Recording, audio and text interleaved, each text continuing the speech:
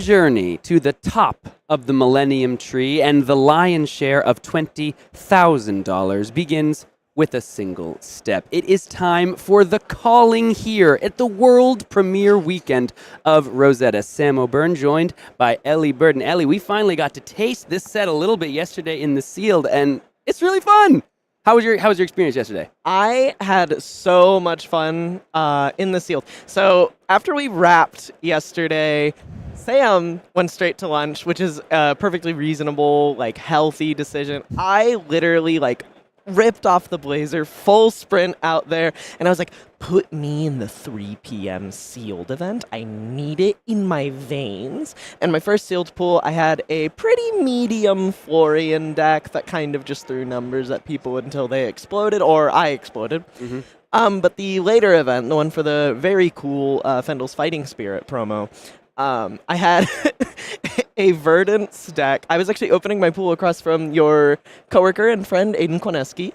Mm-hmm. If he was not there to verify that I opened those packs, I think it's distinctly possible that I would have gotten disqualified for cheating if somebody looked through my pool. I had several red cadaverous tilling, 4 copies of Fruits of the Forest, Channel the Millennium Tree, a full suite of armor, a sigil of temporal manipulation. And that deck was such a blast. I ended up 4-0ing on it. It was just incredibly, incredibly fun to I had one turn where my opponent is at 3. They attack me with a Summer's Fall and Decompose because they need cards in their banish. And if you're unaware, Summer's Fall requires that you put an aura on the bottom of their deck. And I presently controlled Sigil of Temporal Manipulation. And so my opponent puts my Sigil of Temporal Manipulation on the bottom of my deck after their hand is empty and they're at 3, and I'm like, oh, my trigger. And I flip off the top a red, I believe it's the Go Again Zap. Trailblazing Ether. And I was just like, I win the game. Shake my hand. Insane. A lot of deep play in the format. I was on Aurora in the 6 p.m. Seal, took a nice little 2-1 go to dinner because I was so tired, but I faced 2 Channel the Millennium Trees in that. And that card, the Broccoli. Big Broccoli's out Broccoli to get you. Really is out to get you, but the games were deep, the games were fast, they were furious, and they were also long and grindy in the Earth matchups as well. Kind of went down to second, third cycle in most of those games, and we have got so much Rosetta to watch all weekend long. I think we're getting ready to gear up for our very first feature match of the day of round 1 here at the Calling in Tampa Bay. We've got some great players out there. We got your local on stream, I believe, for this first round. So let's go ahead and dive down into this first match. It is the Calling here once again, Rosetta, Tampa Bay. Ellie, walk me through not only the matchup, but talk to me about your local up there. I'll lead with the matchup first. As we stated, we kind of saw this one in Sealed at the world premiere yesterday with Michael Fung versus Naib Mobasir. Very grindy matchup. Florian is going to try to win deterministically after a fatigue state has been reached because Verdance has less of a weapon, but maybe as the format's developed, as we've seen some more of these cards and understand the synergies, Verdance actually has a little more play to those situations than you might expect with cards like Perennial Ether Bloom and Save the Thought. These cards can kind of help her get over fatigue and use her staff as a 2-card 4 weapon, which isn't maybe the most impressive rate, but when it's all arcane damage, it can really, really stack up. Coleman, on the left here, playing Verdance, is indeed a local of mine from Dallas-Fort Worth, Texas. Super nice guy, shows up to Armory a lot. Actually, I have a personal bias towards liking him a lot because he plays Bolton. Wow. And we have played that mirror many Bolton times. mentioned twice. Bolton count up to 2 in this Bolton all legend. Runeblade, all Wizard set. So this game is well underway. We have kicked off the Calling here in Tampa Bay, the Rosetta World Premiere. The first time these players are getting to play with these cards, the first time anyone is getting to play with these cards, and it's all for $20,000. And, of course, the prestige of joining a very short list of players. Turn 0, of course, from Colton, who was on the play on Florian. Malefic incantation into that weapon, which does not trigger the Malefic. It's only an attack action card. Blocked out by Coleman. Colton then hit the arsenal. Florian's turn ended. We are on to the first, quote-unquote, real turn of the game, as Verdance here is going to go ahead and come on with the Sigil of Findall into a yellow Break Ground? No, not Break Ground. That's the other card. Fertile Ground. Fertile ground. Fertile ground. This one's going to come in and just gain some life. A couple different life gain cards from Verdance, really trying to say, hey, if you're going to try to get this to a fatigue state, I'm going to give myself a whole lot of life buffer to play with. Set that Arcane Twining Yellow into the arsenal. Life gain. In that first card, life gain, getting ready to trigger off that Sigil of Findall. So now no cards were presented on the offense. Colton's got 5 cards to work with. Let's see if Florian can find any go again here. Ooh, this is a pretty sweet synergy with this Vantage Point, as it's going to trigger Malefic Incantation and create a rune chant on Florian's side of the board, which then turns on Vantage Point's text, giving it overpower as Colton has now created an aura this turn. This one's going to be coming in 4-6. Rune Chant in the back. So Rune Chant, yeah, once again, set up for the next turn, which synergizes so well with cards like Deadwood Dirge, cards that are looking to destroy an aura to make more auras, more Rune Chants. Florian, of course, once that hero text is online, is going to turn all Rune Chants generated into an extra Rune Chant, in addition to the amount of Rune Chants that the effect would normally create. So Malefic, we were talking about it before the broadcast started, one of the all-stars in the set. It is in the rare slot, so finding it in a rare and at red can be somewhat tricky, but when you do, it can put in a lot of work in both Rune Blades, but especially in Florian. And even when it isn't when your Florian's text isn't necessarily entirely online yet, the card is still just perfectly acceptable on rate. Sure, it's functionally a 0 for 3, but arcane damage is so evasive in this format where there's no arcane barrier that you're pretty happy to just be slamming a 0 for 3 as long as it's arcane damage. And Deadwood Dirge, another, actually a common in the set, kind of fills a similar niche. Fruits of the Forest is going to get discarded here for Verdance. Even though this attack has overpower, a little bit of extra block almost. Instead of blocking for 2, you're gaining 2. So a nice way to get around the overpower that Colton is presenting with this Florian deck. Let's see, 3 points of equipment there for Colton. He's got the Runehold Release, got the Blood-Torn Bodice, got the Well Grounded, but a full suite from Coleman. The Runaways is the only talented or class-specific card, and it's going to be a Glyph overlay with the block and a defense reaction. Rootbound Carapace. Another nice part of discarding that Fruits of the Forest is he's able to go ahead and actually decompose on the turn. It was the second Earth card he needed in the graveyard. So multiple ways of getting around this overpower attack, blocking for a total of 5 with the 2 cards presented, as well, of course, as that life gain from the Fruits of the Forest. And Fruits of the Forest 1 deserves Fruits of the Forest 2. If this is not a yum-yum situation, then I don't know what is. When there's 2 of them, I'd actually call it yum-yum-yum-yum. I think that's fair. No, I think that's fair. This is a kind of sequencing that comes up a fair bit in this set that I think is actually just really, really kind of yum-yum cool. that comes up a fair bit in this set. We got plenty of yum-yum in this set. Something I really like about the sequencing that comes up a fair bit in this set is with cards like Rootbound Carapace, where you can defensively decompose, and I actually think it is just Rootbound Carapace. Rootbound Carapace is the only card like Rootbound Carapace. And it's a good one. But with instant speed effects to fill your arsenal with Earth cards quickly during your priority windows, like Fruits of the Forest, you can both do a little bit of pseudo blocking by gaining some life, and he didn't have 2 Earth cards in his yard until he discarded that Fruits of the Forest. Yeah, exactly. A wonderful way, multi-dimensional is that Fruits of the Forest call. Coleman there on his turn only just gained the 1 life from the Sigil of Findall and then passed the turn with 1 card left in hand. So once again, the onus is on Colton to put some pressure on, as Coleman still sitting at 24.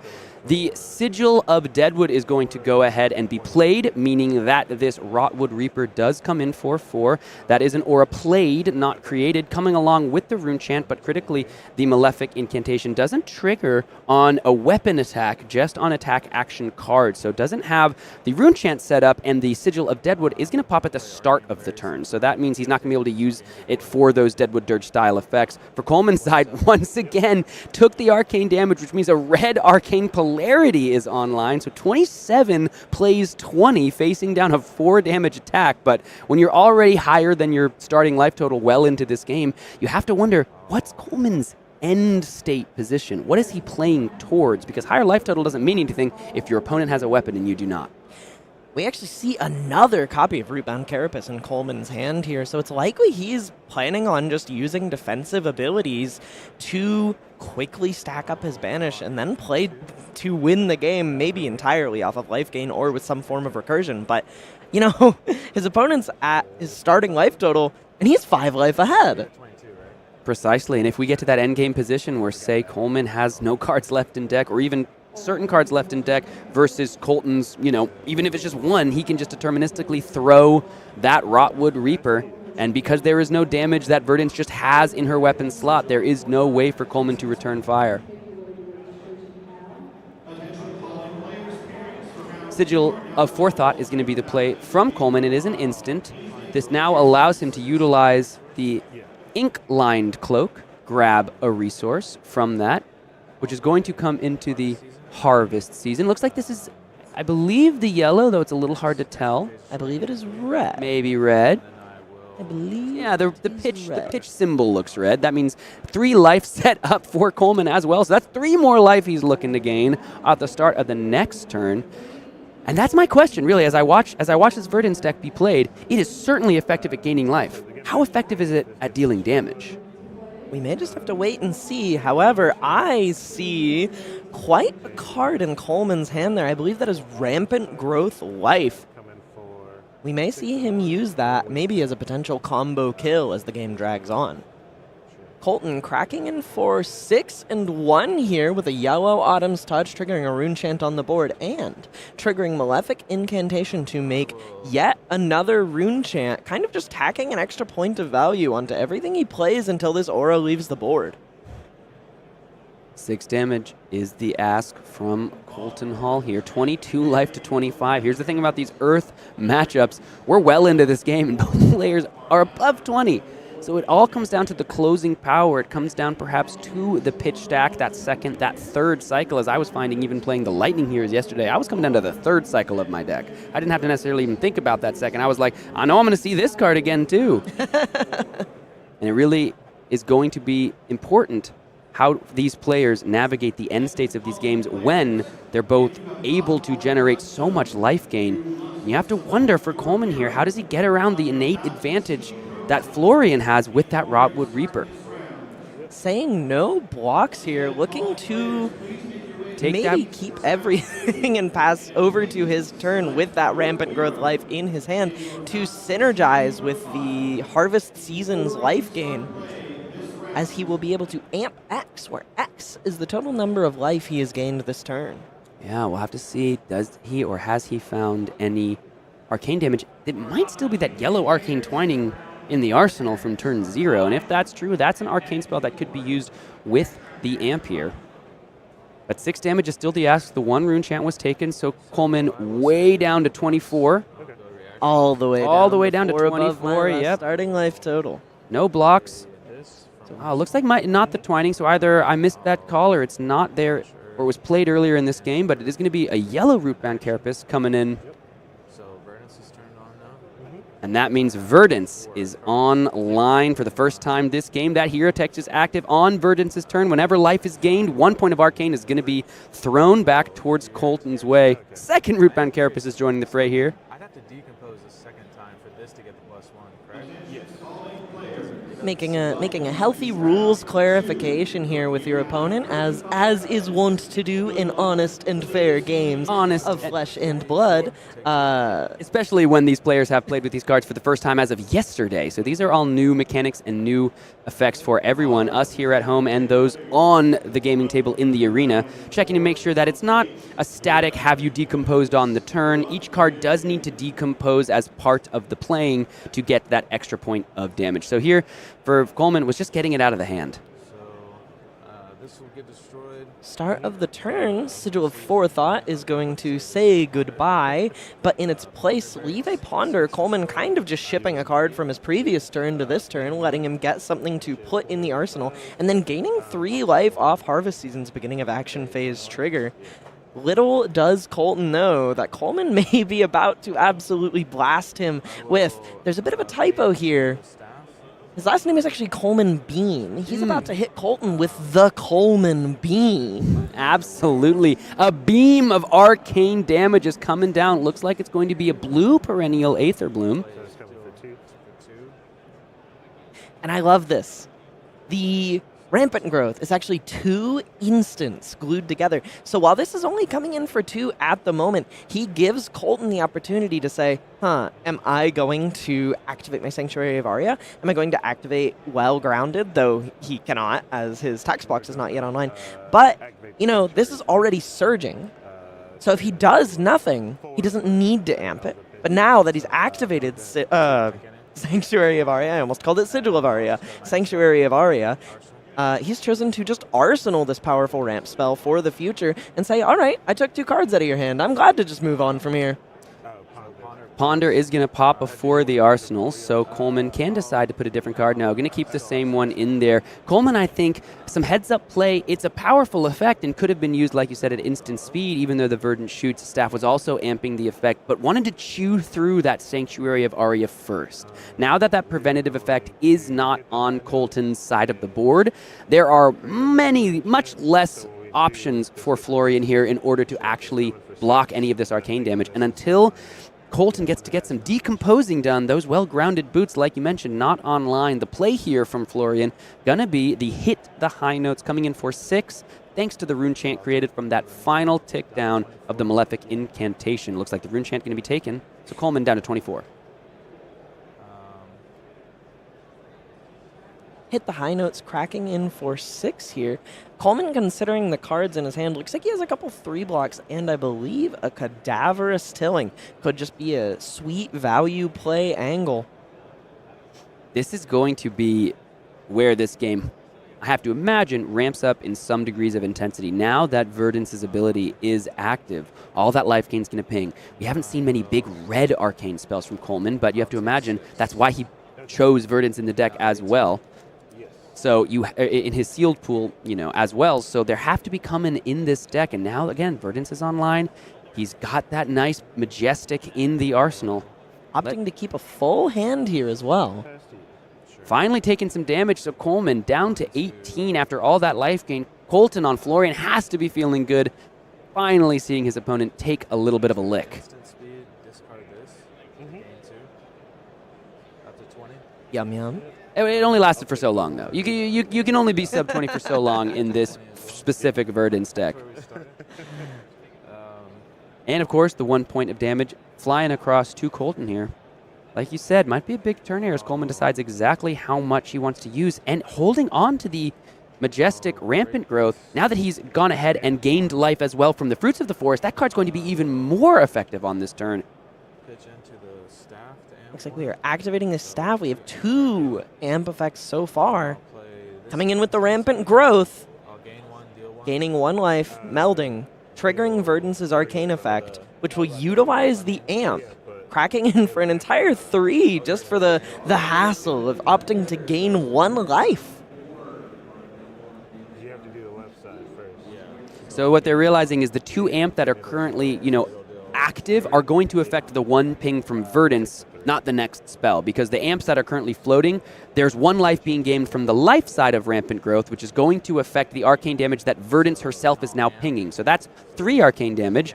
Now, because 3 life has been gained, the Rampant Growth side is going to activate, trigger Amp X, where X is the amount of life that has been gained this turn. So we're spreading the amp out between Amp 3 and Amp 2. Now this Trailblazing Aether sees this 3 amp and is going to come in for 6 here. And if it surges, let's go again. Wonder if Coleman's going to be able to use that action point. You get on body. Get a embodiment of Earth. Oh, and the Staff of Verdance Shoots is going to go ahead and just see the arcane damage done by Verdance. So that embodiment of Earth already hitting the arena.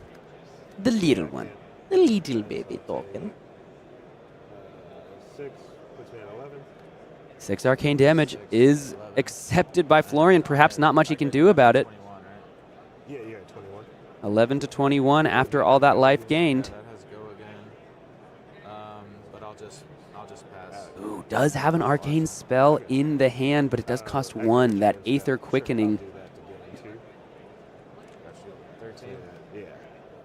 Looks as though Coleman's just going to discard the Fruits of the Forest on Coleman's turn, on Verdance's turn, so another Earth card hitting the graveyard for Florian here. Let's see if he can decompose and make some use out of it. Looks like he has a pretty sweet possible combo coming up on this turn, holding this Arcane Cussing, perhaps intending to pair it with his Blood-Torn Bodice. We're going to play No, pitching it away as well as a splintering Deadwood. Opting to stack the bottom of his deck and maybe save that powerful synergy for later. Splintering Deadwood is the destroy on attacker hit. Yes. Destroy Nora. So yeah, the Arcane Cussing and the Splintering Deadwood would work very well together in that scenario. Keeping it in the pitch stack, as we've been talking about, right? The potential to set up for the late game in these Earth Heroes, so important. Colton showing that he understands that. He's got the Verdance shirt on, even though he's facing down the Verdance. Pairing those two cards together, he's got to figure out if he can actually get to that end state. Finals Fighting Spirit, a nice card here, cracking in for 7 and gaining the 1 life. No ping, as it's the other Earth Hero. But what I want to see from this Florian deck is some decomposition. We haven't seen any of those effects yet, and until Florian's text box is online, any Arcane Cussing Rune chants aren't going to get their full power under what could be with a Florian deck. 4 damage is coming across after the block from the Photon Splicing. And that observation is likely why he actually opted not to utilize that Bloodtorn Bodice synergy. Sure, he can play the Arcane Cussing and functionally pay 0 for it, as Bodice will both destroy it to create 3 rune chants and refund you the resource you spent on it. However, surely you want to wait until your Florian's text box is online so that you get 4 rune chants for the effort. Coleman reading the writing on the wall as Verdance here is just going to play a yellow Arcane Polarity just for the gain 1 to deal 1, so getting 2 value instead of the potential of 4 out of that card. But I think Coleman is saying, you're not making any rune chants. I haven't seen much of those effects, so I just want to get this card out of my hand, get it into my graveyard. Amp with the Staff of Verdant shoots here. Need to pitch our final card, so a blue Finals Fighting Spirit heading with the bottom of the deck alongside a blue Fruits of the Forest. And it's only a blue Aether Quickening, so coming in for 3, but of course, the damage is going to come across. So Colton's down to 10, Florian 10 to Coleman's 18 after all of that life gain, and that means another embodiment of Earth for Verdance here, even more defensive capabilities for this defensive deck.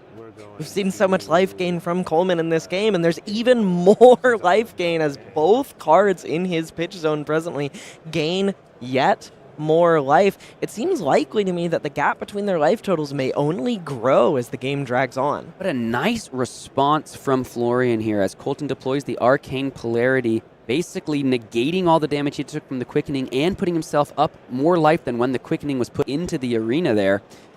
And it looks as though I think I might spy another Majestic in this game.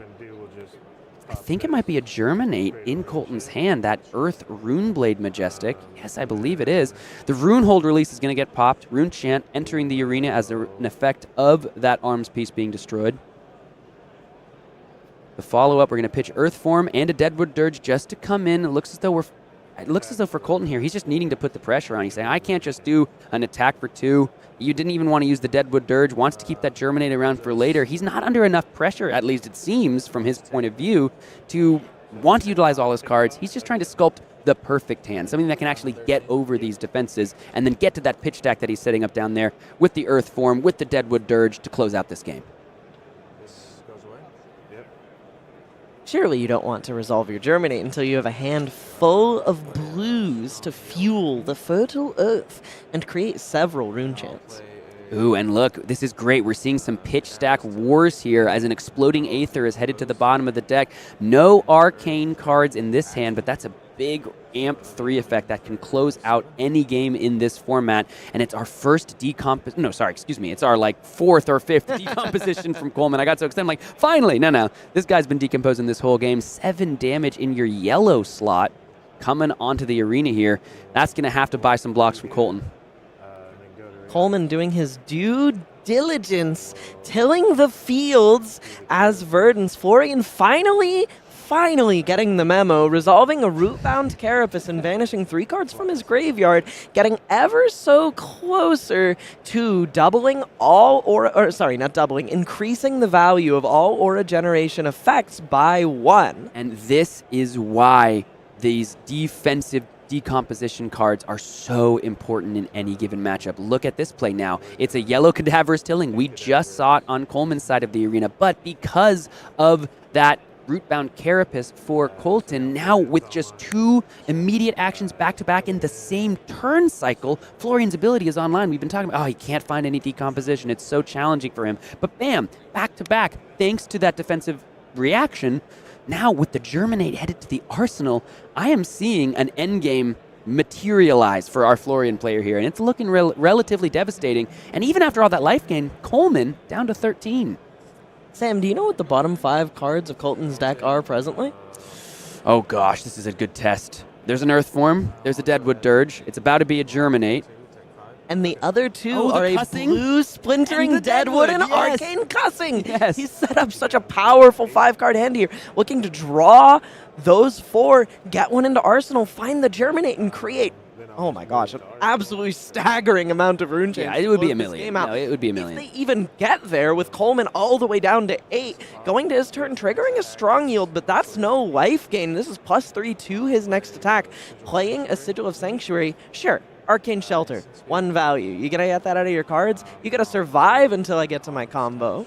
Here comes an Autumn's Touch for 7. No, sorry, for 10. 7 base power. Red Autumn's Touch with a trigger from the Strong Yield. A sweet setup of 2 cards here. If Colton opts to deal any arcane damage on this coming turn, he'll actually reward Coleman with an Embodiment of Earth, showing the strength of this Sigil in this matchup where, because rune chains always come before the physical damage, keep that in mind, very important, this Sigil of Sanctuary, if it is ever triggered by a rune chant, he will always already have the Embodiment of Earth with which to block. Another Rootbound Carapace hitting the table here.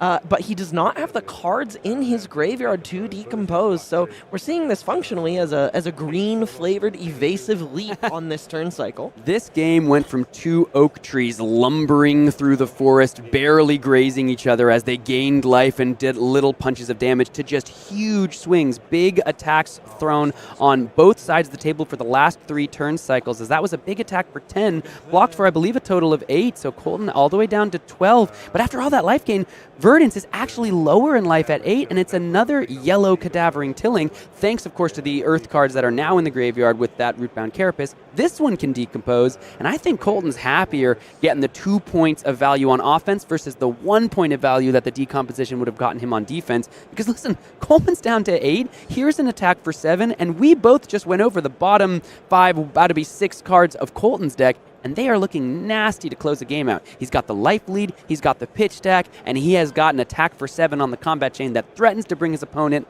all the way down to 1. Much like Pinocchio, Florian is a real boy now with that text box online after the decomposition effect from this Cadaverous Tilling.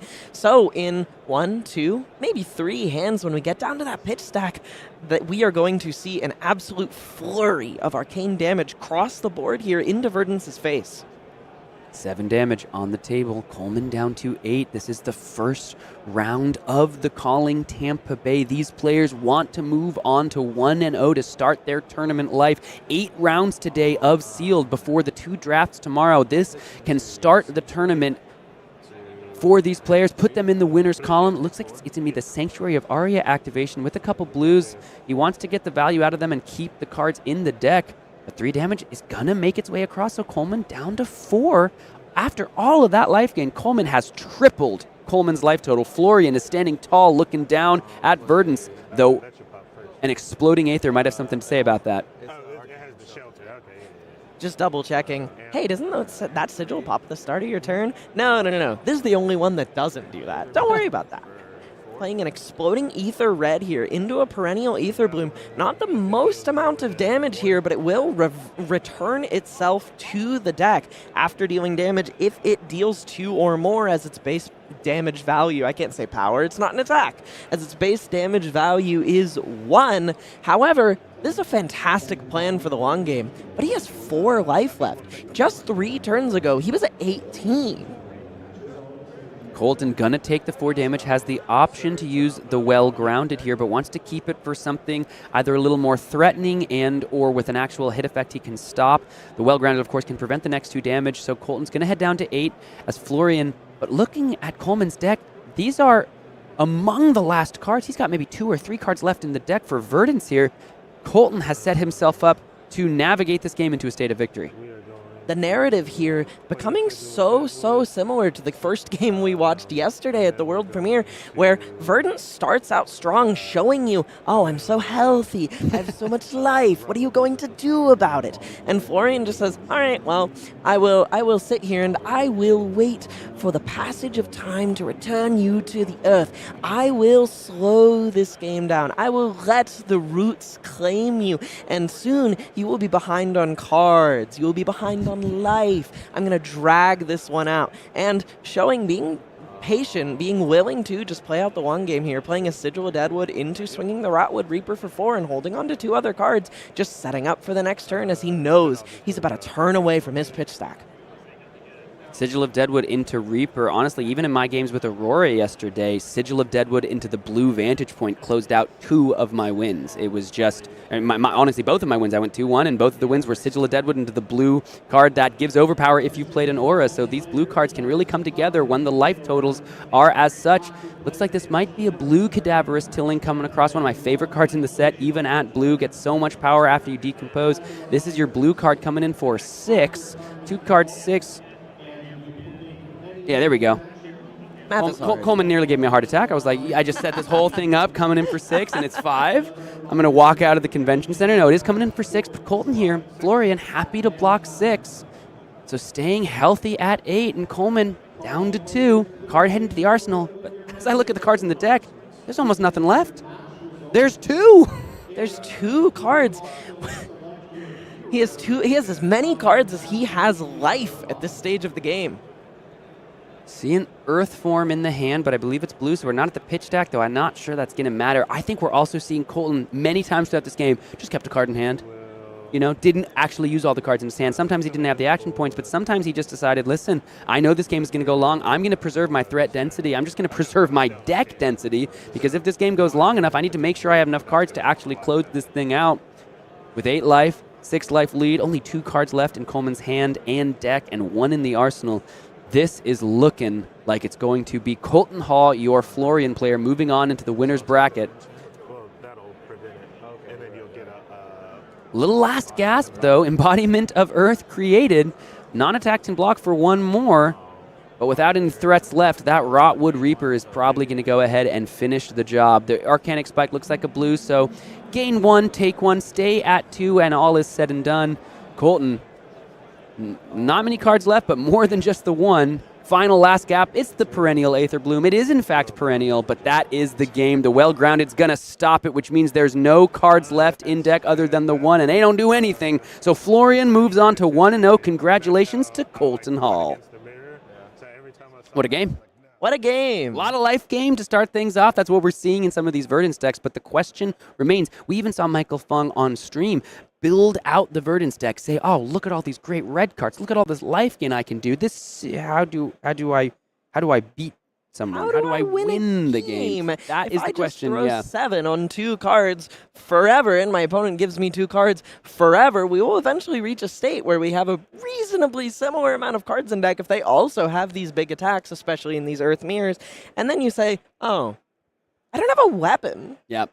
What do I do? Yep. And the answer is you die. And the answer is at that point you do in fact die. So congratulations to Colton Hall. And here's the thing. This is the first time these players are really able to see these cards and play with these cards. This meta is developing before our very eyes. These Verdance decks are only going to get better. As players here watching the event, players here at home are watching and realizing, if I'm going to play Verdance, I need these cards. And if you at home want to play Flesh and Blood and want to utilize the tactics and the information you're gaining from watching these teams, like, I can make a Verdance deck that can kill my opponent, let's talk about how you can get involved with our Premier Play circuit here. So, of course, coming up immediately, we have the Rosetta pre-release between September 13th through 16th. That's coming up just around the corner. So again, you want to play with these decks, it's time to head to your LGS and take it down. Of course, the Calling in Sydney, if you say pre-release, That's small stuff. I'm looking for my share of money and fame and glory. That's your best ticket to Rosetta gaming goodness at the Calling Sydney. Sealed Deck and Draft, exactly what you are seeing on your screens is what's going to be happening at the Calling Sydney. Love that region, love those players. Of course, the Battle Hardened in Tokyo is going to be Classic Constructed September 27th through 29th. And then the Calling Lyon, September 27th through 29th as well. So a couple different events that weekend, both Classic Constructed. Before the first Classic Constructed event with these cards legal in Milwaukee. I'm going to be there. Are you going to be there? In Milwaukee? In Milwaukee? I'm there in Milwaukee.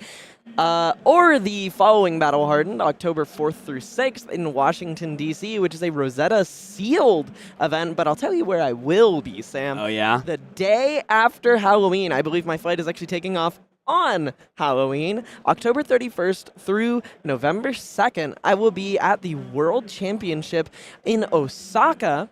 And if you want to extend your stay, if you want to extend your stay, if you're like, hey, I haven't got my tickets yet, or like, I just want a little more flesh and blood after the World Championships, of course, the Battle Hardened Hiroshima Classic Construct November 8th through 10th, and we got more information on the World Championship tomorrow, so please stick around. You're not going to want to miss it. Walk me through the rest of this list here, Ellie. November 27th through 29th, we have the Calling in Florence, Italy. You have to play Florian at the Calling Florence. I'm sorry. You simply must. It's a rule. LSS told me. I don't know how it happened, but there's 87 Florians in the room. Take it up with James White. It's not me.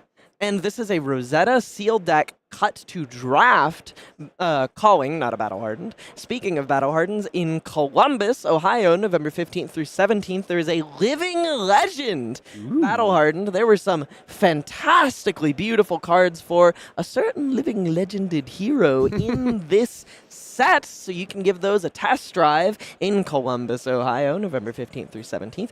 November 22nd through 24th, actually just a week after that, we have a Classic Constructed event in Stockholm, a Battle Hardened, where players will fight it out for their chance at a PTI, some amount of cold hard cash, and gold foil legendaries.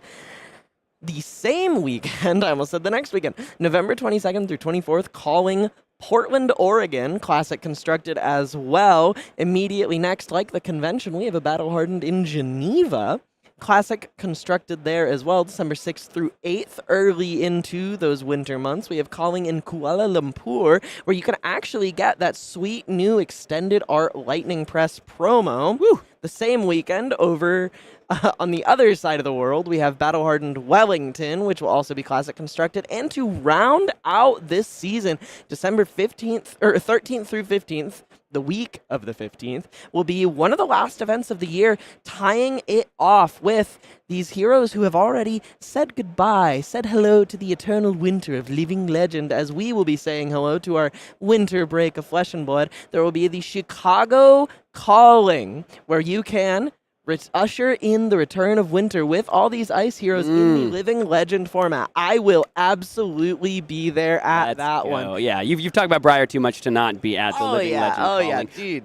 Both of those callings, the November 22nd through 24th, the Calling Portland Classic Constructed and the Calling Chicago Living Legend, both of those events will be streamed, so you can watch out for those live streams here. They're going to be, I'm sure, fantastic events, and I cannot wait to watch, participate, play. I'm going to be involved in some way. I know. I will for sure be at both of those. I plan to fly to Chicago so that I can slam 9 copies of Ball Lightning on the table yet again. However, Portland is basically in Yuki and I's backyard, so it's likely I'll just be driving to that. Come on. If you want to get involved with the competitive circuit in Flesh and Blood in this Rosetta Sealed Draft and Classic Constructed format, please come and join us at these events. We cannot wait to see you there. Alrighty, everybody. We are going to go ahead and get ready for our next match of round 1. We got a backup match for you. We got all this gaming goodness to get into, so let's not waste any time and dive into our next. This is the backup match for round 1 here, but this is no backup player on either side of the table, because we do have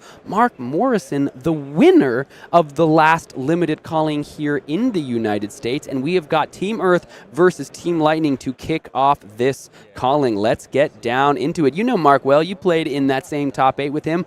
What do you expect as you look at both of these players and both of these heroes? not before, but sometime after Mark and I actually began testing together. I've been playing some games with Team Eclipse, rocking that sweet Team Eclipse shirt on the left side of the table here. I'll tell you what I expect of Mark. I expect him to be reading these cards for the first time. If you do not know, shortly before he won that event at Calling Hartford, about a day and a half prior, he was sitting there going, oh man, what do any of these cards say? He was reading cards in the top 8 draft. The first round here for Mark looks like he was on the play. It was the Runehold release activation into the Deadwood Dirge along with the Fertile Ground to gain a little life, make 3 rune chants, and just pass the turn. So no filtering for Aurora here, just establishing a 5-card hand and 3 rune chants at the expense of his arm piece. But I think in Florian, unless you've got a bunch of the Rune Rager swarms that can give go again and some of these rune aura disruption effects, I think it's a fine way. Yeah, Greed is more go again. Absolutely. But for these 3 rune chants, turning your arm piece into 3 rune chants on turn 0, establishing a 5-card hand and gaining 2 life, that's 5 value gain on turn 0. No, cards filtered for your opponent. You didn't get 5 damage across, but you established 5 value. I think he's happy making that trade. And I think going first is just so valuable in this format for that exact reason. Every single hero in this set is capable of kind of breaking the value you lose by going first, as you don't get the first aggressive hand of the game. You do get the first 5-card hand, and you do get the opportunity to set up, which these Earth heroes are fantastic at. However, the Lightning heroes are no slouch at it either. They are capable of playing an instant and making an embodiment of lightning if your name is Aurora, Miss Shooting Star, and Oscilio has so many sigil permanents that he's glad to slap down onto the table. And speaking of aura permanents being slapped down onto the table, we have Runehold release from John Luiza being activated, creating a rune chant to synergize with this red second strike in his hand, coming across with this rune chant. And the rune chant will trigger as he plays the second strike, but when it attacks, it says, if you've dealt damage this turn, this gets +1 and go again, functionally forcing Mark's hand on this Sanctuary of Aria activation, maybe getting it off the table a little earlier than he would have liked, just to deny John this action point. Wonder if John has a blue in the hand to still utilize the cards, activate the Aurora hero ability, and create an embodiment of lightning. Looks as though the answer might be no. I think the second strike is a lightning card, so that might have been an option available to him, but once again, nuke cards, maybe not, looking down too often at the text box, especially when you're staring down those 3 rune chants that are going to be joining Fruits of the Forest under the combat chain. This isn't as much yum as it is punch. 3 points of 3 points of arcane damage, and of course, the Fruits of the Forest headed to the combat chain. You were thinking too wizard over there, Sam. You were saying 3 points of physical and 6 points of arcane. Yes, we're yes, rune yes. blades. Yes, we're of course. So we'll resolve the rune chants first. I'll take 3. John taking all 3 rune chants straight to the dome, headed down to 17. This life gap widening as Mark is still at his functional starting life total of 22, and now John has to contend with 6, not quite a red Fruits of the Forest, however 6 physical damage coming across the table here, and as Mark is Aurora, he's looking at a hand of cards that don't necessarily block that well or want to be blocked with. This is the question for Aurora in this matchup. Can you establish enough offensive pressure before that hero text comes online and the value becomes insurmountable? Looks as though it's a 6 block here for John. Oh, yeah, you're right. We'll remember that. John, being a great sport here, reminding Mark to use the stream dice when you are on the stream. Of course. And represent the attack power so that we know which color of Fruits of the Forest it was. 4 damage here is the offer from John Luiza. It's going to be a Lightning Surge from the Arsenal. 4 damage with Go Again, reprint from Tales of Aria, my home set where I started playing this great game. Have I talked about Briar enough this weekend? No, of course not. I love this card in Briar so much. Well, in Aurora does work as well. The lightning half of Briar's Rune Blade status, the Warden of Thorns, mythical in her status in Candlehold. 1 damage going to come across, though, for Mark as Aurora, perhaps Briar's disciple. Going to take Mark down to 21 after, of course, the Fertile Ground on turn 0. Let's see what the follow-up is here from John. If he's got a blue, could, of course, hit that Starfall, then maybe just establish the 5-card hand with the Embodiment of Lightning. Looks as though we got a Lightning form in the hand, and I think a Hocus Pocus. Hocus pocus. Hocus pocus, as they say. Let's see if that is headed to the pitch zone. Blue version just comes in for one and makes an embodiment, rune blade, rune chant in the back, but it is a red hocus pocus, so it's coming in to the lightning form here and basically asking Mark, listen, I still want my embodiment of lightning, so I'm going to make you have to block to prevent it. Oh, and that's going to buy the Arcane Seed's life block out of Mark, plus the Bruised Leather. That's a premium card headed to the graveyard on defense from Mark's side of the table. Mark holding back 2 cards here, content to just present a high-value attack, blocking with that Arcane Seeds to fuel the fertilizer he needs to till these fields, until he will, with Cadaverous tilling blue, cracking in for only 6, but helping Mark fill the banished zone, I almost said graveyard, with Earth cards so that in the future he can make even more rune chants than he did on the first turn of this game. Yeah, the block there with the Arcane Seeds, it would have given, 3 points of value, 2 from the rune chants, 1 from the life gain, but there it still got you 3 points of value, and with the armor piece, prevented that embodiment of lightning, and who knows what that can do for John here. So this first Decompose, it's the first half of the activation of Florian's hero ability. But what's nice about playing the Decompose cards, like right now, oh no, there's only 1 Earth card in Mark Morrison's graveyard. Needs 2 to decompose. The card that's on the combat chain, that's headed to the graveyard right after this. So it's coming in for 6 damage in your blue slot. Gonna make sure to get 3 damage across, so John Luiza head down to 14, and now Mark's ready to decompose once again. Drawing up his next 4. Let's see what John's got to return with.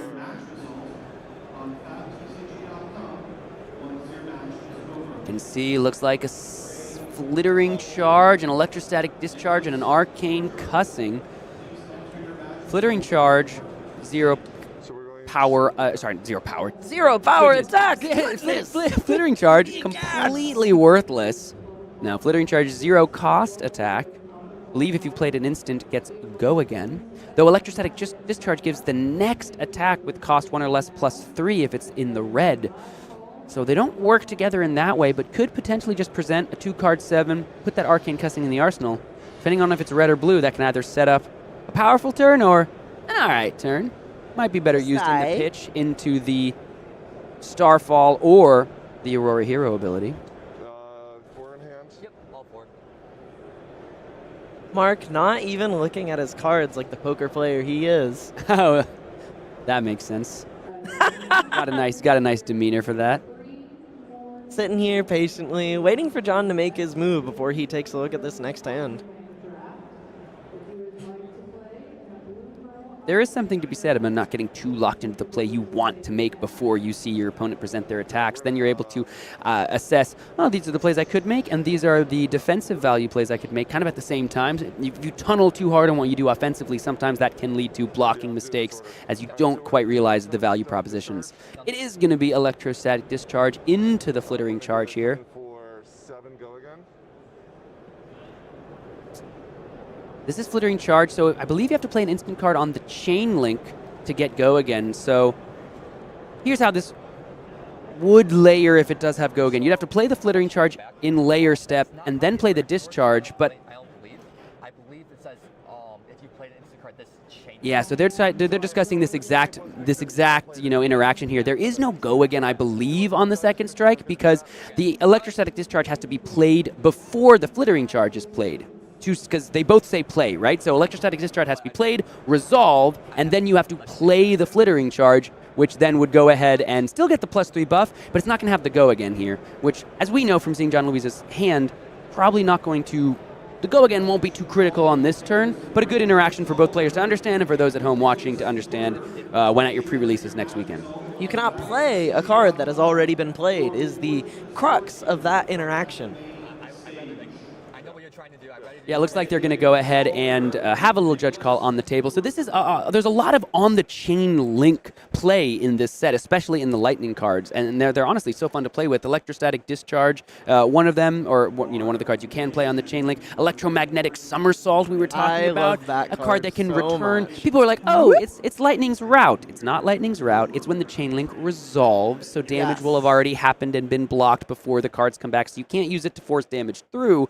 But what you can do, take 2 cards on the combat chain that are blocking, bounce them back to your hand, then all of a sudden you blocked 6 with effectively 1 card. You could also, it would be a perfect charge for this flittering charge. You play the flittering charge, you then play the Electromagnetic somersault. and then that would bounce back to your hand. It would see it, get go again, and come back onto the combat chain here. Looks as though it's been resolved. No go again, as we've been describing. So 2 damage going to come across, and that's going to lead to an arsenal for John Luiza.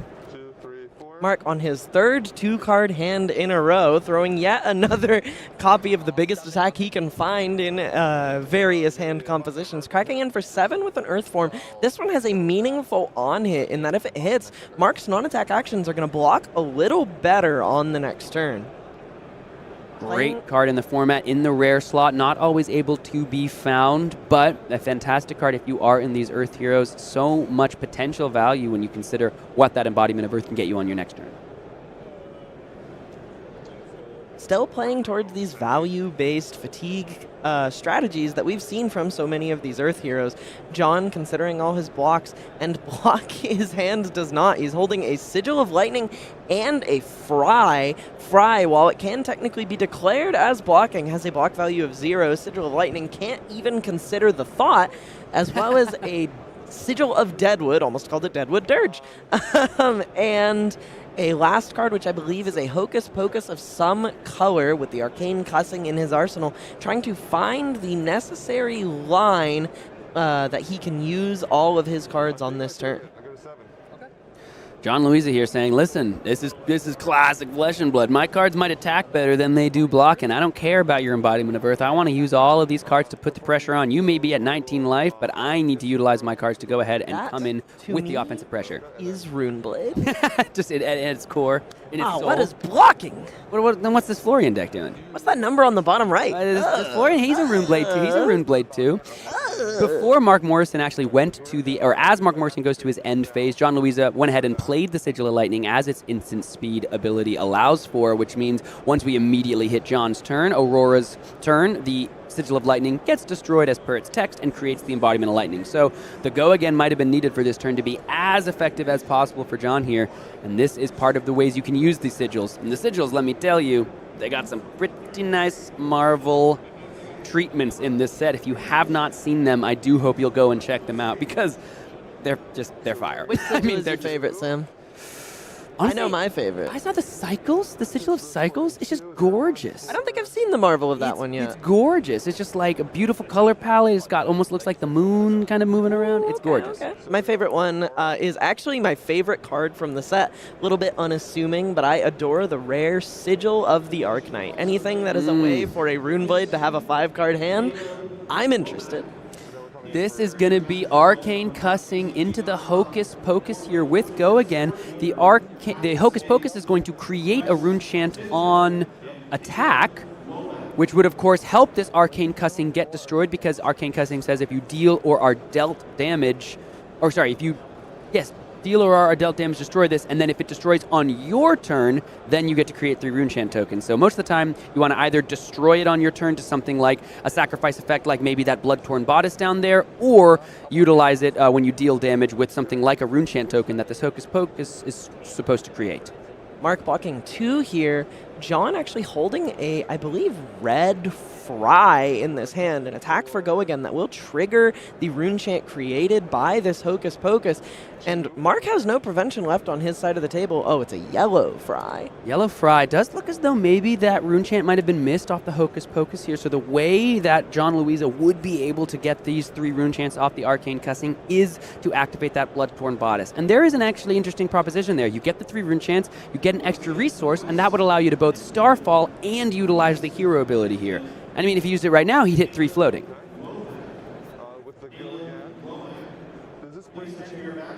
Breaking the combat chain here to crack his Blood-Torn Bodice to destroy the Arcane Cussing, allowing him to swing Starfall along with all 3 of those rune chants from that trigger, as well as on the back end, he can activate Aurora to create an embodiment of lightning to ship some value over to his next turn.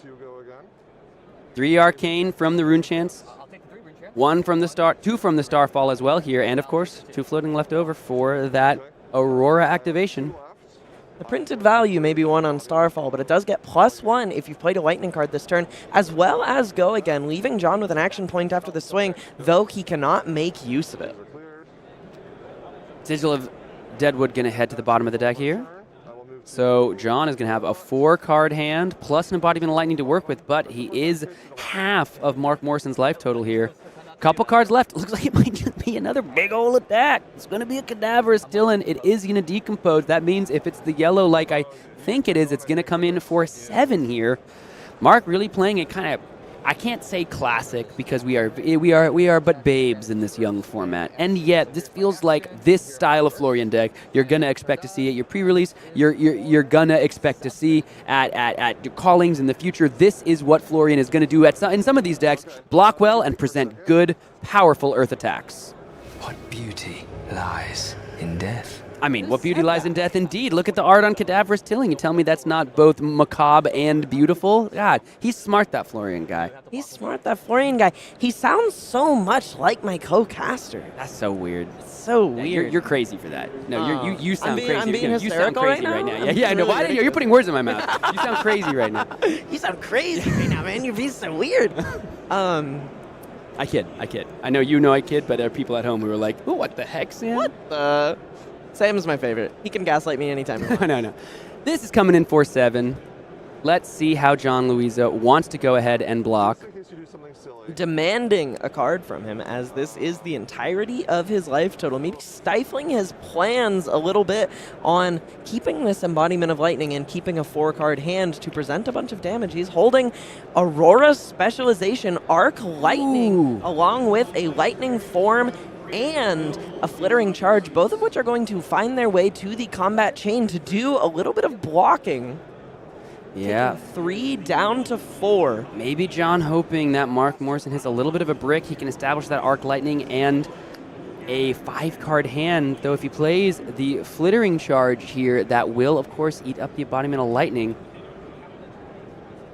Now, I tried to confirm with the judge before we began the stream, but I believe, so Arc Lightning says whenever you go again, deal 1 arcane damage. I don't believe a card can get go again twice. Correct. If it has go again, when it tries to get go again like from something like Arc Lightning's ability, which gives your next action card go again, it would still only have go again once and do that 1 arcane damage rather than 2 with 2 go again effects and 2 arcane damage. If another instance of go again would be applied to a card which already has go again, it simply does not. Arc Lightning going again here and pinging his opponent for 1. The next action card you play this turn gets go again. Then I get go again. I love the art on this card. I love this card in general. Yeah, this card is great, and we can see also perhaps why John Luiza was excited to play Aurora in this sealed event, in this calling. You open an Aurora Specialization, especially one so powerful as this. Okay. So let's play the card, and we can see if we need the judge. Yeah. All right. So I have not played an instant, but it's gonna. Well, actually, it will, because it's gonna get go again from this and this. Yeah, so they're just deciding and trying to figure out exactly how these go again layers are going to resolve. They might even be asking this exact question: can you get 2 instances of go again, and then how much arcane damage is coming across? Let's go ahead and listen in then as the players are going to discuss this. Playing the Arc Lightning here. For the go again off of the Arc Lightning. When I play this, it gets go again twice. It gets go again and go again. Here, does this trigger Arc Lightning twice? No, because the go again, it's an effect that it can only be hit once by each card. Okay. Awesome. Perfect. And that right there, folks, is why we have some of the best judges in the world. A quick, clear, and concise answer. This is what they are here for, and it's why we treasure their input so much. Exactly as we described, you can only get go again once, so this should be 2 different pings of Arcane. 1 from the Arc Lightning, and then 1 from this Flittering Charge, as well as, of course, the 4 damage from the Flittering Charge. I love to be right. It's a good feeling. It's a good feeling. Yeah, good feeling. John may not love it quite as much that I'm right here. Only getting 1 point of Arcane off the Flittering Charge and 1 point of Arcane off of Arc Lightning itself. Maybe a little bit more explosive in a larger hand, but he was forced to block and only got 2 value out of his 0-cost card. He played a head jab. This is going to go ahead Malefic Incantation, one of the all-stars of this format, I would hazard to say. It is now time for a Strength of 4 Seasons, a cycle of cards in these Earth Heroes that I think are a large part of why they are so sought after and so powerful, because they only require 4 or more Earth cards in the Banished Zone, not 8 or more like the CC versions of these Earth Heroes. For Limited, all these cards only need 4, I mean, for all the formats, but all these cards only need 4 more Earth cards in your Banished Zone to get these powerful, powerful effects. Like +4, this is 8 damage that John Luiza has to respect. The Majestics, Felling of the Crown, Plow Under also only need 4 Earth cards in your Banished Zone to get these strong effects. And also, I mean, are you kidding me? Look how cool that card looks. Like, that's just stunning with the 4 seasons behind this majestic figure. This is so sick. I love this card. This was actually one of the first pieces of art we saw from this set. It was on the spoiler page on the mothership, as it were, website, where they were teasing when and where spoilers would be revealed. Yeah, it's 5. Okay. So we're at 3. Block 5 is the response from John, taking 3 down to 1, and Mark has a nice turn set up for himself. He's got a Rune Rager Swarm that's headed to the arsenal that gets going if you played or created an aura. He's got the Malefic Incantation, so he's going to play the Rune Rager Swarm, make an aura, give it go again, have 4 more cards to work with. His opponent's at 1, still has the Sanctuary and the Twinkle Tones, but needs to play an instant to activate those Twinkle Toes. But this is going to be a challenging response for John Luiza to go ahead and navigate. Mark saying, oh man, I should have made 2 rune chants actually from that Malefic Incantation because Florian was online. But again, this is round 1 of the Calling. This is the first weekend these players are playing these cards. This is the time when we might expect not every little interaction to be caught. But if you're going to go 8-0 and you're going to make day 2 and you're going to win this Calling, you gotta study up during these rounds. Study up, big boy. John playing out a 2-card hand here that both threatens 5 damage and will leave him with an Embodiment of Lightning for the next turn. No slouch of a 2-card hand, but you need a little bit more gas in the tank when you are at 1 life to your Florian opponent's 7 with already a lethal amount of arcane damage on the board, with more yet to come from that Rune Rager Swarm and Arsenal. This Oath of the Arcanite hitting the table, making 2 more rune chants and giving it his next attack +3. He's played a little bit of a 2 for 5 himself here. That is a surging strike. I'd say the writing is on the wall, but perhaps the writing is etched into the bark of the Millennium Tree. There is so much arcane that's going to be presented alongside the +3 on this Rune Blade attack, as this Rune Rager Swarm is going to now make 2 rune chants. It's coming in for 3 arcane damage, 6 physical, and if there's even a red in the hand, the Rotwood Reaper can come in for 4 and 2 after this. There is a card that doesn't even block in John Luiza's hand. This is probably going to spell the end of our backup game here, round 1 of the Calling. Doesn't do anything for me now. Allows me to pop this to block 2. A nice interaction here, yeah, from John. Walk me through it, as he's going to play this instant even though it doesn't do anything.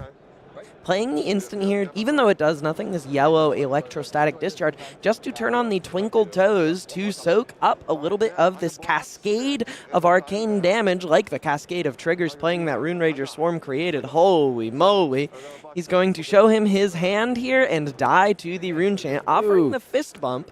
Nice little clap there from John Luiza. You could see him. Even honestly, that's a callback. We weren't able to call it out, but the very first turn of this game, when Mark had that nice make 3 rune chance, gain the life, he clapped. He was like, "Oh, that's a nice first turn. Well done." So well done to both of our players. Mark Morrison, of course, the Calling champion from Hartford, is your 1-0 here after that round. But both players played so well. We're going to go ahead and take a quick break so we can set up the next round, round 2 of the Calling, and bring in, of course, the Pro Tour champ himself. Michael Fung is going to make his Calling Tampa Bay debut in the caster's desk.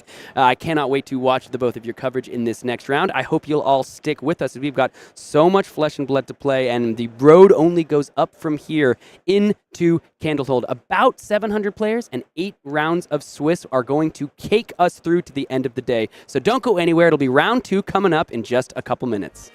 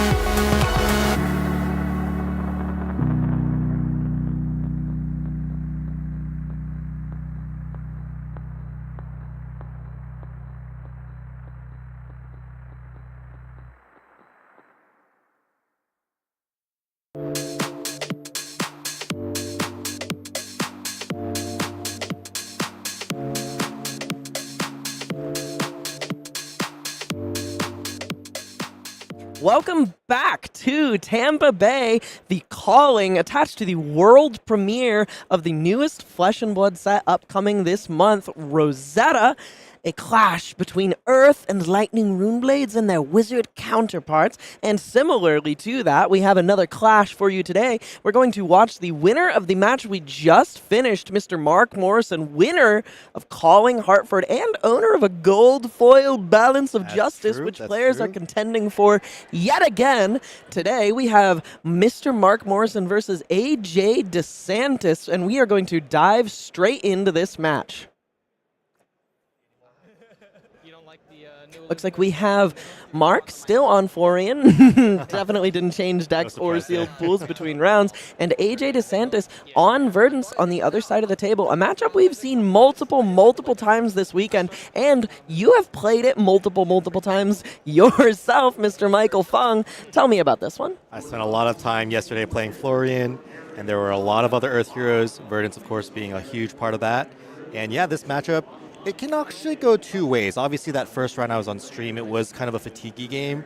But if Florian decomposes quick enough, he can also just be on the proactive offense. He can make a lot of rune chance. The cards that make rune chance, the Deadwood Dirges, it does a lot of damage. Okay, hope that's right, but no idea. Players shuffling up and deciding turn order here. Cutting each other's decks, presenting.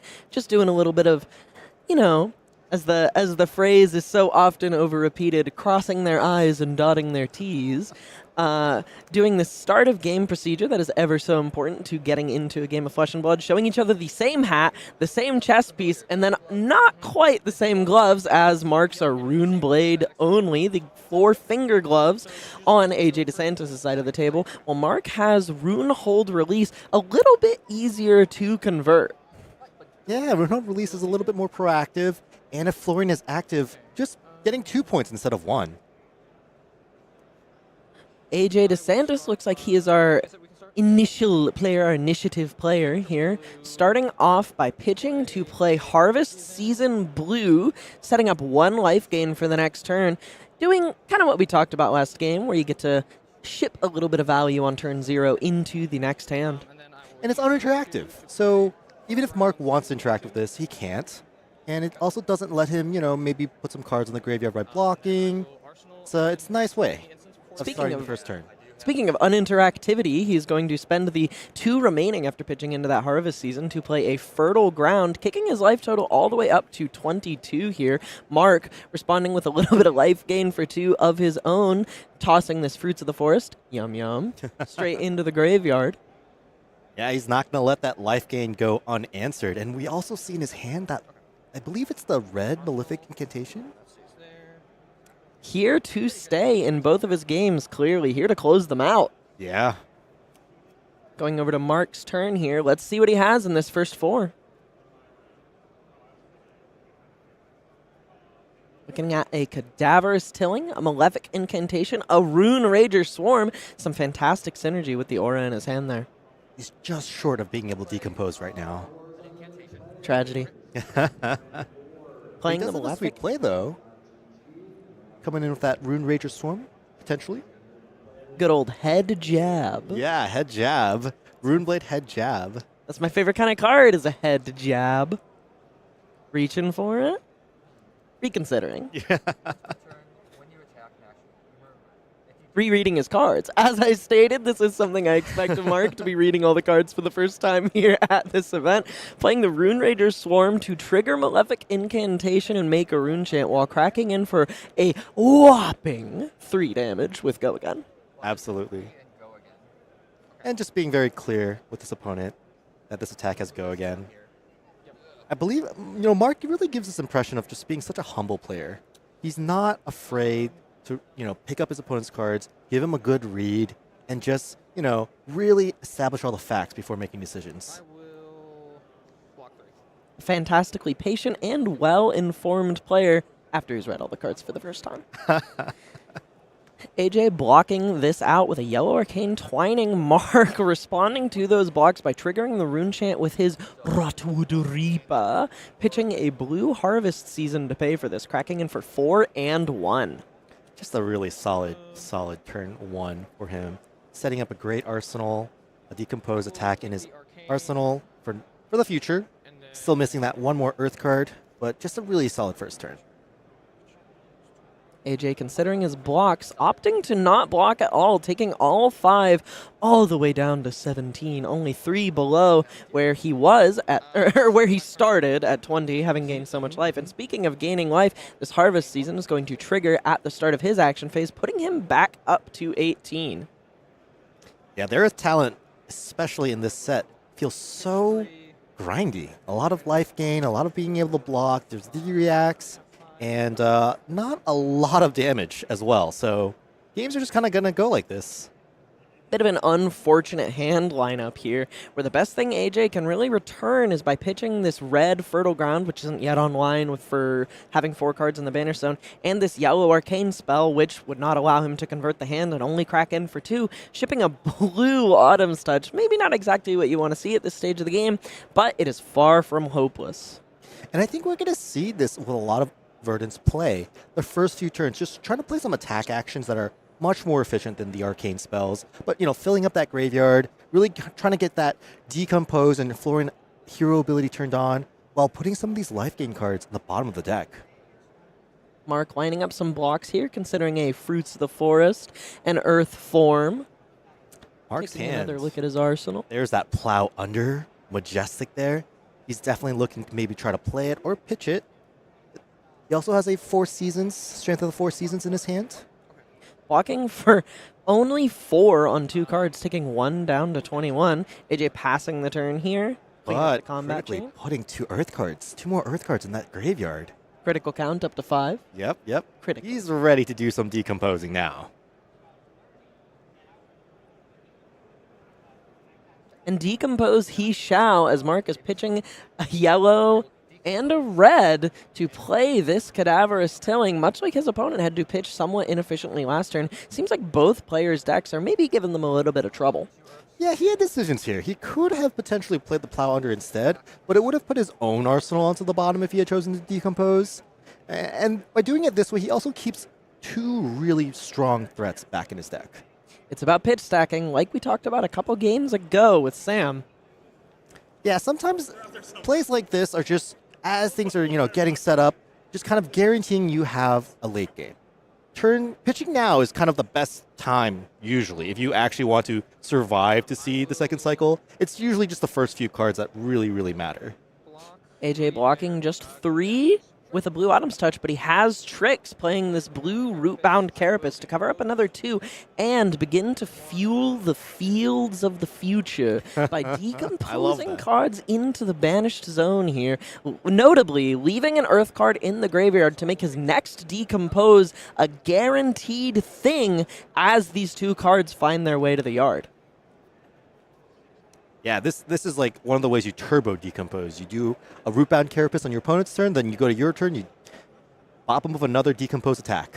Speaking of, I believe he is about to play this Blossoming Decay, where the decompose trigger will happen before the life gain, and he will get his first ability, or first usage of Verdance's passive ability here to ping Mark in the face for 1 while cracking in for 5. This card, usually unassuming, has the Surging Strike stat line without the Go Again to boot. However, it is worth a whopping 7 on 2 cards here.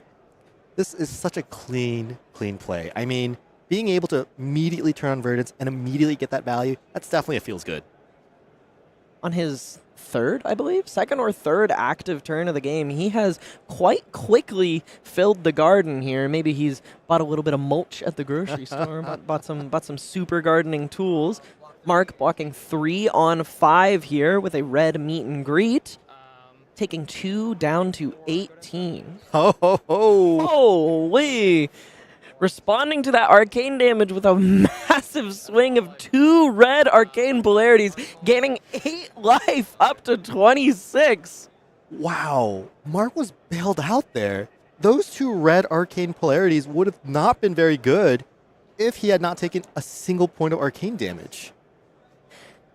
This is something I think we see a fair bit in this format that I like about it. The gears feel very greased. You know, you can kind of have these cards that don't feel fantastic, like you Arsenal Rootbound Carapace against a wizard, and you're like, oh no, what if they're just arcane damage for the rest of the game, like a certain famous match that's never happened before.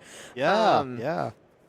But you kind of have to utilize all your cards in these lengthier games to find your way to victory. And so you'll find these cards that might be a little narrower in other situations are often a lot more flexible or useful than you might think.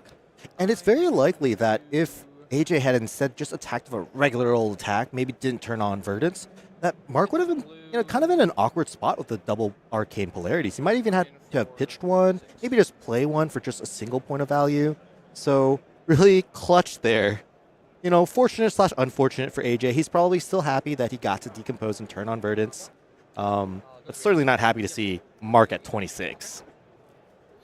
And it seems he was left a little bit with a hand he couldn't quite convert after Mark just passed, holding 4 cards with no sources of go again. Holding back 2 Cadaverous Tillings as he attacks with this Fruits of the Forest 4/6. Mark doing a little bit of defensive decomposing of his own, shipping some cards over to the banished zone. He is very nearly ready to usher in the end of the Eternal Summer himself. Yeah, Mark made a calculated decision this last turn. Instead of presenting any type of attack, he chose to just Arsenal and say, hey, I'm going to put the pressure on you, Mr. Verdance, Mrs. Verdance. Mr. Verdance, ye gods! Mr. Desantis, and let's see if you can use a full hand. And I think this is going to be something we see, especially in the Earth Mirror. Can you use your full hand? This Arcanic Spike coming in for maybe 7 as this Rune Chant threatens to deal 1 damage and pump Arcanic Spike by 2, all the way up to 7. Kind of a steal of a deal if you are AJ, maybe considering covering up that 1 Rune Chant, as it will be worth blocking 3. Instead, opting to take it to turn on this Arcane Polarity in his arsenal. Pretty heads-up way to convert your cards. Lining up some blocks here, putting an Arcane Twining and an Earth card in front of this, a Cadaverous Tilling in front of this Arcanic Spike, taking 2 on his attack for 7. Just a nice little value play for sure, the Arcanic Spike here, being almost a 2-resource 7. I love Shrill of Skullform. Yeah, It's a good card. actually the way he presented it, 5 or 7, kind of reminded me of when I play against a Bolton and they come in with a Saber, you know? Bolton mentioned! You'd like that. Is this another Tilling? This is the 3rd one in that hand Tilling in the pitch, particular. Tilling in the banished, Tilling in the graveyard. Tilling on the combat chain. Cracking in for 8 here with this massive red Cadaverous Tilling. And setting up threats on the bottom of his deck with this blue Cadaverous Tilling that maybe later in the game could be cracking in for 6 as well. This is just a big, efficient attack. But we did get a glimpse of Mark's arsenal. He gave us a little flash of it. It looks like a red Fertile Ground. Ooh. That card has been performing very well against Verdance. As the choice goes, Outlast or Outblast, and Fertile Ground is a card for making the decision to Outlast. Mark blocking 5 on this attack for 8 here, taking 3 down to a measly little 22 life. Still 2 above his starting life total. We're going back over to Mark's turn here. This is very similar to the last time I saw Mark play. I think 20 minutes on the clock, and both him and his opponent were at 20. The life gain is just really powerful in this set with Earth. Speaking of life gain, opting not to have a little snack on this Fruits of the Forest and instead play it as the massive and flexible 3 for 7 that this card is, shipping along 2 yellow-flavored Rune Chants along with it, 2 Arcane into 7. That sounds a lot like his last turn cycle. That Malefic Incantation really helped a lot. It was more than 3 Rune Chants. One of the Rune Chants helped that Arcanic Spike get 2 more. He got like 5 value out of it. Really, really, really incredible card. I love high synergy sets like this. AJ blocking 3 on 7 here, opting to take the Rune Chants and 4 physical, going down to 11 before presenting a little 2-card 9 of his own with Fendel's Fighting Spirit, cracking in for 7, gaining 1 life, and pinging Mark 1 for the privilege. Let's see what Mark has to say about that. This is a 2-card 7 physical 1 life gain, 1 arcane. That's 9. That is insane value. Both players are just kind of embodying what the earth element has been doing in this set, which is just throwing haymakers at each other. Blocking with Majestic here. This is the first time we've seen this one on stream. I believe it is called Truce. A quite a funny card. I think it is very, very, very funny. And when it's not being hilarious, it's also a blue block 3. That's true. When I first saw the art, I definitely held my breath because generic blue block, I thought it could be another Warmongers. Okay. And I was a little worried at first, but its effect is a lot more tame than that. I thought it was a piece of equipment when I first saw that art, actually. That's funny. It looks like an arm piece, I guess. Mark making another 2 rune chants here, and then doing a little bit of singing as he hits the high notes here, cracking in for another set of 8 damage coming in here with 2 rune chants leading the way into the following sonata of 6 physical damage headed towards AJ Desantis' face. If you're AJ, you might be wondering, oh man, finally I get a break. Finally Mark is not using his full hand. Finally he might even intellect penalty a card here. But, well, I'm pretty sure it's a fertile ground in his arsenal at this point, and I think we'll be seeing a play like this all throughout the weekend, where one of the Earth heroes plays in a way where they have 2 floating, and potentially they're going to just, intellect penalty a card, and it's not pummel, but fertile ground. I was going to say, they're actually going to pummel you. If Well, your we don't Verdance fertile ground is nearly a pummel. True. It's almost more oppressive than a pummel if, as Verdance, you're just trying to kill your opponent. You don't mind discarding a card potentially. Covering up the arcane, maybe not the most efficient use of these cards in his hand, but he just asked for a deck count from his opponent. Perhaps prioritizing cards in deck and keeping that healthy over just giving a little bit of value over to his opponent here. Taking the attack, I believe, entirely down to 8. Oh, that fertile ground. Mark gestured it, gaining 5 life, and he's back up above 20 again.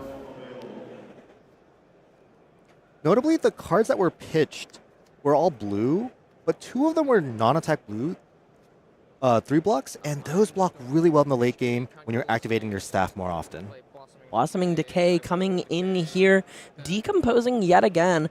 Though Mark has shown he has a massive amount of life gain in his deck, Verdance is no slouch here either, triggering her ability as she goes up to 9, dragging Mark down 1. Much work remains to be done, but Verdance is here to show that she can do it. Mark being, of course, ever thorough, making sure to read all of his cards. For the first time. Saying no blocks, cashing in some of this absolutely massive life lead down to 17, taking 4, but going over to his turn with 5 cards, not entirely in hand, as he has 1 in his arsenal, looking at a blue Oath of the Arknight here, which would make 2 whole rune chants if he were to play it. And play it he will. 1 resource left over. His next attack is going to get +1 and generate 2 rune chants. When I get to convert my blues for 3, 2 of which is arcane damage, I'm pretty happy. Absolutely. I think Mark has gotten to the point where he has decomposed, and he really wants to keep milking that Florian hero ability. Decomposing here, sending 3 cards over to the banished zone to fuel this cadaverous tilling, cracking in for yet another mixture of arcane damage. Not going to get the buff from this Oath of the Arknight here. Ooh. 2 arcane coming across and a physical attack here, threatening lethal on AJ's life total. However, he has yet another arcane polarity. We've seen so many played this game, finding himself all the way up at 11 life. Unfortunately for AJ here, though, Verdance's ability only triggers if you gain life during your own action phase, so he's not going to get that ping out of it, and it kind of looks like he still has some blocking to do this turn cycle. He's staring at the hand of all 2 blocks, so it is a little awkward. I will... Reaching for these points of armor he still has on the board here. Blocking 2 with the Helm of Ligma. going down to 6.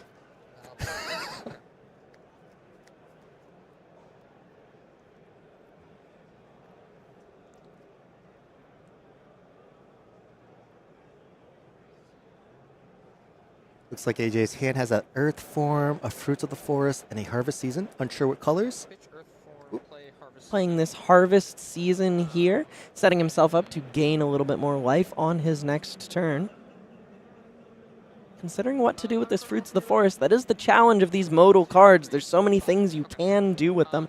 Asking for yet another deck count. It's obvious what his intentions are here. Tossing this fruits of the forest straight into the pitch zone, gaining 2 life, and sending 1 damage Mark's way. He has, yet again, played a head jab. Mark has an extremely powerful card in his hand, the rare Arcane Seeds plus life. And we're going to see that Arcane Seeds be played here, generating 4 rune chance, as well as gaining 1 life on Mark's side of the table. This is such an insurmountable amount of life gain in Mark's deck, while also being paired with these massive swings of damage. And then we have that Plowed Under. It's made its way back. Looks like yet again it will not see play on this turn cycle as Mark opts instead to play the Strength of 4 Seasons, cracking in for 8 as his banished zone is well stocked. We are actually at his pitch stack now. 4 Arcane crossing the table here to Verdance's side of the battlefield, as well as 8 physical damage. The arcane damage alone is half of AJ's life total, and if he takes all of that, the Strength of 4 Seasons will be twice his life total. This is a lot of damage, and this is kind of what the Florian endgame starts looking like. We've decomposed. Now we have these really powerful payoffs for decomposing that may not have anything to do with Florian's hero ability. In this case, of course, the Arcane Seeds is just such a nuts card. It's Lava Burst with Go Again. Lava Burst with Go Again. I've played a few of those in my day. It's called Snapdragon Scalers. Over to AJ's turn here. He is going to gain 3 life off this harvest season and ping Mark for 1 arcane yet again, playing a Fertile Ground and pinging Mark with some arcane after gaining some life yet again. Getting these life totals nearly even. AJ up to 12 to Mark's 15, given he was at 4 about 30 seconds ago. It's a pretty impressive amount of life gain to muster in one singular turn. Yeah, so we finally gotten to that point. It looks like Mark may have a little bit of trouble playing out his full hands. Considering his options, seeing if he can find a way to convert these 4 cards, but he may not be able. I only got a quick glimpse of that arsenal, but it looked like it could have potentially been a Hocus Pocus. Coming in with a blue, right? Meet and greet? Sending just a meet and greet for 2 here. Just asking for some cards from the opponent, considering his deck. Perhaps, maybe not prioritizing a particularly powerful turn here, but looking to cash in this life lead on the following turn and instead set up a powerful hand with the cards he's pitched into his deck. I'm sure he knows what all of them are at this point of the game, given there's only 2 remaining. Even at the blue, I do see that blue Strength of 4 Seasons. That is such a solid blue for the late game. I love a blue 2 for 6. Yeah, that's a red. Where I come from, 2 resources get you 6 power. That's a red card. Here comes another Cadaverous Tilling. The blue we saw AJ pitch earlier this game, decomposing to destroy Mark's life total, cracking in for a whopping 6 here on 2 blues. And I know we've talked a lot about how this matchup has kind of played out in a certain way, with Florian always closing it. However, Mark's deck is looking quite thin, and he's starting to fall behind on life. It's possible we see a little bit of a reversal of fortune for these Earth heroes as this game draws to its conclusion. It seems like Mark still can't use his entire hand, but chose not to fully block with his hand. He's not that concerned, or he's more concerned about his deck life and not his actual life. He's using his actual life as a buffer almost. Which is such fantastic and heads-up play from these super experienced limited players in these kind of fatigue-heavy formats. I mean, it was something that was relevant in the Calling he won in heavy hitters, too. There were situations where, oh, I only have 3 or 4 cards left in my deck or left in my first cycle. I should maybe be considering cashing in some of this life lead that I have in order to remain capable of playing the game as it gets a little longer in the tooth. Plow Under coming in for 6 here. Not quite a blue 2-card 6, but a yellow 2-card 6, which gets +4 if there are 4 or more Earth cards in your banished zone, as well as sending AJ's arsenal to the bottom of his deck after decomposing. It was a very fair Plow Under. Both players had an arsenal. I mean, that's the whole point of the card, right? It's a very symmetrical effect. It's super fair. Mark had an arsenal. I can't think of a time a symmetrical effect has ever been considered unfair in Flesh and Blood. I just don't think it's happened. I don't think so either. It's just like Codex of Frailty, just a really fair card. That card's so fair. Both players discard a card. Both players get an attack action. Both players get a token. AJ opting to take all 6 points of damage from this Plow Under here.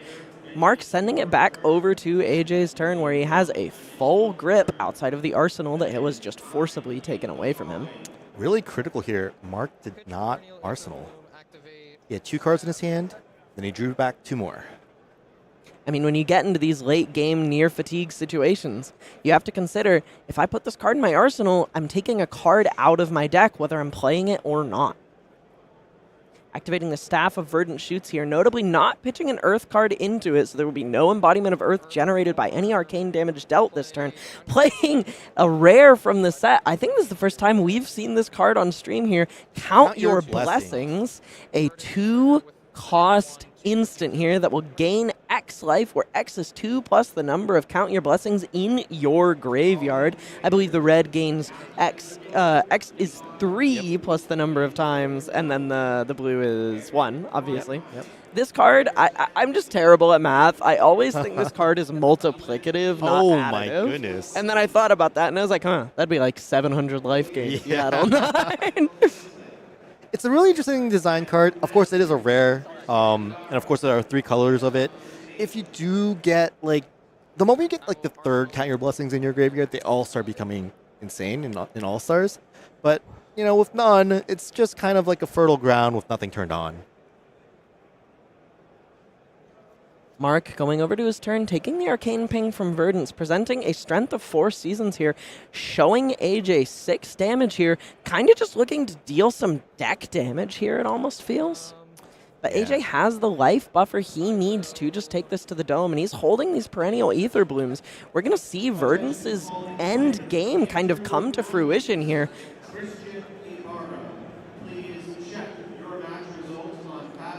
Mark drawing up 4 cards here. He has only 1 left in deck, being very conscious of the size of his deck, racing to find a way to close this game against AJ before his deck closes the door on him.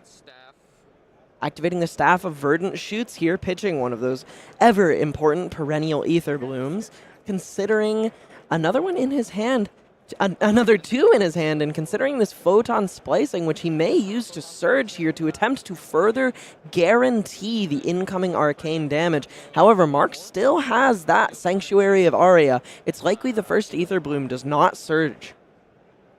Mark's been waiting for this. He's been seeing and watching these perennial Aether Blooms get pitched, and he's ready. Activate it.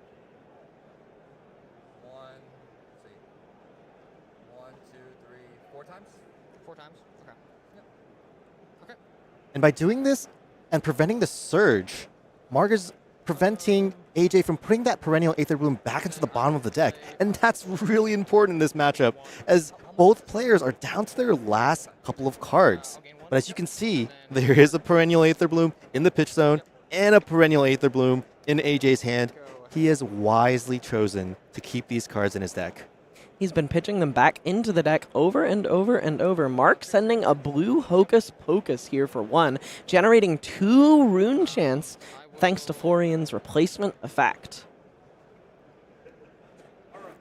The implications of this are actually a little bit more than just the 1, because the 2 Rune Chants represent lethal next turn if AJ takes even a single point of damage now. And we know that he has no more other cards in his deck. He just has the 3 cards in his hand. And if he doesn't commit a block here, he is likely facing lethal next turn.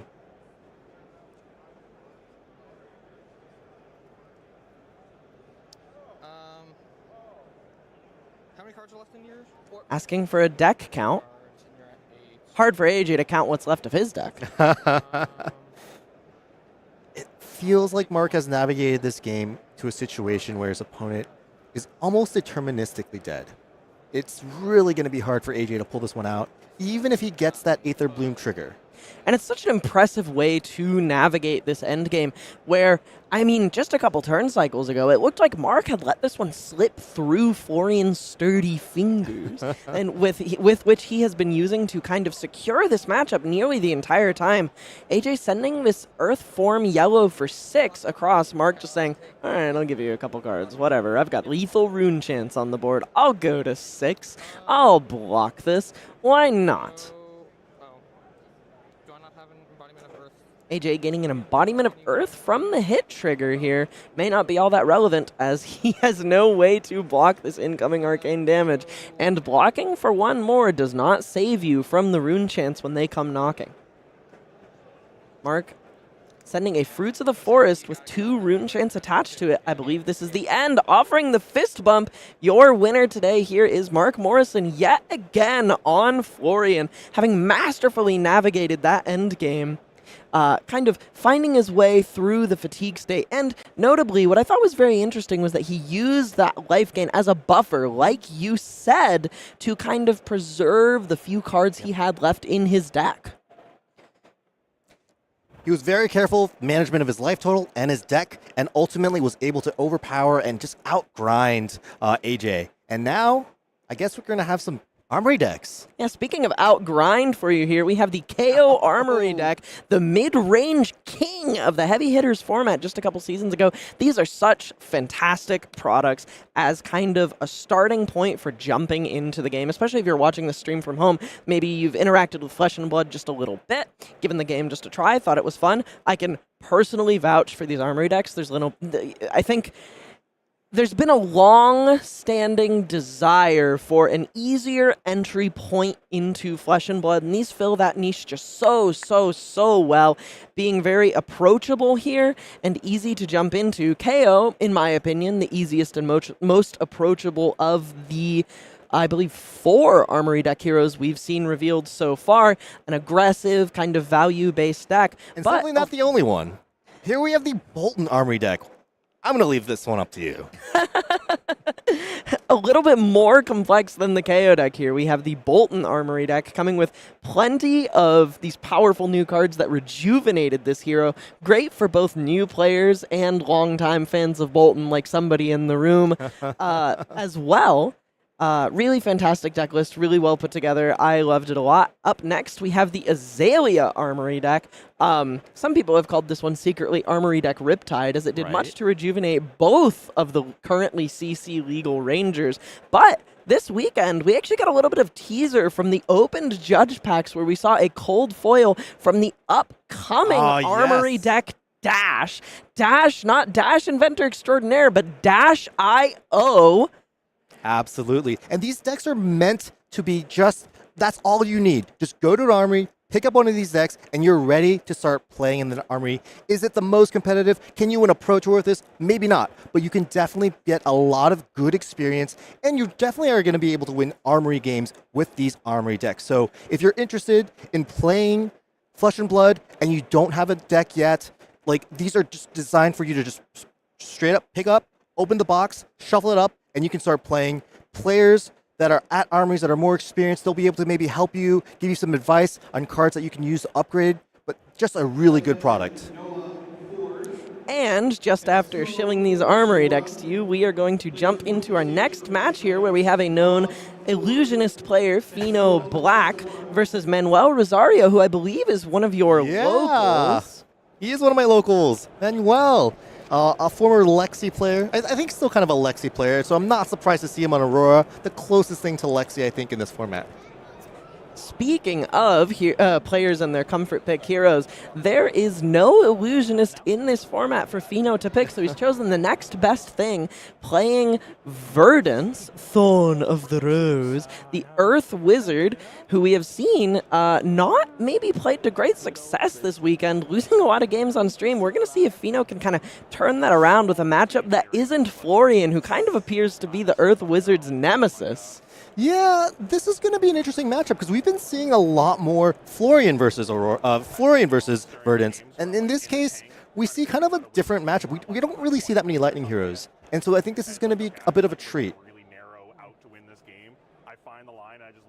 A little bit of friendly chat and casual banter between our two stream competitors here. When I went to go ask Pheano what hero he was playing, he said, I don't know, Earth Wizard something. I don't even remember the Mistvale hero names. Just funny anecdote for everyone. And of course he did his patented Pheano, I don't know, what should, like bellow almost? Cackle? Yeah, exactly. Do you think he has the Sanctuary of Aria that you flip over and it's Verdance's feet? Oh my gosh. I wouldn't be surprised. I'd actually be surprised if he didn't. Explaining his hero power to his opponent here, I believe. I want you to tell me a little bit about this matchup. What do you think of this one? I think you've probably played a considerably larger amount of this limited format than I have. Well, I think in all of the Earth versus Lightning hero matchups, we're going to see the Earth heroes potentially fall behind a little in the early game. Earth is just trying to outlast and trying to, make sure that hero ability is on, get those Earth cards in the banish via decompose. And so we often see that dynamic of the Lightning hero maybe taking priority at the beginning. And if things go long enough, Aurora, Verdance, Florian, the Earth heroes, maybe they start taking it back, inch by inch, life gain by life gain. Maybe they don't necessarily present a lot of damage, but they'll be able to gain some of that back and just accrue that value as the Lightning heroes start getting to their second cycle and getting to maybe the blue cards, the blue attack actions, and starting to run out of that gas, so to speak. And that's why those blue 2-for-6s are just so necessary in this format. You have to do the work to make them work for you, but if you can kind of drag these games on and get to an end state, they can close the game out for you against some of these higher pressure aggro deck situations. So from just kind of an equipment standpoint, it looks like Manuel has a full suite. Let's see what Pheano has for us here. Inclined Cloak, well grounded, and the Helm of Lignum Vitae. Both players presenting a full suite of equipment here. A hold focus on Pheano's side of the table. Slightly more premium set of equipment than Manuel's, as he has made a little bit of a concession and is playing the Bruised Leather chest piece. The same effect as the Runaways, a returning card from Tales of Aria. Sometimes I prefer the Bruised Leather. It's sometimes easier to get value from the Bruised Leather than the Bodice. Just because sometimes the Bodice, you don't have an extra rune chant to destroy for the resource, or you don't have an arcane cussing in your deck. Lack the swear jar. Yeah, exactly. And Pheano is coming in here with a smack of 4 arcane damage with this ever-present perennial Ether Bloom blossoming once again onto the proverbial combat chain, as it is not a literal combat chain, presenting 4 arcane damage here, asking Manuel the question, but Manuel has a fantastic answer here with Trip the Light. Fantastic, discarding it to cover 2 points of arcane damage, functionally trading a card out of his deck to get this card out of Pheano's deck and deny him a little bit of that endgame inevitability. That was clutch. And I think something else that Manuel did or didn't do here was not use his Sanctuary of Aria, which seems kind of maybe like, why didn't you do that? Well, it seems like it was a heads-up play. There might be more perennial Aether Blooms in Pheano's deck, and he wants to deny that value in case the game gets long. Manuel leading off here with an Electrostatic Discharge, not using it for any instant trickery here, but playing a Flittering Charge here, coming in for 7 without go again at the moment. But if you're Aurora, I imagine you have a few more tricks up your sleeve on this turn. This is interesting. 2 cards. 2 cards. I think Pheano potentially he some maybe had blocks communicated here. the way he had played this, but yeah, right now the Flittering Charge is marked as a 7 go again. Pheano considering his options here, lining up some blocks, looking like he's going to give his opponent here a red Autumn's Touch and a blue Glyph Overlay, covering a whole 7 from that Embodiment of Earth that he got thanks to Staff of Verdant Shoots' effect on turn 0. Coming in with Starfall here from Manuel's side of the board. I believe that is a yellow card in his pitch zone, so he's not going to be able to activate Aurora to set up an embodiment for the next turn here. pitching a Flash, denying himself an arsenal to make an embodiment. However, Flash is a card that you play out of your deck to get an action point. How much better can it be, just to keep it in your deck and then still get an action point for your next turn? Shipping it back over to Pheano here. Let's see what his one card holds as it enters the pitch zone. Actually, a Majestic, this mental block as he sends this tongue-tied across. Perhaps it was a heads-up play for Manuel not to arsenal a card, as this card will threaten whatever lies in there. Yeah, this is just a nice little clean 2-card 7. This is that early point of the game where, as Verdance, you haven't set up Decompose yet. You don't even have that many Earth cards in your graveyard. Just trying to play on rate, do things without a weapon. Verdance has to work a little harder than Florian to be able to present damage. Walking 3 on 7 and taking 4 down to 14 to Pheano's 18. Both players having a little bit of a laugh over Pheano saying, well, can I see your arsenal? Manuel holding 3 copies of Heaven's Claws in this hand. Presenting one of them as he's going to put it on the combat chain here and crack in for 5 with Go Again from this embodiment of lightning. We have the Holy Trinity. We got a Heaven's Claw on the combat chain, in the pitch zone, in the graveyard. Too bad they can't put one in the banner zone as well. I believe they're all 3 colors of Heaven's Claws. Oh, really? Well. Yeah, blue, there's yellow, a yellow and one red. in the graveyard, a blue one in the pitch zone, and a red one on the combat chain where it belongs. That's the Coming most across. optimal place to put the 3 of them, correct? Right? Are you saying that yellow cards are for blocking? Maybe. You should block with your Codex of Frailties more. Well, that card secretly isn't really yellow. It's like a purple color, Yeah. Correcting the damage value coming in here. We've got 5 Go Again on this red Heaven's Claws. A bit of a critical strike with Go Again. Yeah, it's kind of like leg tap plus. Leg tap plus. I love that. Pheano giving him 2 cards here, covering up the 5 cleanly with a 2-block and a 3-block in Blossoming Decay and Pop the Bubble Starfall. Looking like considering joining the fray, but then giving it a little more thought as he's considering how to use his resources best. Playing a new Majestic that I don't think we've seen on stream yet called Gone in a Flash. That's pretty cool. Yeah. Here it's doing a really tame interpretation of Wounding Blow. But if, especially in CC, I can definitely see this card just doing some really cool things. And when the floor on your card is a Wounding Blow with which to end your turn and then use your 2 remaining resources to create an embodiment of lightning for your next turn, it's certainly hard to complain about the floor of the card. Yeah, absolutely. And we saw there that it looked like Manuel had the option to swing Sword Starfall for 2 Go Again, but instead opted to be a little bit more efficient with resources and make an embodiment of lightning.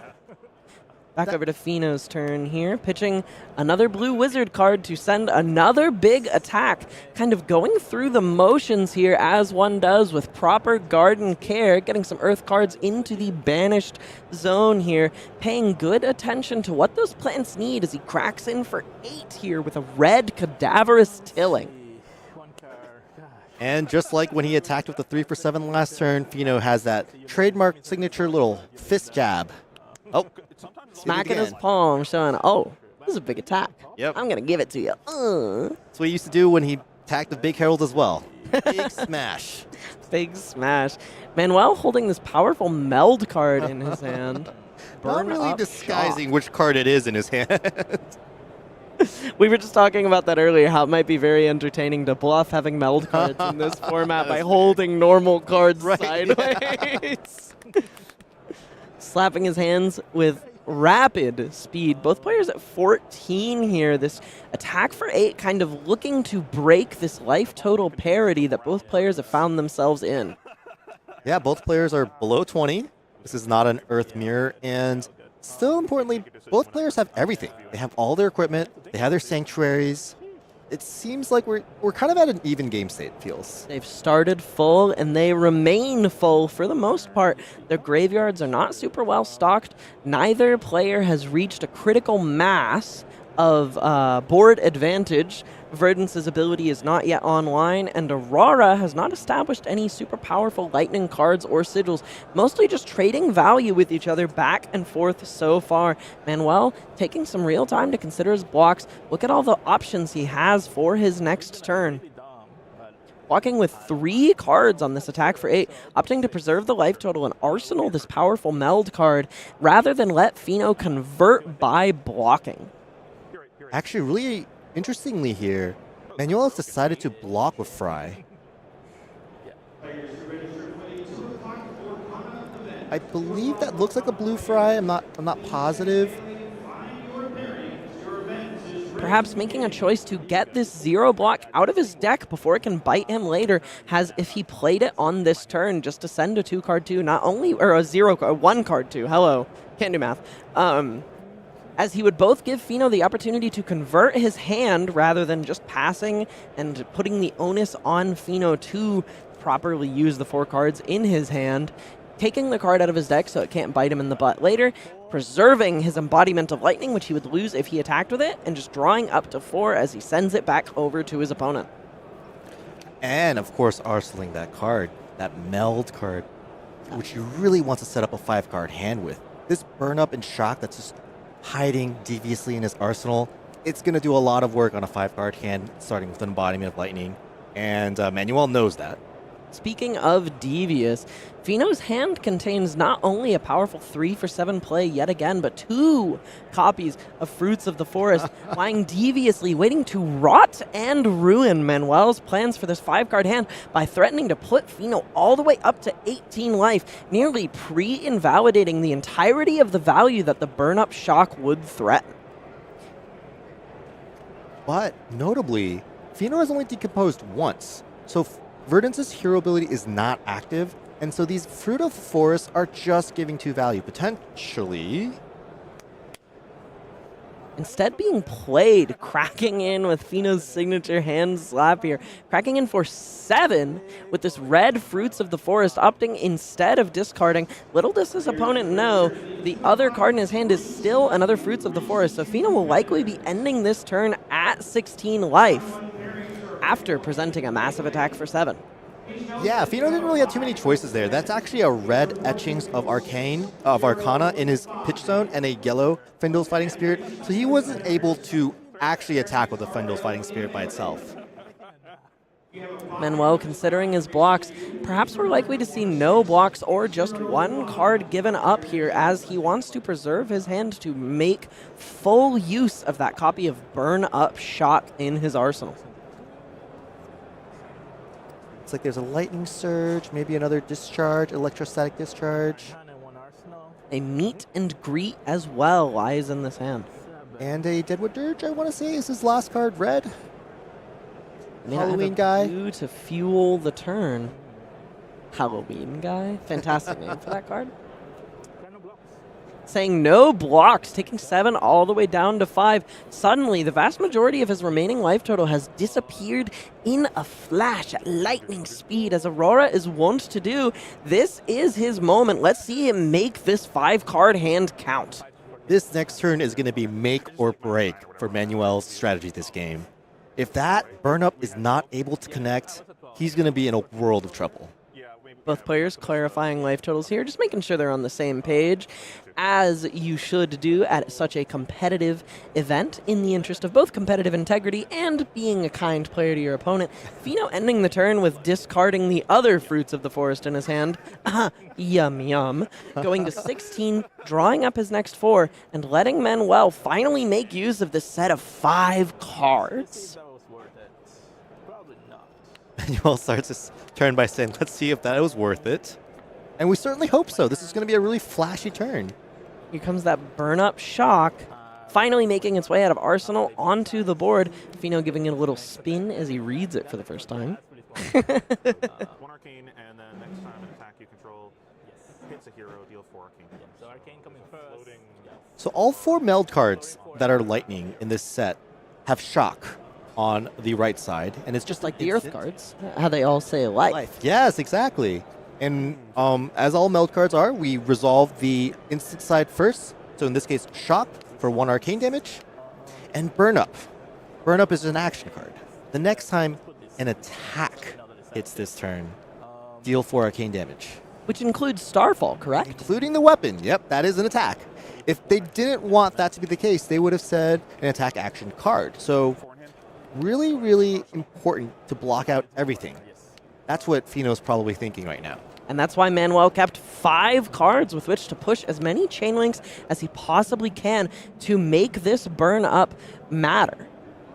Yeah, Burn Up is an interesting card. It's like a blue head jab if Burn Up doesn't connect, but then it's a lightning. Sorry, it's a lava burst with Go Again if it does connect. I love my 0 for 5s.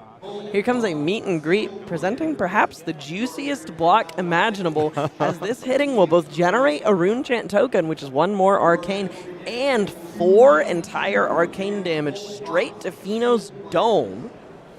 Coming here for 2 with Go Again, Pheano responding in kind by blocking 2 with a Fendel's Fighting Spirit, not gaining any life as he is an entire 10 points ahead of his opponent. Yeah, well, he'll be fine. Pay 1. Let's do it. Notably, Pheano had taken 1 arcane damage, so that meet and greet had super Go Again. 2 instances. Starfall coming in for 2 here.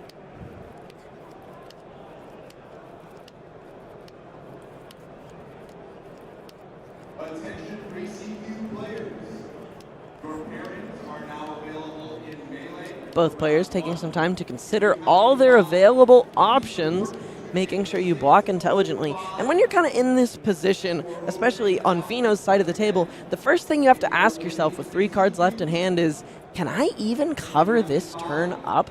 Am I just going to waste a bunch of resources attempting to stop this burn-up shock's hit ability and then be left with nothing to do after he presents 1 too many chain links for me to handle when we get back to my turn?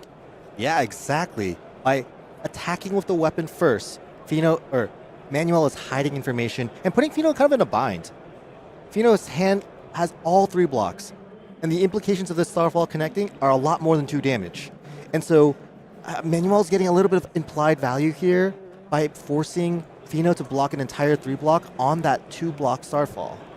Coming in with a Lightning Surge, maybe. Considering throwing a Lightning Surge here, threatening to take yet 1 more card out of Pheano's hand here as this comes in for 3. Maybe not the ideal situation, as another breakpoint would do wonders for pushing through this burn-up shock. Activating Aurora with his last card to go into his next turn with an Embodiment of Lightning. Perhaps he didn't get what he wanted out of the burn-up shock, but he did get several cards out of his opponent's hand, denying him a larger turn than he could possibly have. Pheano pitching a blue Ether Quickening to crack in yet again with a red Fendel's Fighting Spirit, showing his opponent another 7 damage here. Aurora is looking so outclassed in this matchup. The pressure is now mounting. Last turn, Manuel took a big hit in order to keep his entire hand to try to throw back a lot of damage. The burn-up did not connect. Pheano is in a great spot. Big sigh of relief from Pheano the moment Manuel ended that chain with just a yellow Lightning Surge. Manuel was probably not happy with that, but his hand also didn't block very well. That blue Electrostatic Discharge doesn't block. The Lightning Surge, 2 block. So he really didn't have too many choices there. That is the nature of aggro decks in the game Flesh and Blood. On occasion, all the decision-making is on your opponent's side of the table, which is both a boon and a bane, as you are capable of pushing massive turns that force them to make decisions in the blind before they're ready to, but also sometimes you are priced into some pretty painful decision-making processes, as your cards may not block or not block as efficiently as they convert offensively, so you don't really want to give them up until you're in a bind like this one. Staring down an attack that is 2 points greater than your entire life total with only 1 point of armor relevant on the table at the moment. This could be really painful as a turn cycle for Manuel. Manuel here blocking 8 with a little bit of a sigh. That's not really what you want to be doing on a 7-powered attack. Maybe blocking 6 and taking 1, but blocking 8 means he gave Pheano 1 more, I don't know if we want to call it implicit value, but just a little value on blocks. However, it also tells Pheano, hey, I'm going to leave you with 4 cards, and you got to prove to me that you can use all of them. And it doesn't necessarily look like he can. Pitching into the Staff of Verdant Shoots here, playing a Blossoming Decay, decomposing, using an entire card just for 1 amp here on the life gain that Blossoming Decay will present. And potentially making an Embodiment of Earth. We don't know yet. Sanctuary of Aria remains on Manuel's side of the field. Could be used to deny this EOE if he sees fit. Game first. It's a very clean play, to be honest, with a 4-card hand. He's utilizing 3 of his cards. He's going to be able to arsenal another card here. And he's turned on Verdance. Pheano proving yet again that after being passed to, his deck is well constructed enough to be able to convert all 4 or 5 of the cards he is left with. It often feels that way with Verdance because your weapon has go again. It's higher likelihood that you're at least going to be able to spend your cards. Worst Efficiently, case, you can pitch maybe them not under so. each other to get them to your bottom, to the bottom of That your is deck. true. Your weapon also can be a pitch outlet, even if you're attacking with a physical attack that doesn't use that amp at all. Manuel, considering his blocks, perhaps reading the writing on the wall. He's definitely in Pheano's vice grip of, I don't know, decay and mulch and all things nature. Presenting yet another attack that exceeds lethal, 1 point above Manuel's remaining life total. 2 arcane coming in from the Verdance trigger, as well as 4 physical to contend with. This is quite a bind.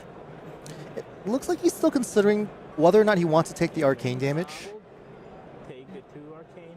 Making the decision to indeed take the 2 arcane down to 3, allowing Pheano that embodiment of earth on his side of the board.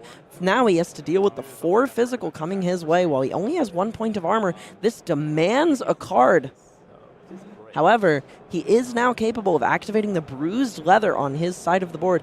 If he saw fit, he could go down to 1 life by cashing in that flash of brilliance and the bruised leather, opting instead perhaps to preserve his life total by blocking with a card from hand. This lightning form is going to find its way to the combat chain, as well as this flash of brilliance helmet, which could allow him to discard a card to pick up a sigil off the board, though he controls none. And activating this bruised leather, He does have an aura. He just probably doesn't want to interact with that aura. it has to be a sigil. It has to be a sigil. It must be a My sigil. mistake.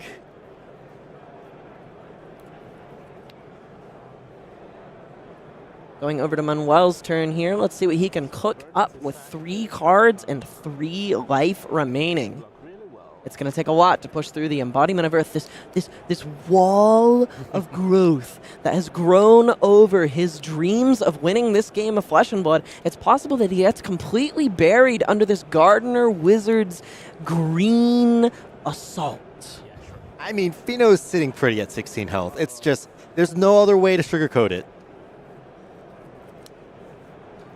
Not willing to let it go so easily. Here comes a Flittering Charge for 4, a classic stat line of 0 for 4 with Go Again. One of the best things you can find as an aggro deck with 3 cards remaining in Manuel's hand. If those are all 0 for 4s with Go Again, he can show Pheano lethal. Absolutely. Pheano's hand has 3 2 blocks and a 3 block. So, you know, if for the rest of the game, Manuel's cards all attack for 4 and Pheano's cards all block for 2, there's a game here. Counting each other's decks, maybe considering the fatigue angle if he's forced to block a little too much. And that can be how aggro decks get you, is that when they have powerful on-hits or just a lot of damage in a single turn, you can find yourself suddenly forced to block with all that you have left and find these games slipping through your fingers like the sands of time that have found their way into Candlehold's embrace. Pheano has been the beatdown for most of this game and this sturdy blocker for most of this game. And I think he's trying to decide if he wants to bias towards blocking or maybe bias towards trying to finish the game. And then the deck count really helps determine that. Blocking for 4 with just a single card thanks to the effect of this embodiment of lightning. Here comes Starfall for 2 to kind of get a little bit more of that implicit value that you talked about. Pheano takes that 2 extremely quickly. Life totals now 3-14. Pheano ahead. Manuel finally dealing some damage, the first amount of damage he's gotten through since attempting that burn-up shock turn.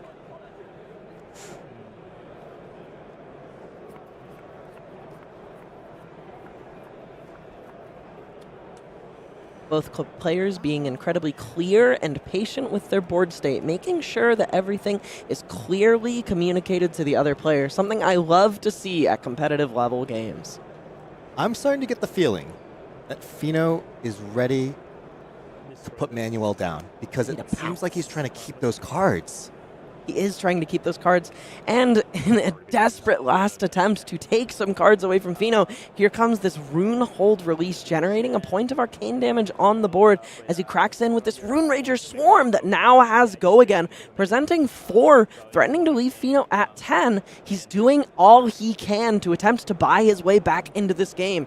Pheano opting quickly to take the Rune Chant and go down to 13. He wants to keep these cards badly, like you said. For most of this game, Pheano has been attacking of attack actions, softening Manuel up with Find Those Fighting Spirits, Tillings, and Find Those Fighting Spirits. And it seems like he's gotten Manuel down to that life total where now he can switch to what wizards do best. Arcane Big, tall, damage. arcane damage, exactly. And I think I'm Manuel, I'm feeling the pressure. I'm a little scared. I mean, there's this tension, there's this nervousness as your opponent finally gives up a card and he just says, I can't use this one anyways. He's blocking 2 on 3, taking 1, but there's this tension on Manuel's side of the board where you're thinking, it's possible I could just be dead. Yeah. They could present too much arcane damage for me to ever deal with. Here comes another Rune Rager Swarm, cracking in for 2. Go Again that he cannot use as he lacks any cards left, but spending his 2 remaining resources on an Embodiment of Lightning for his next turn if he lives to see one. Going over to Pheano here, dropping this Sigil of Earth into the pit zone as he smacks his hand yet again. Pheano playing the Guardian with this Earth form, another flavor of Raging Onslaught, a 3 for 7, which is over double Manuel's life total at this point. These threats keep becoming even more exorbitant as time passes. I think this is the 4th 3 for 7 Pheano has sent. In a row? In a row, maybe. No, he But it played the seems Blossoming like Decay. every Not turn quite has in a been row. A 3 for 7, followed by the... Followed by the smack. Yeah. 3-card block from Manuel here. It's likely we see his turn just be a pass. And I hope you can't convert for the 3rd time this game. This has been a bit of a bloodbath as Verdance is taking matters into her own hands and removing Aurora from the equation. Manuel passing, putting a card in his arsenal, keeping this Embodiment of Lightning to set up for the next turn. Drawing up 4. Pheano here with the Hold Focus activation and the Staff of Verdant shoots. He is ready to attempt to close this game. He's going tall. There's going to be some arcane damage this turn. That much we can be certain of. That much of which we can be certain. This Rootbound Carapace finding its way to the pitch zone to pay for the Staff of Verdant shoots. And as there are Earth cards in the pitch zone, this will threaten an Embodiment of Earth, which will stifle any hopes Manuel had of finding his way back into this game if it does deal arcane damage. A Harvest Season landing on the board to set up a little bit of life gain for the next turn. Not getting too tunnel visioned on closing the game with this perennial Ether Bloom coming in for 4 and instead doing his due diligence and setting up for the future as these Earth heroes are so good at. Just going to shift this over since it's not Clarifying the board state here, something I love yet again. I am 2, and this just go to... Perennial Ether Bloom coming in for 2 arcane damage, and if it were to surge, it will return to Pheano's deck, representing even more inevitability in this grindy, surprisingly grindy match of Flesh and Blood that we have here today. Manuel's not in the danger zone yet. He has a couple of resource cards. He still has that Sanctuary. He can do some prevention to this perennial Aether Bloom to make sure that both it doesn't surge and it doesn't kill him. He also still has those Twinkle Toes, which if he finds an instant card, they can be a shining savior of what remains of his life total. Ideally like a blue sigil with Twinkle Toes, but it Absolutely. feels like there haven't been too many of those pitched. I haven't seen them pitched. I've only seen an Electrostatic Discharge blue, which, he does have one in his arsenal. It's not ideal to play that on your opponent's turn, but sometimes you got to do what you got to do. Sometimes you have to catch this card in for a defense reaction. It's true. Activating Sigil of Aria. I keep doing it. Sanctuary of Aria multiple times to deny the surge, taking, I believe, 2 and going down to 1 remaining point of life for Pheano to finally get at. This get destroyed at the beginning of my turn. Didn't see a life total change. It's possible those were both blues, and he took maybe 1 point of damage, and players just haven't marked and updated life totals yet. It's distinctly possible. Manuel has a few cards and this Embodiment of Lightning. We could see a powerful turn find its way onto the chain with this Electrostatic Discharge. It's possible he could present lethal on this turn. Let me select Electrostatic Discharge, giving his next attack action card with cost 1 or less a bit of a boost. And that attack action card with cost 1 or less here is this Lightning Surge, which gains a go again if played from Arsenal, but this one's from hand, so it needs the help in its... It needs the help, it needs the pep in its step from that embodiment of lightning waiting on the board to give it the boost it needs to come across this combat chain and threaten yet more damage after this 6 go again. Well, the shields are down. Manuel's now truly living kind of on borrowed time.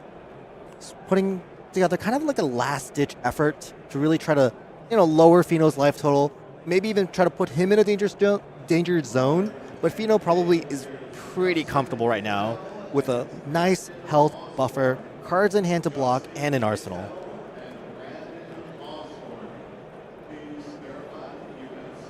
Blocking with this Arcane Twining, which will cover 4 whole physical damage thanks to this embodiment of Earth from the arcane damage dealt on Pheano's turn.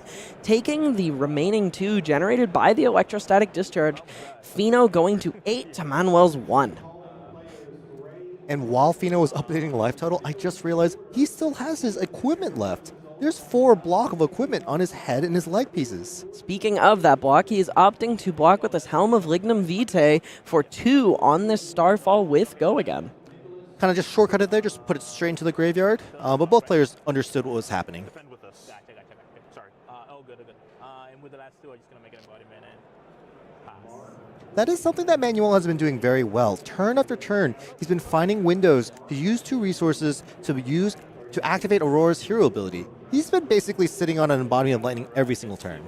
Something I love in this game so far is seeing neither of these players rest on their laurels. Pheano not tunnel visioning on the closure of the game here. Manuel not quite giving up, making that embodiment for the next turn. And as we said, playing an instant out of his deck to activate this Twinkle Toes to cover the next 2 damage he would take this turn. This could be crucial if Pheano is planning to close the game out with a single Arcane Ping after the Harvest season.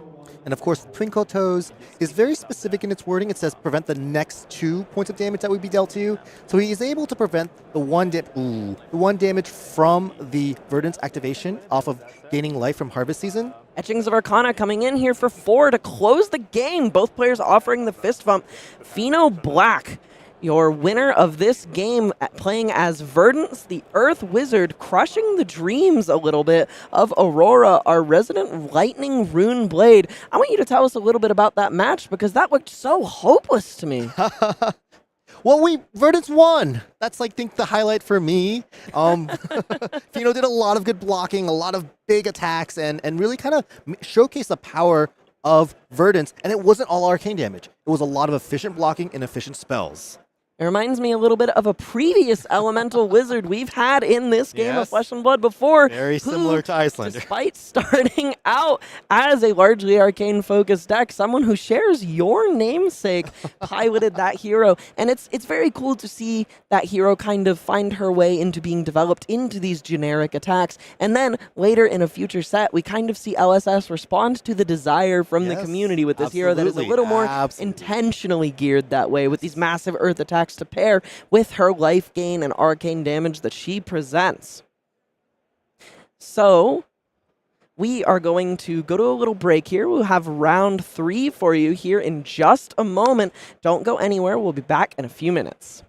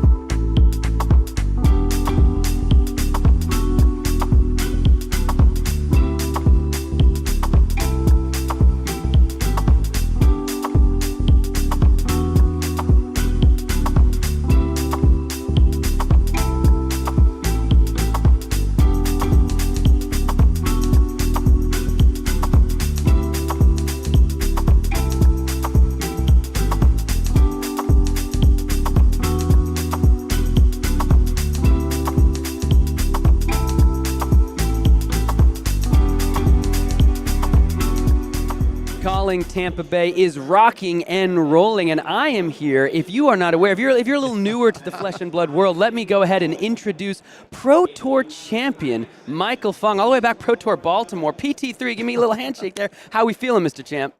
I'm feeling good. I'm feeling good. We're back in the casting booth. I love being here, and this is a great set to kind of be able to do commentary and casting over. Lots of cool things to see. Absolutely, and we have got a very cool matchup for you coming up just here. We have got two of truly some of the best players in the world. We've got like perennial top eighter. This dude just like shows up to events and gets in the top eight. He's not like at all these different pro quests. Yep. He just shows up to Pro Tour, shows up to nationals, gets in the top eight. I think was in the top eight of Pro Tour Baltimore. Yes, with speaking you. of that Pro Tour, yes, Andrew Rothermel is going to be making an appearance again. No stranger of the feature table. No stranger to the feature table, as well as his opponent Noah Beygelman, who made a very, very deep run in Pro Tour Los Angeles. These are going to be the matchups here, and we have got another Aurora Verdance matchup for you with a truly two of Flesh and Blood's premier players. So in that last round, we've seen Verdance be proactive in that last round. We've seen Verdance get fatigued a couple times. So it's not like this deck is an impenetrable forest wall that cannot be felled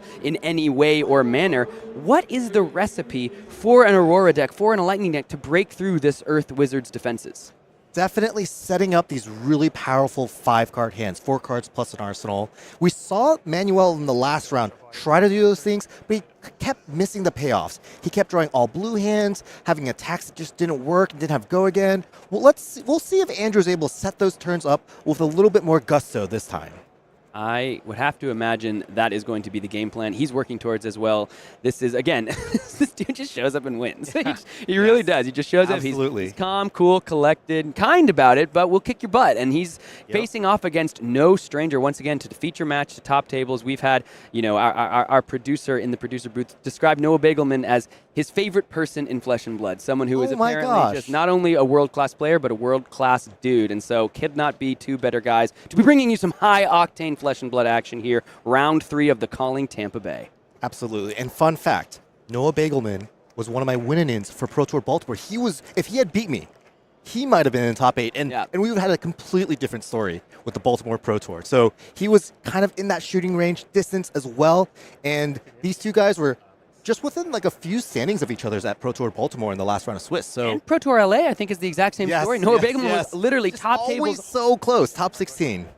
Fist bump has been extended once again. The branches of the great tree unfurl, and we get to look down into the glade of Candlehold that has become the arena in which these two heroes set forth their battle tactics. We'll have to see who's on the play, who's on the draw.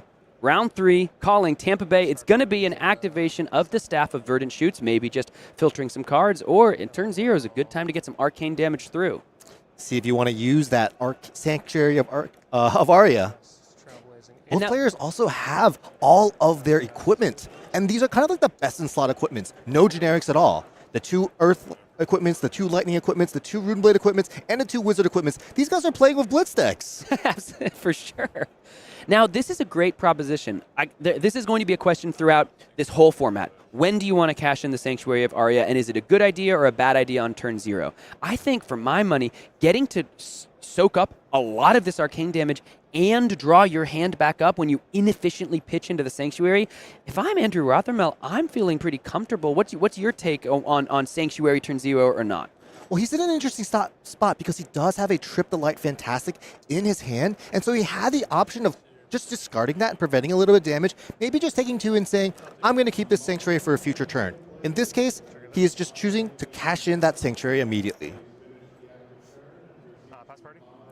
1 point of damage, it looks as though must have gone over the top because that embodiment of Earth was created. So no go again because the Trailblazing Aether does have that surge capability, but for this first defending turn on Verdance's side of the table, an embodiment of Earth might change those numbers. Can have to see just how Andrew Rothermel wants to string together his first attacking turn. Andrew had the option of potentially trying to pitch away his entire hand, but deliberately chose to keep this Arcane Cussing that he's now playing. Arcane Cussing here. Go again, costs 1.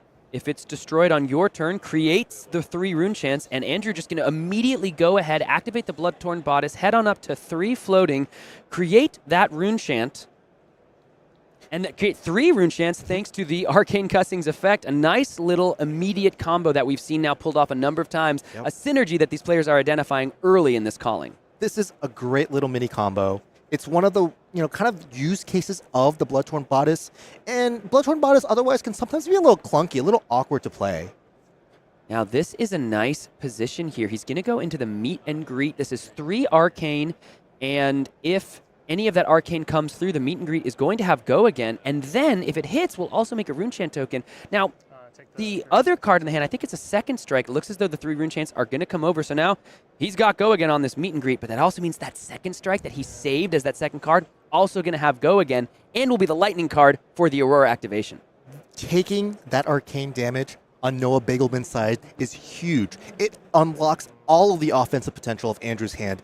If he didn't deal any arcane damage and this meet and greet doesn't have Go Again, everything stops. The second strike can't be played, the weapon can't be swung, and I want to call attention to Starfall. Starfall being Andrew's weapon is another tool to fight against the robust, fatigue nature that Earth has in this game. And the more times he's able to swing that weapon, especially for 2 Go Again, the more likely he's going to be able to pull away in this game. Meet and greet instead of the second strike here also kind of preserves some information. Both of them basically, if the rune chants hit, get Go Again. But the second strike would also say, I've played a lightning card, so you know I could do the Starfall, so maybe incentivizes some more blocking or more prevention. But here, the 4 Go Again, going to go ahead and be blocked 4/4 thanks to the Embodiment of Earth. A perfect 1-card block on a hit effect. But now it's just 4 more with Go Again. And Andrew gets the choice of Starfall or Embodiment of Lightning thanks to the Aurora hero ability.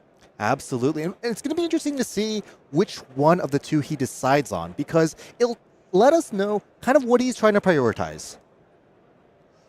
Defending 4-3. Defending 4/3 with the Sigil of Earth. This is one of the first times on stream I've gotten to see 2 value off of an Embodiment of Earth in a sealed game. And it looks as though the answer for the question that we posed to Andrew Rothermel is going to be 2 with Go Again from the Starfall, blocked up by the Sigil of Lightning, and then immediately the Arcane Polarity from Noah here. That's 4 life gained off the back of a pretty impressive turn from Andrew Rothermel. But when all is said and done, when the dust clears in Candlehold Hall, no Beygelman still sits at 20. Yeah, they've been calling the red version of Arcane Polarity kind of like Sink Below at home in this format. We don't see Sink Below anymore these days. It's too powerful a card from Welcome to Wraith. But here, especially against Runeblades, who often are dealing, that chip point of Rune Chant damage, Arcane Polarity is turned on all the time. Arcane Polarity so good, we're going to show it to you. Spotlight how good this card is. What's a good dink below if it's sink below at home, or like spark below? No, that's not very good. I don't like that. It's going to be the Runehold release as the activation for Andrew Rothermel. Yeah, Noah had blocked down his entire hand, and then just Arsenal's card said go. Runehold release and the Rune Rager Swarm, another pretty easy to spot synergy, but a definite perfect use case for the card. Make your Rune Chant, which immediately can turn on your turn, giving you the action point on the Rune Rager Swarm. So this is 3 with Go Again. And I do want to point out, you said the key to Andrew Rothermel, putting together these big turns, cussing with the Bloodtorn, that's a big turn. But now he's off a 4-card hand. Yep. I wonder if he'll need to take a slightly slower turn to set up that 5-card hand and see what Noah Beygelman is able to punish with, as this Rune Rager Swarm is going to get blocked for 3. Big attack here. The Findos Fighting Spirit red. So far, all of Andrew's turns have been extremely efficient. He's utilized all of his cards. He's had a nice amount of action points, and he's dealing a lot of damage. 7 after that Rune Rager Swarm is nothing to scoff at. And now, as if Andrew is just, can hear me over here, even though that is completely impossible, left himself with that 1 card to head to the arsenal and try to set up that 5-card hand. We're not sure exactly what it is. We're not sure how well it moves towards that kind of overpowering combination that he is going to need to break through those defenses. But the Fruits of the Forest here, going to be the block. You can discard and gain 2 life, or you can just block for 2 here. Both does the same thing. So Noah, when all said and done, down to 14. A good chunk from that Findos Fighting Spirit. And just broke it through. He's gotten some damage in. And he also, I believe, arsenaled a Lightning Form for the future. Lightning Form and Heaven's Claw, just nice little 1-cost lightning cards that in the future, if he wants to, he can just pitch a blue, swing that attack, activate Aurora, and kind of set up for a really explosive 4-card hand, 5-card hand with that Embodiment of Lightning.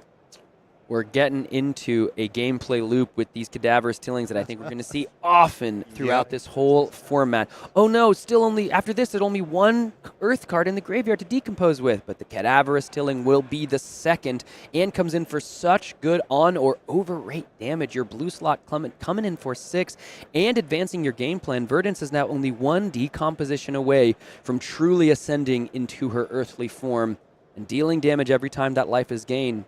6 damage is the ask for Noah on the combat chain. Have to see how Andrew wants to defend. Andrew's hand looks like it might be lacking in the action point direction. His last hand was also a little bit lacking in that direction as well, but he was bailed out by using that Rune Hold release as in combination of the Rune Rager Swarm. And this time he's kind of getting bailed out again. He's blocking. Those don't cost action points. That's a good way to use your cards. 5 value on the defense there, so 1 damage coming over the top. Andrew sitting at 18 and is just going to come in with a Splintering Deadwood. So once again, wait, so which one is the Verdance deck? Because I'm seeing 3 for 7s out of Aurora here in a nice way, pressuring Noah Beygelman, who's already down to 14 and still needs to decompose one more time. We saw Rootbound Carapace in the pitch zone for Noah Beygelman, but so far haven't seen one played, though. When you're sitting across from the Earth Hero and they start to look through their graveyard and count, you have to wonder what's coming up soon. And there, as if on cue, is the Rootbound Carapace to do the decomposition on the defensive end. Very heads-up play. He's already unlocked Verdance's hero ability. Noah Beygelman, he is behind on life.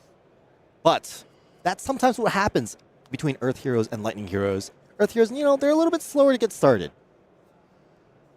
I will say, though, for this life disparity in Andrew Rothermel, especially in the games we've seen in coverage today and yesterday, to have this good life lead of 7 life and so many cards in deck, we are well within first cycle, right? So Andrew is able to either pitch some red cards away or just come in with this first cycle of aggressive cards.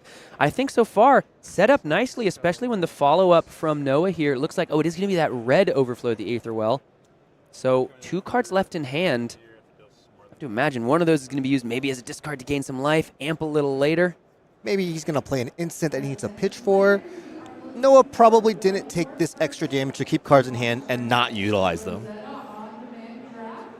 So if you're an Andrew C here, what do you think he's thinking? He's going to go ahead and looks like just take the 3. Well, it's really hard for him to interact with arcane damage at this point. He's already utilized his Sanctuary of Aria, and he doesn't have an instant in his hand to use the Twinkle Toes.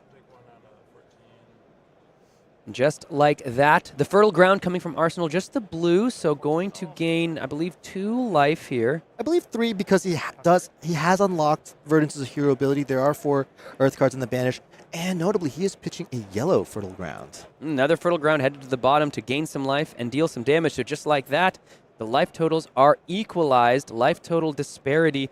Noah Beygelman not only able to gain life, but also deal damage, and we talked about how to use action points, we talked about how to use a 5-card hand. Fry is the perfect way to start. 3 with Go Again, and it's a lightning card for Starfall, for Aurora. You've got that great card in the arsenal in the lightning form. An embodiment of lightning can be used on this turn or the next. Let's see how much pressure Andrew Rothermel is able to deploy. Fry, especially Red Fry, this is the glue of the lightning decks. Both Oscilio and Aurora, they want a high density of these natural Go Again, on rate lightning cards that just turn on everything. All the texts. Noah Beygelman deciding to just wait and see what further attacks are coming. With a red Fry, you have to imagine there's going to be plenty more on the combat chain. And like we know in the arsenal, there are potentially on-hit effects that that Andrew Rothermel is able to deploy, like this lightning form that threatens to create an embodiment of lightning. Though with a card in hand as well as one floating, there might be an embodiment of lightning either way on this turn. While that may be true, because there are effects that destroy auras for a gain, having an extra embodiment of lightning might not be such a bad thing. And it's very likely that Andrew's going to make one of these. Of course, Noah doesn't know, so he still thinks that this is kind of a live hit trigger. And it's possible that Andrew has a sigil or an instant of some sort that he wants to play.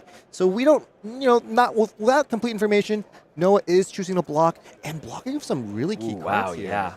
Exploding Aether Red amping 3 is one of the best ways that Wizards so far have been finding to close out games, get over the top of any prevention effects like the Twinkle Toes, like the Trip the Light Fantastic.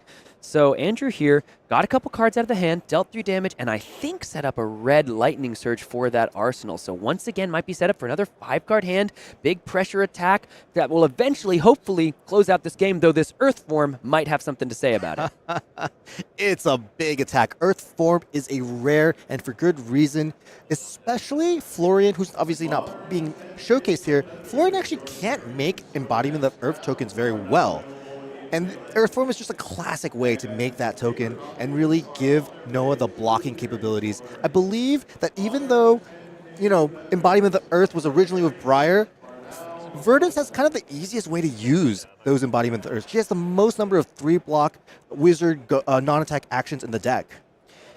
Andrew here, blocking with 2 3-blocks and the headpiece for that 1 point of defense. Have to imagine it might be because that red lightning surge, if it is red in the arsenal, he doesn't want Noah to be able to just block that with 1 card for 4 value. This one is just going to be a flittering charge. Looks like blue, so just 2 points of damage with the go again.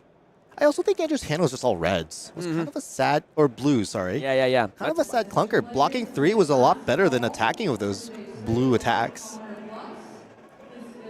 And like we've talked about, the dude just shows up in top 8s. This is why he understands the fundamentals of Flesh and Blood to such a level that when you have a card that blocks 3, that's basically a red's worth of value. That's a red head jab, just, defensively, if we're a little creative. Head jab, of course, the ninja card from Welcome to Wraith, the very first set in Flesh and Blood. 3 and go again. It's become the standard for the 3 value propositions that many Flesh and Blood cards do offer. This is going to be 2 with go again, and with 2 floating, that hero ability for Aurora is looking probably mighty tempting for Mr. Rothermel here. 2 damage. Noah's down to 9. You have to imagine there's a fair amount of life gain in this list, but Andrew's been able to keep the pressure on, and I think we're still pretty much in that first cycle. So far, it's feeling like Andrew is in a fighting position against this Earth Wizard deck that has done numbers throughout this tournament life. Yeah, Andrew, kind of took a little bit of a step back in terms of his tempo by actually just blocking last turn. His hand wasn't that good. He's kind of giving Noah a little bit of breathing room, and Noah is taking it. He's taken all 4 damage, and he's just saying, send me the bill. I want to keep this hand. It's good. On Andrew's side, it was 2 cards, 4 damage, and an embodiment of lightning. He has doubled Noah Beygelman's life total here, 14-7, 12 minutes have elapsed here. 3rd round of the Calling Tampa Bay. The first time these players are getting to play with the new set Rosetta. The first time we here at the booth and at home are getting to see exactly how this limited format works, and it's all to set up Day 2 tomorrow. A draft format completely unexplored. New lanes, new talents, new fundamentals for these players to learn live right before our eyes. And for these players to make it into that Day 2 and that draft format, they need to keep winning. Both looking to stay undefeated and move forward into this tournament.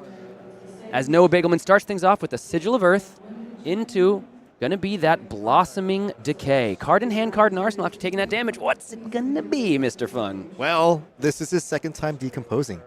A certain Verdance hero ability is now online, which also means Andrew's going to be taking a point of damage. Yeah, nice interaction here. So Blossoming Decay says on attack you may decompose, and if you do gain a life. So as it attacks, going to decompose and immediately turn on Verdance's hero ability.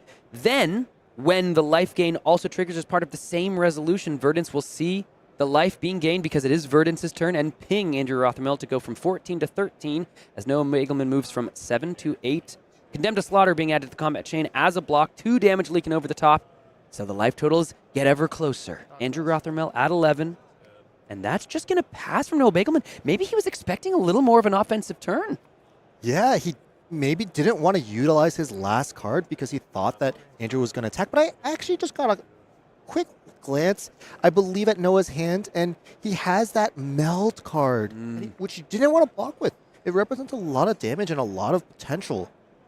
Yeah, Pulsing Aether Life, such an important card to close the gap, especially when facing down so much pressure. It's another blue littering charge. Has go again. Don't need to play the instant card thanks to the embodiment of lightning. So now Noah Beygelman's down to 6. Once again, Starfall. We're seeing a repeat of last turn, but this time another 2 damage being taken. So Noah Beygelman down to 4 here. Andrew Rothermel is going to have to put the pressure on. And a hand behind the pen to close out this chain. A perfect chain ender. Talk to me about this, Mr. Fung. That's beautiful. First of all, another activation of Starfall. Every turn except for the turn that Andrew attacked with the Findos Fighting Spirit Red, he has attacked with the Starfall. Starfall is virtual card advantage, or virtual deck advantage, rather, and by continuously swinging it, he is putting less pressure on his own attack actions and kind of making sure he's getting deck damage in case this game ever goes to a fatigue state. This hand behind the pen is just clean. That means he pitched a blue, attacked with this weapon, and attacked with another card, and that's 8 damage.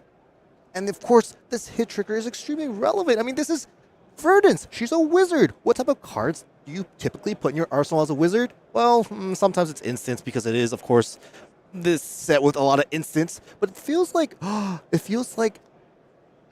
didn't have instants because last turn he may have been able to play them. And now that card that could have been blocked with a turn before and gained life is now just having to be put in front of this hand behind the pen because that's seemingly maybe a non-attack that Noah Beygelman wants to keep around. So a perfect utilization of that card in the rare slot from Andrew Rothermel. Noah Beygelman, on that turn that he didn't block with that 3 block, he would have only blocked a 2 attack. He didn't want to lose the value, but here just kept the card in the hand to be blocked with either way, and it was a non-attack action in the arsenal. Perennial Aether Bloom going to go ahead and be bumped up with the amp from the staff of Verdance shoots, and Noah Beygelman didn't want to see that card head to the banish zone thanks to the hand behind the pen. What a perfect final chain ender for Andrew Rothermel. Let me tell you, I had that deck in my sealed pool, and it did not go as well for me when I played with the card. This Perennial Aether Bloom represents a lot. It's 4 damage, of course, 4 arcane damage, an embodiment of Earth potentially if it hits, which would be Noah's second embodiment of Earth because his Sigil of Earth destroyed itself this turn.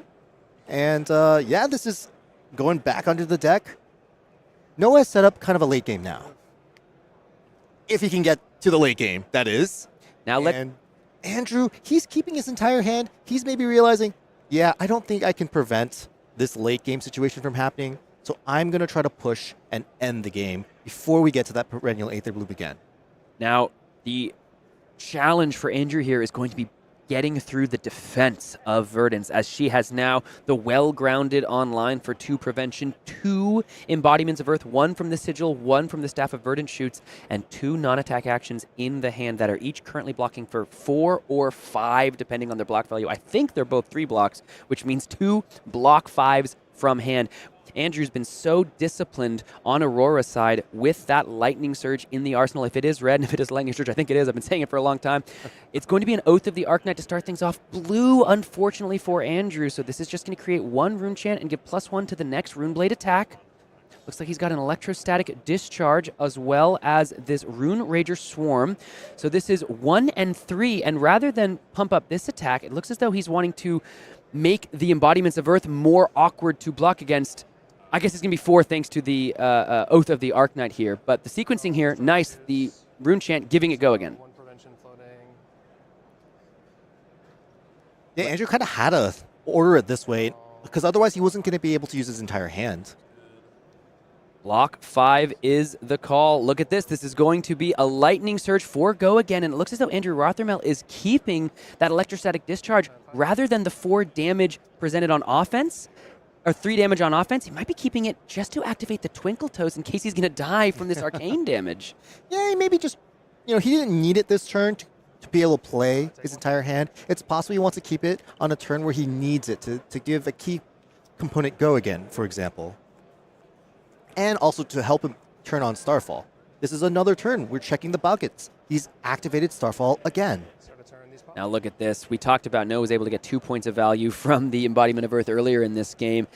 So much value gained from those 2 embodiments. Each of those non-attacks blocked for 5, and the well-grounded, as we discussed right at the top of that turn, came in as well to help on the defense. So Noah has been aggressive in taking that damage. Did have to keep that card in hand a couple turns ago, but now only down 4 life, has 2 cards left in hand. Verdance's ability is online. This is what the Earth Heroes try to do.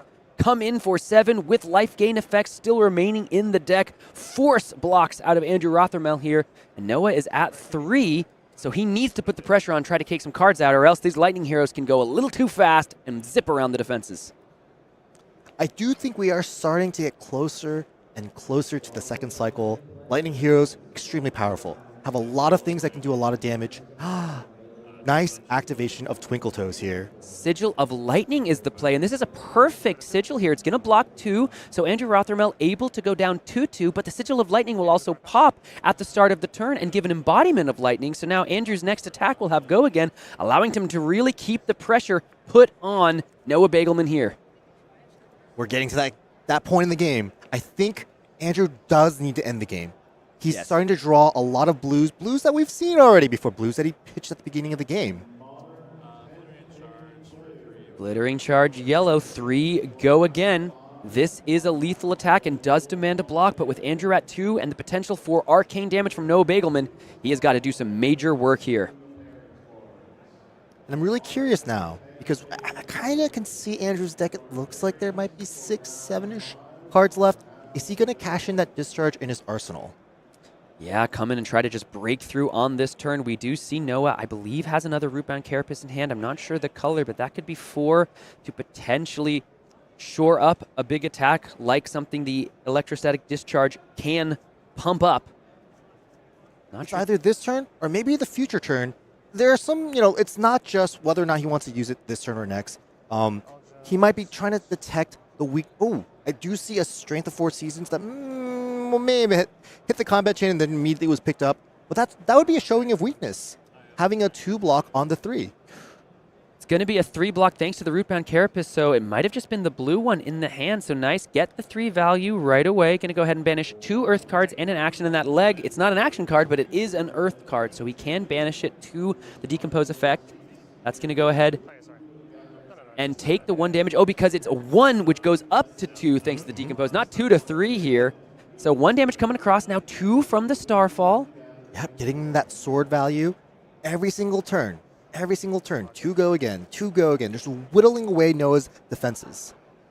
And now let's keep putting the pressure on. If we're Andrew Rothermel here, this is going to be +3 on a Trip the Light. Fantastic. So this is 8 damage on the combat chain. Noah Beygelman has a life gain card in his hand, but he has to pitch to that. No Sigil to activate the Ink-lined Cloak. Is there any way around this to stay alive here?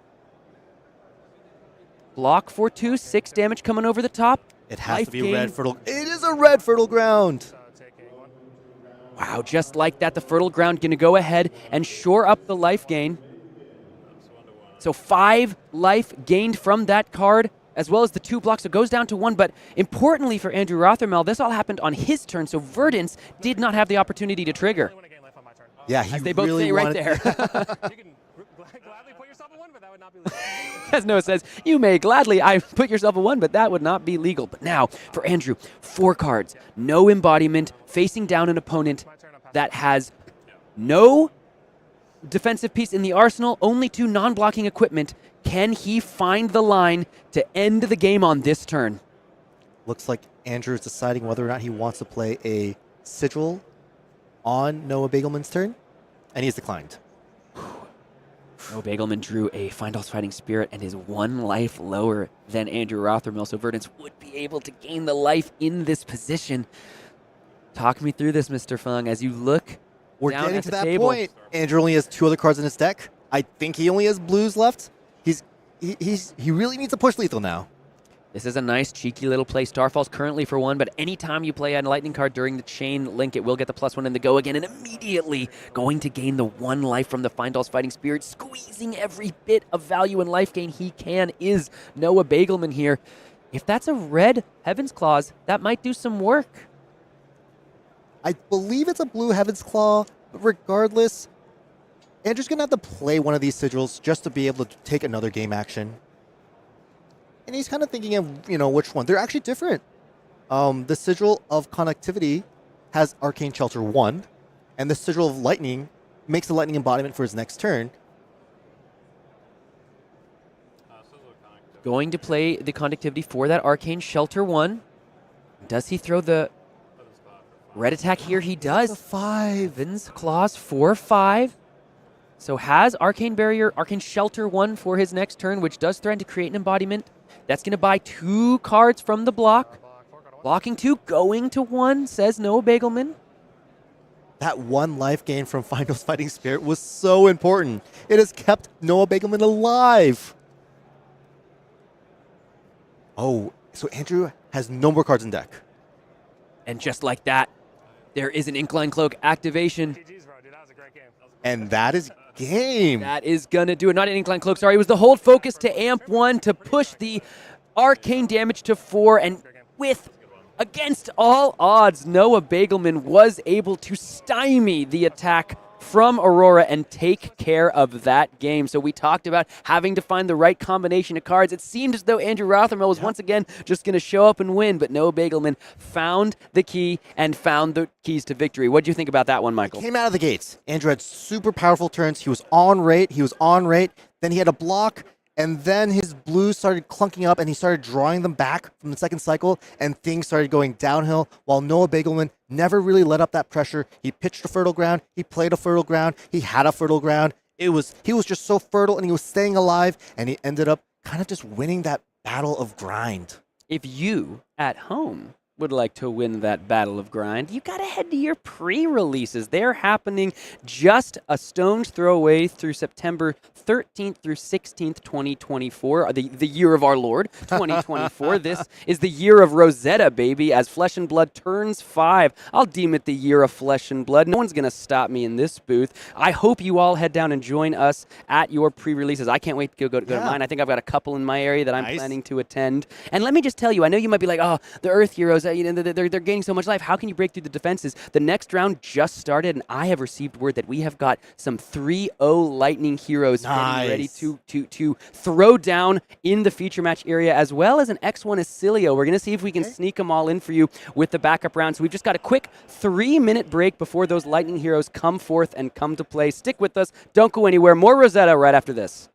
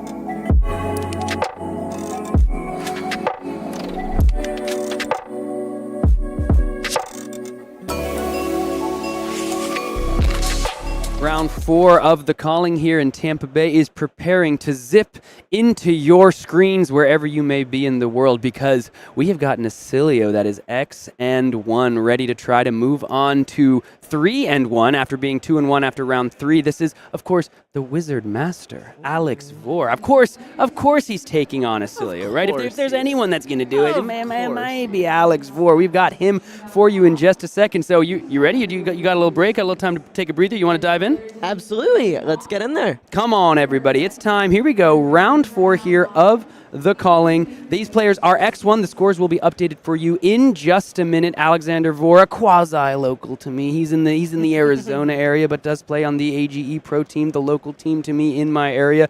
I would say he is a known yapper.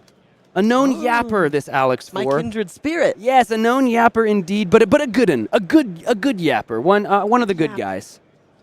One of the good yappers. Yeah. Taking on Chandler Cook on Florian. So this is another one of these Earth heroes that have been so scary in the early parts of these tournaments. But Alexander Vore with a nice little Oscilio pile here, looking to change the narrative and flip the script.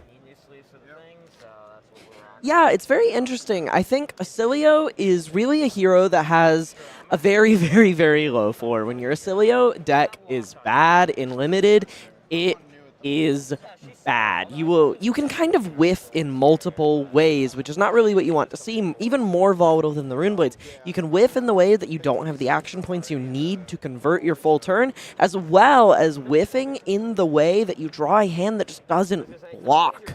There are multiple axes on which this deck can kind of find various points of failure to bring it to its knees. But when the deck is good, the deck is good. And I have a feeling we are in for a little bit of a treat with Alex Vore being X-1, doing quite well with this hero right now. And we are just about to kind of dive into this game and find out just what this hero is capable of doing when built correctly by such a seasoned Wizard Master. And as you say, due to the potential for this deck to perhaps have some bricky hands, a bunch of sigils, and nowhere to go, I think that's where that hero ability that you see on your screen really comes into play, as you can discard any instant cards in your hand to draw the top card of your deck, and that could be the attack you needed, the arcane spell, and of course, Volzar the Lightning Rod, such an interesting weapon. It's free if you have a sigil, and then amps you the amount of lightning cards you have played in that turn. So it looks as though Chandler is on the play here. Time to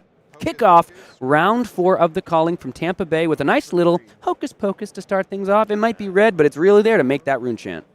It sure is. However, in exchange for making a rune chant here, he has also presented the opportunity on a silver platter, much like Oscilio's silver carapace, to allow Mr. Oscilio the Constella intelligence to filter this hand more so than his hero ability would already allow him to do, maybe with some blocking cards that are not instants and cannot be discarded to his hero ability, sculpting the perfect hand with which to unleash an assault of arcane damage. Let's hear, Alex saying, is there anything I want to do end step? He was considering just discarding the Triptolite Fantastic or pitching into Volzar simply as a way to filter the hand. You can pitch into Volzar as a pitch outlet. And Kano players will be Kano players no matter the format, no matter the hero, and no matter the deck that they have. But imagine just how terrifying it has to be sitting on the other side of the table from somebody who is known for playing Kano, and you pass priority and they go, do I want to do anything here? Yes. It's like, oh man, what do you mean? This is limited. Yeah, Alex Vore also there just setting up that second cycle of the deck. We're learning Rosetta, depending on the matchup, might be a little bit of a second cycle format. So Alex putting, I think, a Perennial Aether Bloom to the bottom. Couldn't see for sure. Maybe a Photon Splicing, but looks as though might be starting things off with the big Comet Storm and Shock melding. So spending 2 on both of these sides. So this is going to be 1 Arcane into 5 Arcane. In true Wizard fashion, he has the opportunity here, and I think he is given the 1 resource floating to respond to the spell on the stack with an activation of Volzar the Lightning Rod, and give it just a little bit of a boost, allowing him to get just a little extra juice out of the multiple cards in his hand, playing another lightning card and getting even more amp. This Comet Storm is already absolutely massive, and it's just Oscilio's first turn of the game. 7 arcane damage on Alex's first turn. No, Arcane Barrier in this format is correct, Mr. Cook. Doesn't want to activate that Sanctuary of Arya, so on turn 1, Alex is going to go ahead and take Chandler first down to 14, or first down to 12, but then 3 life gained from the Arcane Polarity back up to 14. Something that I think was very interesting there was that Alex actually opted to wait until the shock resolved to play his other cards, tip his hand, and activate Volzar there, perhaps trying to bait out some smaller sources of arcane damage prevention. Look at all that work Oscilio did, played the card, activated the Volzar in the middle of the 2 layers of the meld resolving, played the sigil, did all that damage, and then Florian says, all right, yeah, sure, I'm going to pitch 1 card and come in for 1 and 7. How you like those numbers, big dog? 7 damage, Dog. and an Embodiment of Earth on hit. Notably, however, in exchange for creating this embodiment of Earth, he has given Alex an embodiment of Lightning by triggering that Sigil of Conductivity with the rune chant created by his Hocus Pocus on turn 0. In true wizened wizard fashion, creating defenses for all possible methods of which his opponent can attack. Lining up blocks for this Earth form for 7, maybe not as concerned about the embodiment of Earth, given the arcane propensity Oscilio has on the offense, but perhaps considering his meager 18 starting life total, the feeblest hero in this format. Taken 4 down to 14, making an embodiment of Earth is Florian from the Earth form's hit trigger.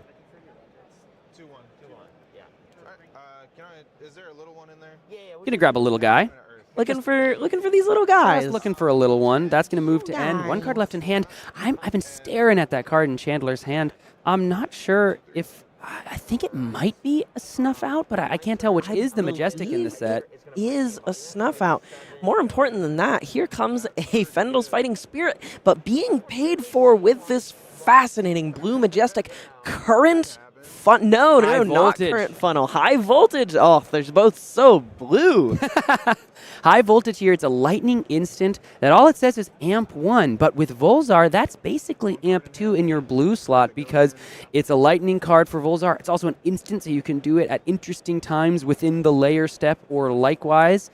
And you have to know, like we've talked about Alex Vore, this dude knows his way around wizards. And in the format where you have to go to second cycle, might be setting up something on the bottom of his deck to try to blow up and close out this game. This is one of my favorite pieces of card design, where this card is not necessarily super splashy or exciting, but Bolton mentioned, much like Solar Plexus, this card exists as an open-ended question, asking these masterful players who know how these classes work in and out so intimately, how they will find the way to extract maximum value from this card. And while you're getting maximum value out of your cards, you're getting a 2 for 7 here, opting just to pitch this.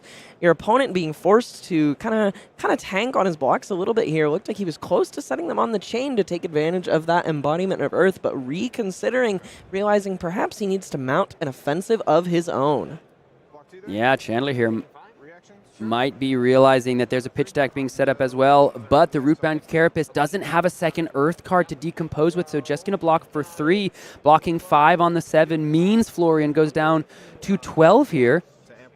Go again on the Findall's Fighting Spirit means amp into this Etchings of Arcana. This is going to be coming in for 4 Arcane. This is exactly how Oscilio needs to play to win games of Flesh and Blood in this format. Nice attack. I mean, the Finals Fighting Spear is a pretty good attack to have go again on, and then immediately follow that up with a 0-cost Arcane effect. And the hold focus, meaning that the Etchings of Arcana grabs a sigil from the graveyard because the Surge was triggered. That's going right to the arsenal. Also fascinating, knowing that he opted not to just slam the sigil there. It is a point of arcane shelter were his opponent to present some amount of arcane damage, opting instead to arsenal it to fuel a Volzar activation in the future, both with the discount and a point of amp from playing a lightning card. Pitching that snuff out we talked about earlier on Chandler Cook's side of the table to play this harvest season, setting himself up for some life gain later in the game. Harvest Season going to go ahead and gain 3 life at the start of Chandler's turn. Alex saying, I would like to hold priority here.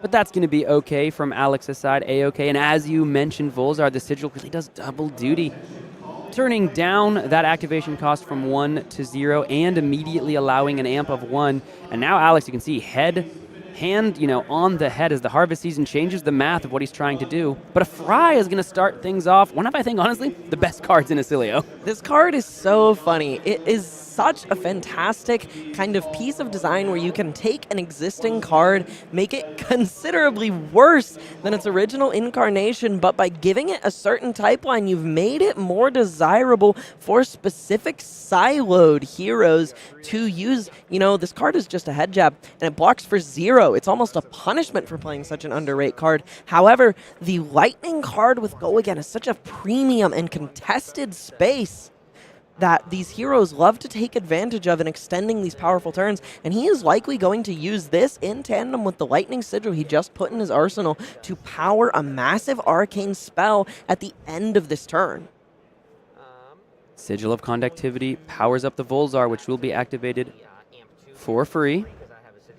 Oscilio here using this lightning rod to tame the storm and guide it into this photon splicing, sending a blast of 4 arcane damage to his opponent Chandler Cook on the other side of the table, hoping to stifle the life gain he would acquire from this harvest season at the start of his next turn. Not much I can do about that. So I guess we are taking 4. Chandler saying not much he can do about that. Eschewing the Sanctuary of Aria once again, wanting to save it for a moment when it might save him from definite destruction here. But now the Sigil of Conductivity with the Arcane Shelter on the field for Oscilio. We saw Alex Vore use that Embodiment of Lightning to devastating effect on a turn just a moment ago, but it's time for the Cadaverous Tilling. What I will say is because Chandler isn't activating the Sanctuary of Aria, he's been holding a card in hand like 2 or 3 turns of this game. And Flesh and Blood, your cards are at such a premium, it is often at least enticing to utilize as many cards as possible, even if it's just pitching in to that macro on this side of the field. And in addition to him holding extra cards in his hand on a given turn, we've seen him hold back certain things like this Fruits of the Forest multiple times. He's pitched more than 1 life gain effect into his deck. He's maybe not as concerned about the pressure being exhibited by Oscilio on the other side of the table as it may seem, as you've stated, he's holding on to the Sanctuary of Aria for such a long time. He's setting up these life gain effects for the future. He's trying to play this longer game, but Oscilio wants to close it so much faster than Florian would like him to. 7 damage on the combat chain. Cadaverous Tilling, truly, we talked about Malefic Incantation being an all-star. We talked about, I think, Cadaverous Tilling is an all-star of this format. Honestly, for the Lightning heroes, Red Fry. Red Fry. For the Lightning heroes, Red Fry. Such a nice, again, especially in Oscilio, Lightning starter. The only thing better as a Lightning starter than Red Fry is a Lightning Surge played from Arsenal. And that's exactly what Alex Vore has cooking up down there. I'm excited to see what he does with the rest of this turn. And as Wizards are often wont to do tricksy things, he's considering using this Flash of Brilliance to filter his hand a little bit and actually just put this Sigil into his hand, not only getting an Embodiment of Lightning for the effort, but also picking up a blue. Discards a Lightning, grabs that Sigil back to hand, makes the Embodiment of Lightning, blocks for 1. 6 damage is going to be accepted from Alex Vore, utilizing that Helm maybe as much for its, filtering potential and the Embodiment of Lightning generation and the blue-black back into your hand as much as its defensive value. So we saw how powerful Alex Vore's last turn was with that Embodiment of Lightning. Let's see how he wants to start this one off. It's going to be a Heaven's Claws red for 5. This Oscilio deck firing on all cylinders. The Oscilio deck is looking more like a Rune Blade than a Wizard at this moment. Just absolutely smashing his opponent with these multiple attack actions into a chain ender of a massive burst of arcane damage. This card is nearly Chandler's entire life total, and he still has 2 cards in his hand, one of which he knows is a Sigil that will both power up and fuel Volzar for the turn. He's threatening in this hand another 4 damage, 4 of which is completely arcane. If Chandler opts to not block something, he could be in the danger zone. And Chandler Cook on this Florian deck 2-1 has done so well so far in this tournament. A player that Alex Vore has to respect just as much. Same record on both of these players' team sheets here. So has to be aware. This game could go either way. I think we just throw the helmet under the bus here. Cashing in his Helm of Lignum Vitae here. Chandler Cook is getting a little bit of life. Maybe smelling the ozone in the air as the storm approaches, trying to protect himself from Oscilio's next attack. An attack this is not. This is a spell, a photon splicing for 7 points of arcane damage straight to Chandler's dome. Look at this. So many lightning cards played on the turn. The Sigil of Conductivity, the 2 lightning cards thanks to the embodiment of lightning. And that Sanctuary of Aria is the only recourse against this arcane. He's going to be able to gain life, but that is not enough. And the damage there is not going to do it. The brush off so close. The players look to the heavens as Chandler was not able to find a good window to utilize the brush off. And Alex Vore on Oscilio, the lightning wizard, showing that Team Lightning is not out of this race yet, folks. They just need some players like Alex and a little bit of luck on their side. What do you think of the game, Ellie? I feel so privileged to see such an expert wizard player behind the wheel of the shiny new car that is Oscilio.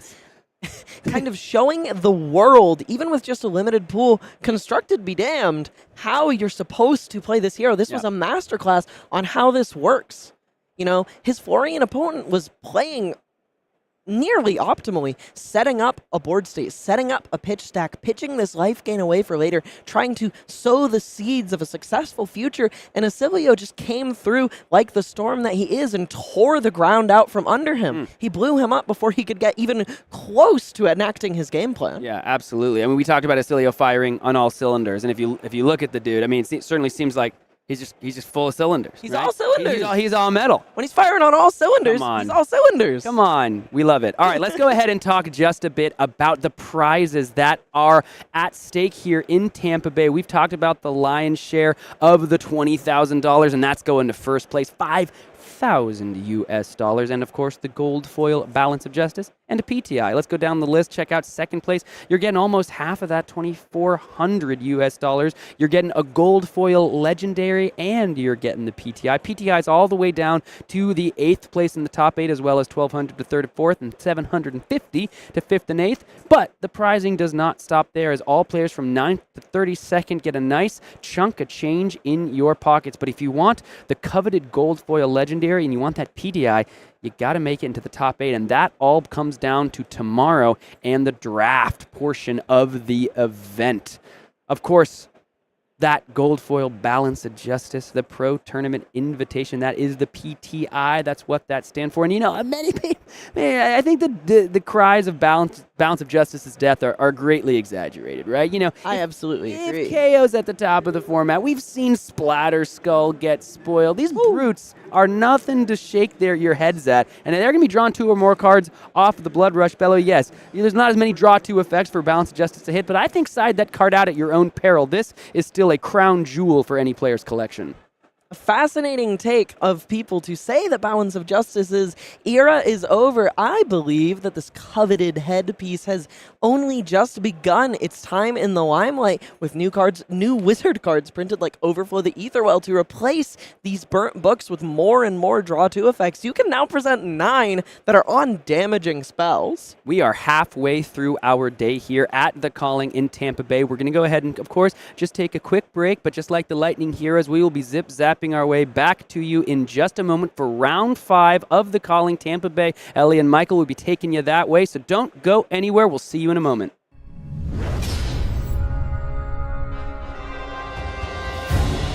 It's up to us to preserve that which we hold dear, to defend the innocent and a future in which all can live free.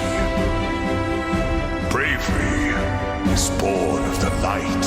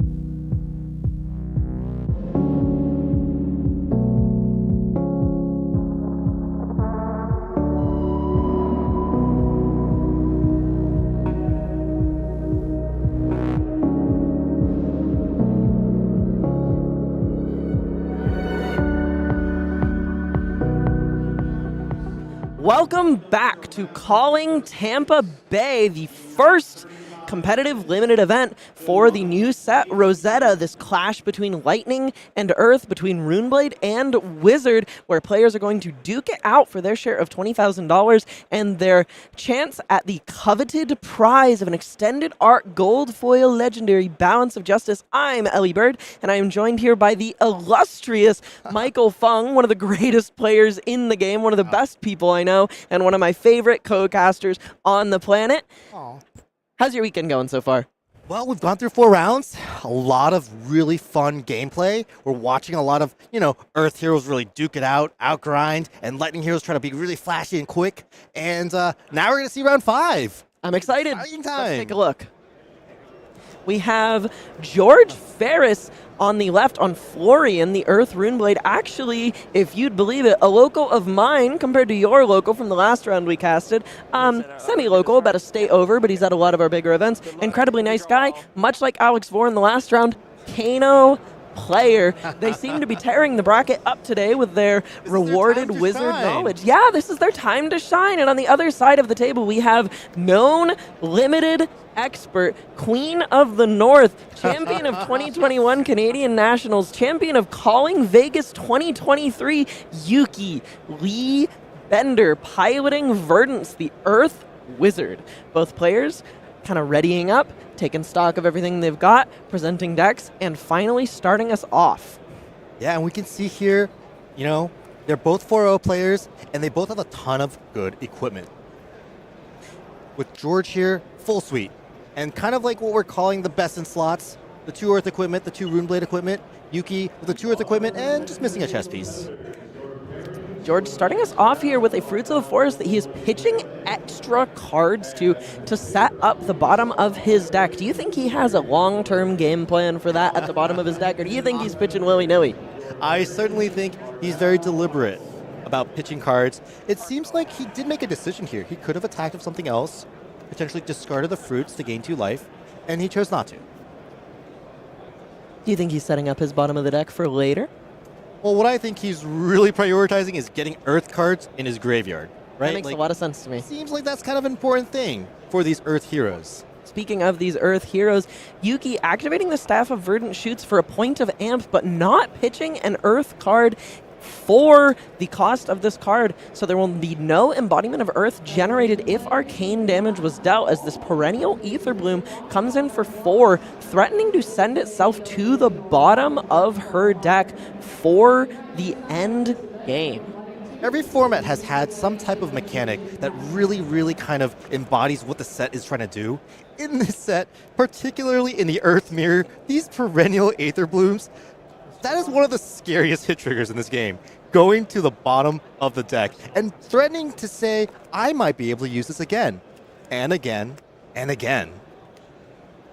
Going over to George's turn here, Yuki has stuck a card in Arsenal, and he's actually leading with this Rune Hold release, opting not to wait, as the Earth heroes are often quite glad to do, for his hero ability to be online, and we are finding out so immediately why he's doing that. This rune chant coming in before his meet and greet comes to meet Yuki's life total attacking, and if this rune chant connects, it will gain Go Again. So Yuki has to make a difficult decision here of whether she wants to expend resources and her Sanctuary of Aria on covering this rune chant up to deny George this Go Again, or to let it ride and save it for a future threat.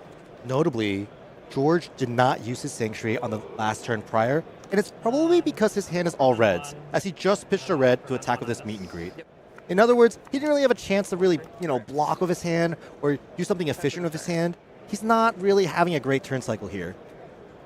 Yuki actually is going to cash in some resources to cover up that Sanctuary of Aria, but like you said, George's hand was so red heavy, it's possible he's happy to just see it off the board for such a small amount of ask.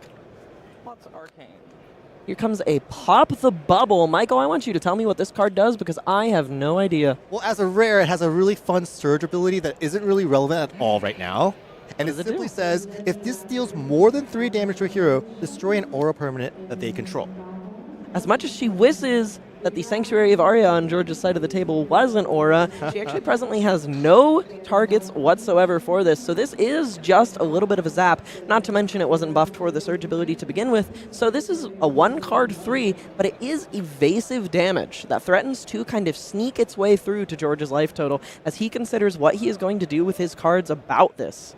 Zap, of course, being the original 3 arcane damage to target hero spell from Arcane Rising that we are going to be mentioning over and over again because there are a lot of variants of Zap in this format that are just Zap with a little bit of text. Just 3.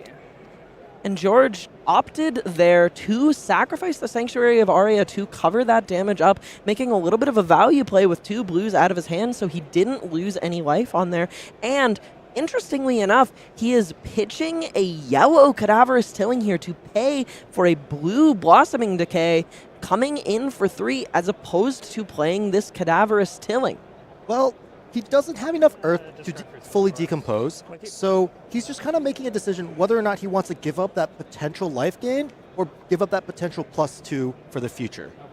So, in exchange for a little bit less offensive power on this turn, he has decided to hedge a little more offensive power into his deck later in the game as this Earth Mirror threatens to drag on. And speaking of decomposition, Yuki here playing a Rootbound Carapace, both to cleanly cover up this 2-card attack for 3, as well as get some cards into her banish. Over to her turn, she's just going to send a simple, classic Pheano hand-smacking 3 for 7 attack, threatening an embodiment of Earth.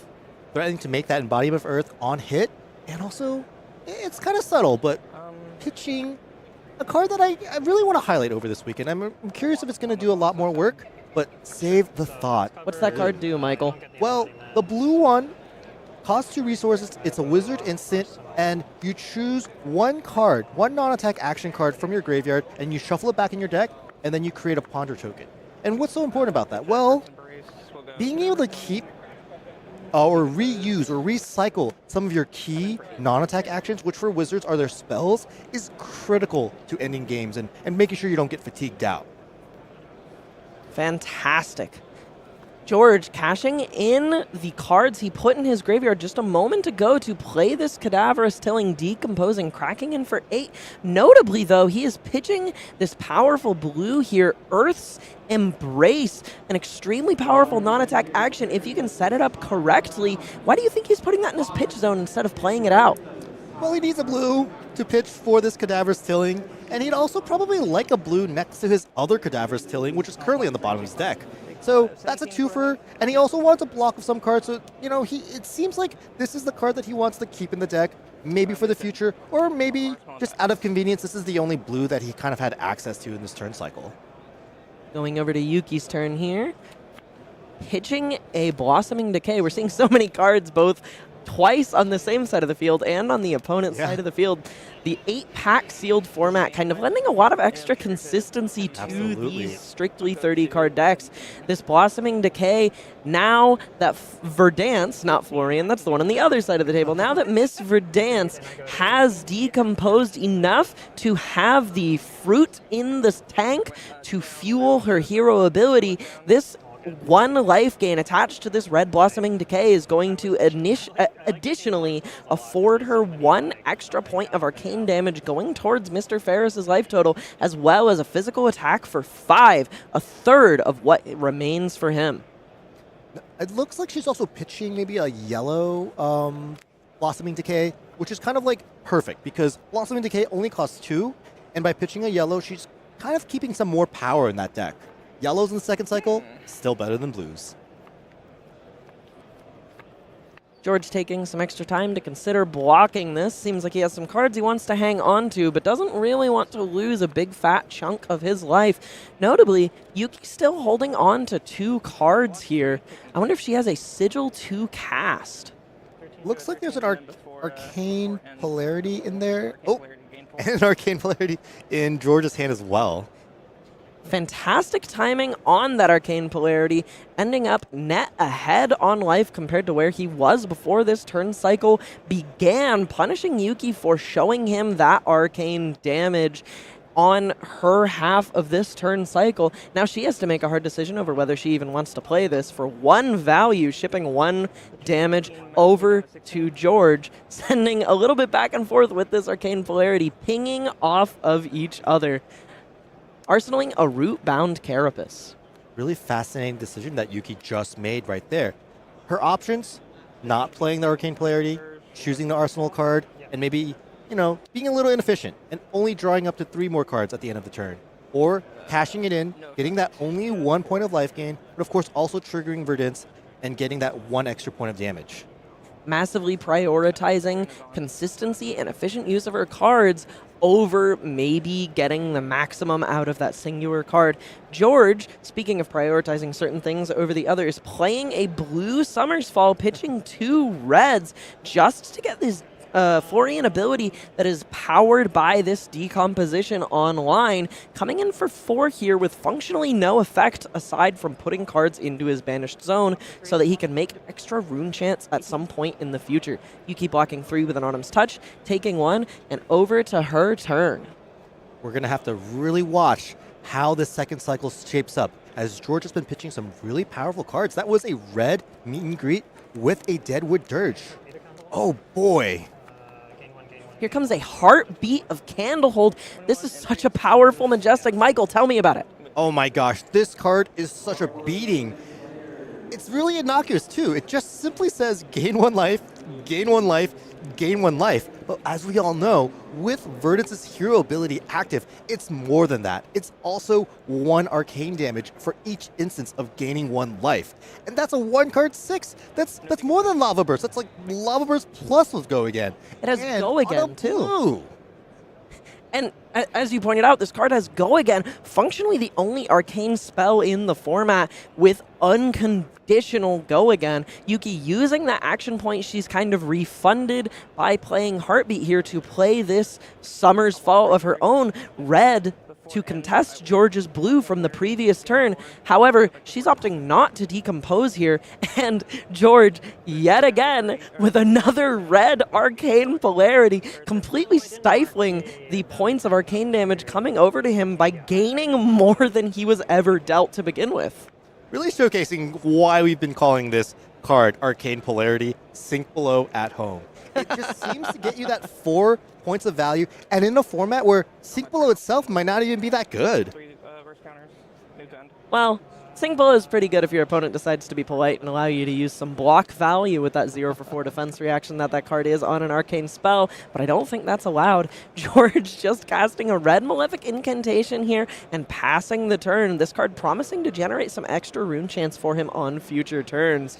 And speaking of extra value, Yuki showing us why she didn't decompose on the Summer's Fall the previous turn, as there was no reason to, but this Cadaverous Tilling becoming a 2-card 8 on her turn, threatening to take away over half of George's life total.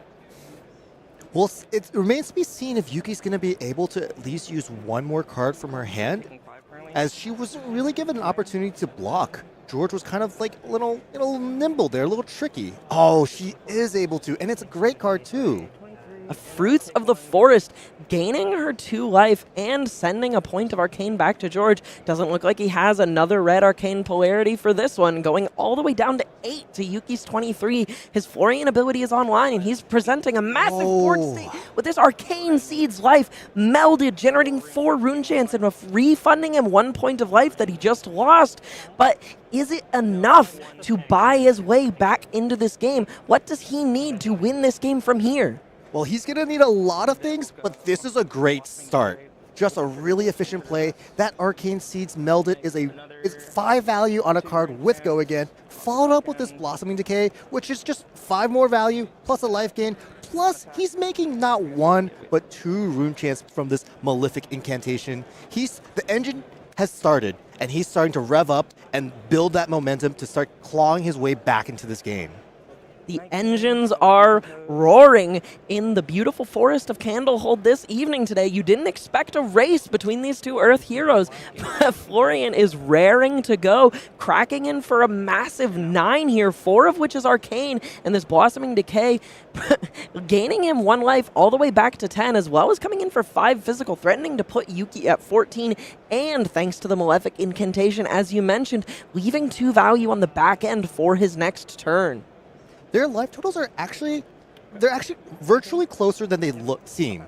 Because there are 2 counters on this Malefic Incantation, each counter represents 2 more rune chants. There's virtually 6 kind of like rune chanty, arcane damage that are just waiting to be utilized. Yuki's turn here. She's pitching a Harvest Season to play a Harvest Season, following the age-old adage of Flesh and Blood players to pitch your blues and play your reds, pitching the blue Harvest Season to play the red Harvest Season, threatening some life gain and a single point of arcane damage at the start of her next turn, as well as following it with an unbuffed Ether Quickening. Why would she not buff this card here? Well, it costs an entire extra card to do so with her staff. The Staff of Verdance shoots is not exactly very efficient, and she's not going to really be able to use the Go Again anyway, especially if she were to use another card to pitch. So she's trying to be, very efficient, maximize efficiency, but it's quite annoying for the Florian in this case. Now George, who couldn't really interact with that arcane damage, he's hard-pressed to use his entire hand. And let's see, will he be able to use his entire hand efficiently or at all? On his side of the table right here, I imagine you're hoping to get a little extra use out of that arcane cussing in his hand, or some more go-again attacks like a Rune Rager Swarm, but his hand looks pretty heavy on reds. But this is kind of a blowout. Summers Falls attack trigger finally having use. George is going to choose to decompose here, most likely, and then he actually has an aura target to target. Showing some incredibly diligent play here, waiting until this card is actually attacking to resolve the decompose trigger, showing no intentions to his opponent, this limited Master of Yuki that he's staring down with utmost confidence, waiting, concealing the info, doing what he needs to kind of, conceal his intention. Keeping her from knowing that he's going to tuck that aura yet. As active player, he does get to choose the order of what these things start hitting start resolving, so to speak. And by doing it that way, he, is able to withhold a little information, be a little bit more sneaky, so to speak. Coming in for 5 on this Summer's Fall here, now a third of Yuki's life total. She's going to take a second and give some real thought to the block she has to make to stay ahead in this game. Make no mistake, though, this is as blowouty as Flesh and Blood gets. Very subtle, neither player really, making a lot of verbal cues, but that was a huge, huge play here. The Summer's Fall tucking and putting that red Harvest Season on the bottom of the deck. Yuki blocking with 2 cards she couldn't otherwise use here. A Fendel's Fighting Spirit red and a Cadaverous Tilling red, taking 1 to 14. Now George ending his turn by pitching these 2 reds to play this Fertile Ground blue, waiting in his arsenal, gaining a little bit of life, not sending in any arcane damage over to his opponent for the effort. However, it is going to put him in a little bit more stable of a game state.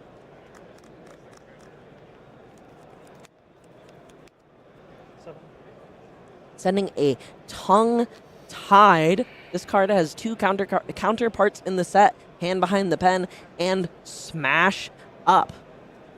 Tongue-Tied is the most efficient of the series, I'd like to think, especially in these Earth Mirrors where you don't really have that many action points.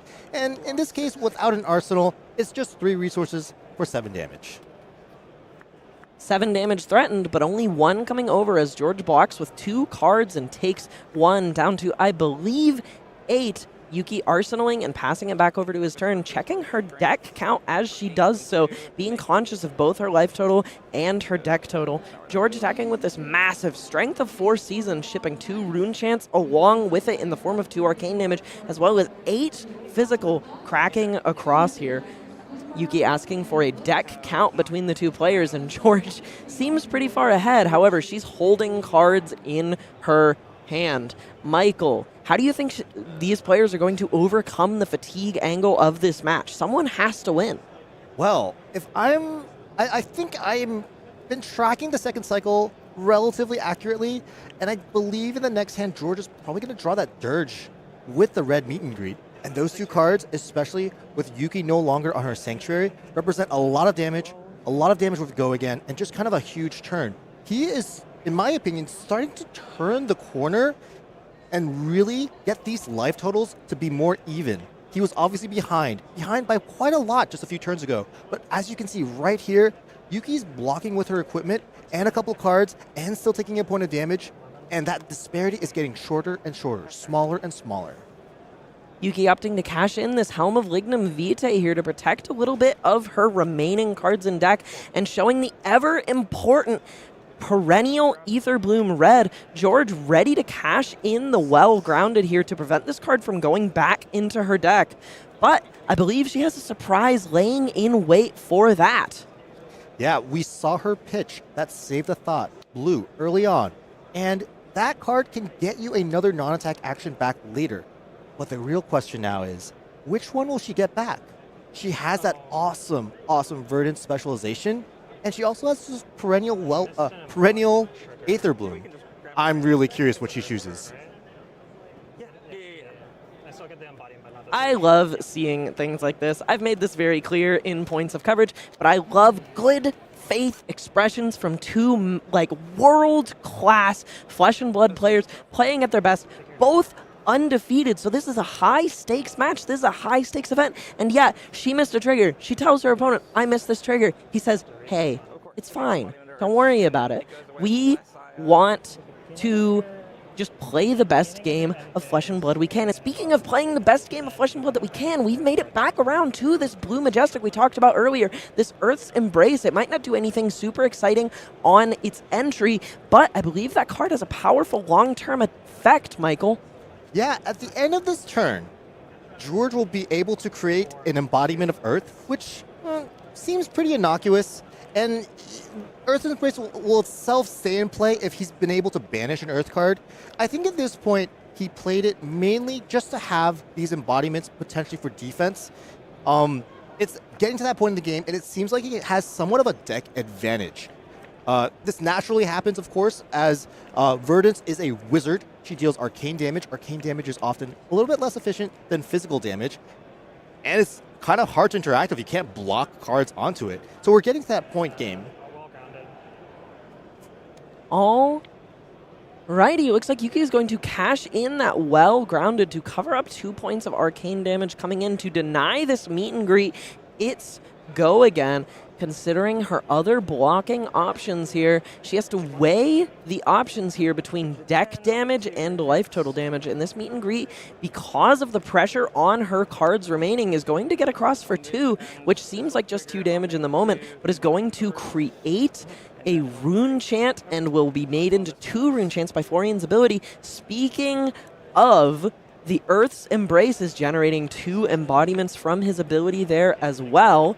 On Yuki's side, here comes a Harvest Season, the one that was tucked by the Summer's Fall. Sent to, kind of returned to the earth underneath the dirt to grow and germinate for the future. She will cast this here, returning to this card that was sent away, and play this Arcane Twining for 3 arcane damage at George's face. He may be out of answers to incoming arcane damage. I think George has like a Fruits and a Fertile Ground left in his deck, because we saw him pitch both, and those represent some virtual, ability to deal with this arcane damage. But more importantly, there we go. Save the Thought. I'm pretty sure this is a blue, and the perennial Aether Bloom has been selected. This is kind of that combo card, As the game gets later and later, it becomes like a pseudo weapon for Verdance. Creating this infinite recursion weapon, as you said, is just so important to her actually closing the game here with that perennial Aether Bloom.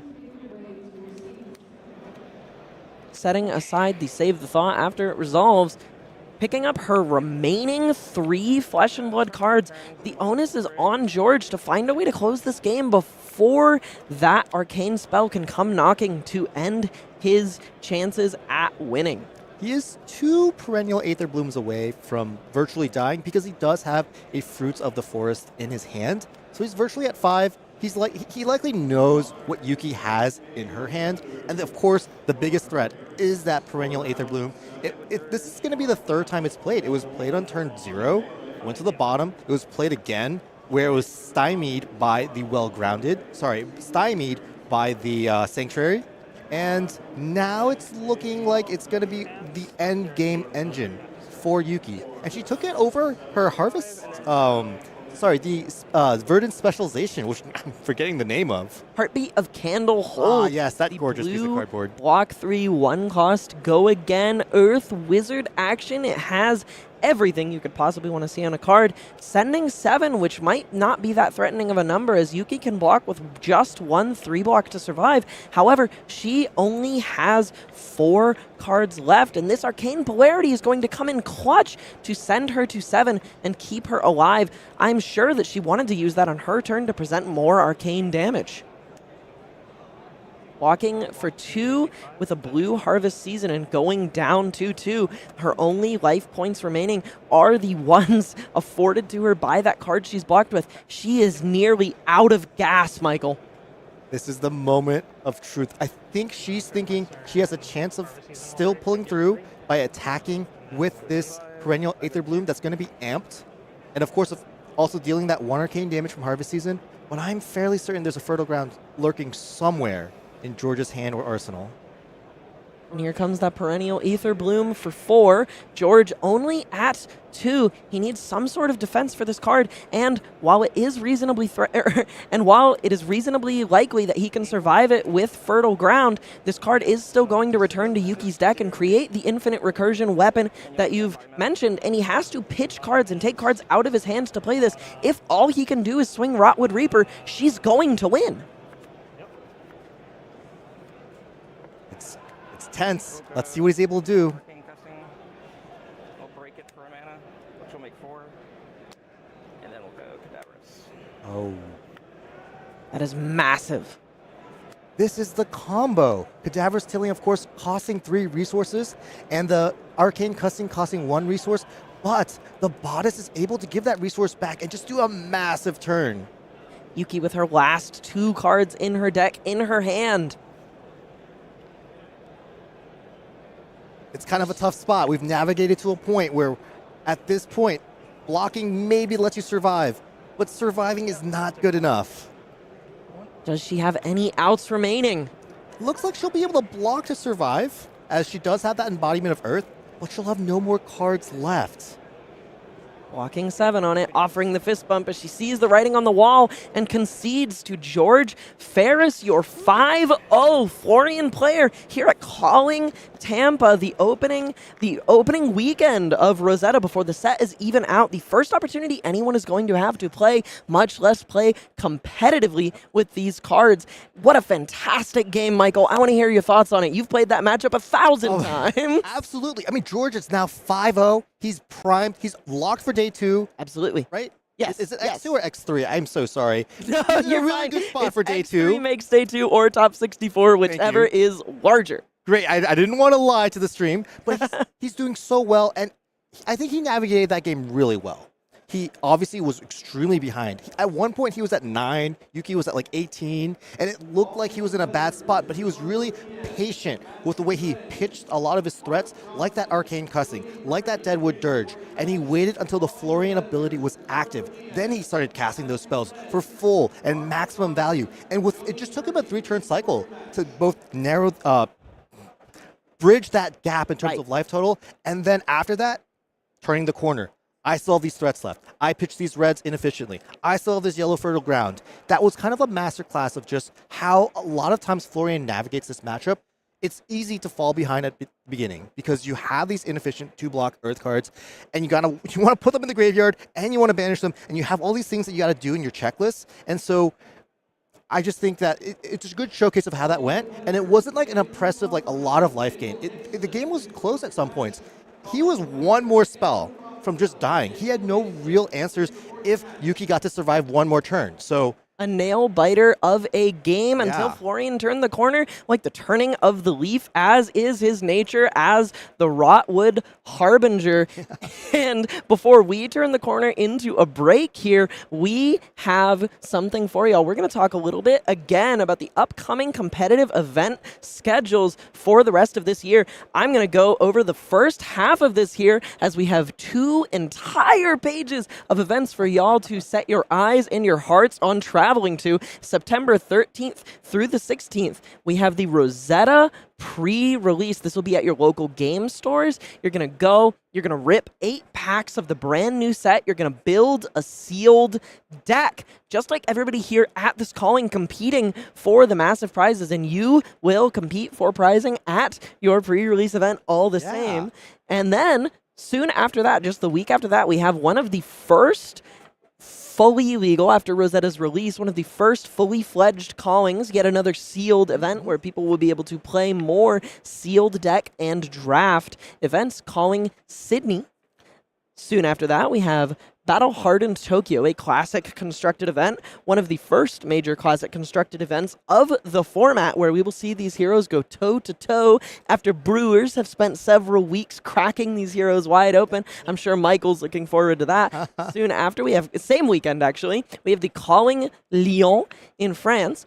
This is another classic constructed event where people will be looking to break it open and take home their lion's share of $20,000. Then we have Battle Hardened Milwaukee, September 28th through 29th, just a day later. Triple header that weekend. Triple 3 places, header. 3 continents. That is amazing. In Milwaukee, over here in the States, we have just a measly Battle Hardened, which is a massive event as well. We have Classic Constructed for that one as well. Soon Hosted after, by the great Min-Max Games as well, with Savage Feats kind of doing the production of the stream. It's going to be a good time. Ooh, Don't miss I'm the stream. excited for it.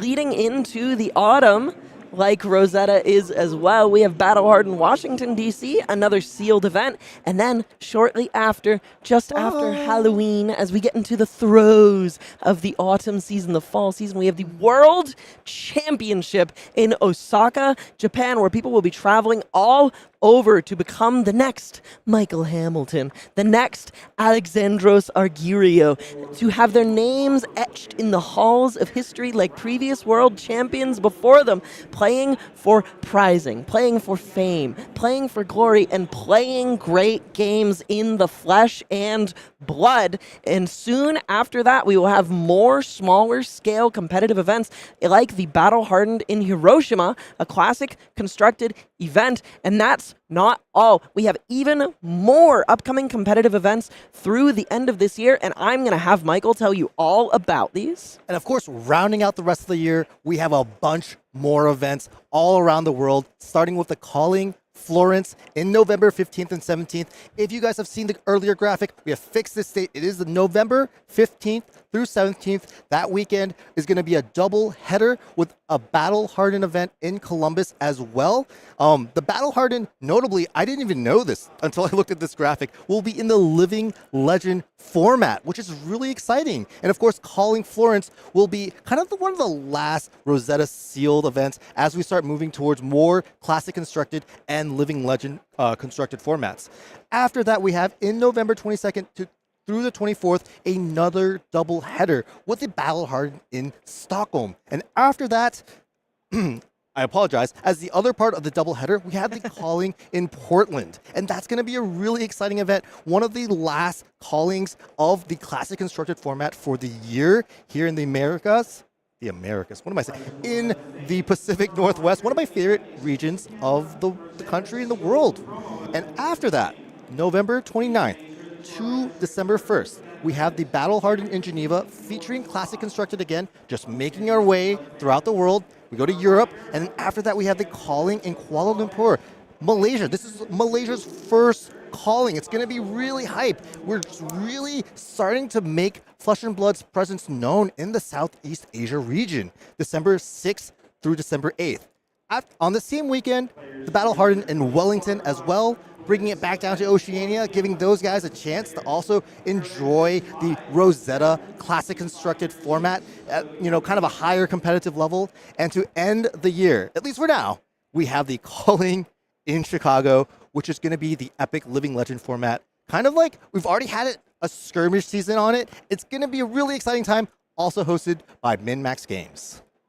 Speaking of Living Legend, Michael, I want to know what hero you are the most excited to play in these upcoming Living Legend events. I personally will be attending Calling Chicago on Briar, and yourself? Probably Prism. I'm not sure which one, but I want to play one of them. Not Mr. Battle-hardened winner Michael Fung on Chain Bound by Shadow? I like Chain, but I really wanted to explore Prism and trying out playing Prism. And I think, a little bit dampened by seeing all these Lightning and Earth cards have the ability to interact with my precious Spectra.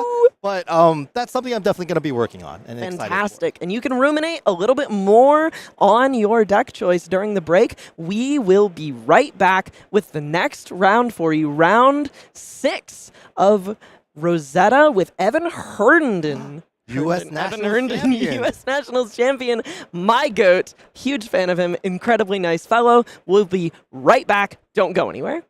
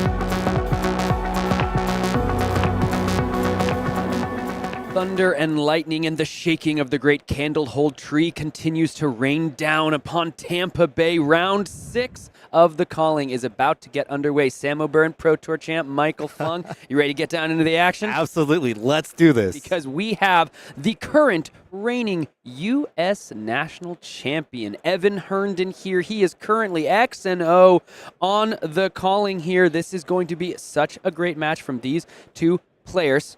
We've got, it looks like another Earth matchup, Florian versus Verdance. We've seen this matchup a couple of times already. It's going to be an exciting time. And they're kicking it straight off. Looks like we're going to begin the game here. Both players getting ready to rock and roll. A couple life gained from Adam on Verdance. Both of these players currently 4-1 on the day. And after that life gain from Adam, it's just going to be a card headed to the arsenal, which means Evan's first turn, a nice Oath of the Arc-Knight to start things off. Rune Chant generated, +3 to the next Rune Blade attack, so it does work on the weapon, and that is going to be the action of choice here for Evan, sending a couple blues to the bottom of the deck in the Splintering Deadwood and the Blossoming Decay. It's going to be 1 Rune Chant and 7 physical that Adam Jesssell has to deal with. I've played against Adam, I think. Calling Baltimore. If I'm not mistaken, I played against Adam. I was on Icelander. He was on Lexi. I am pretty darn sure that happened. Lovely dude. Did take the W.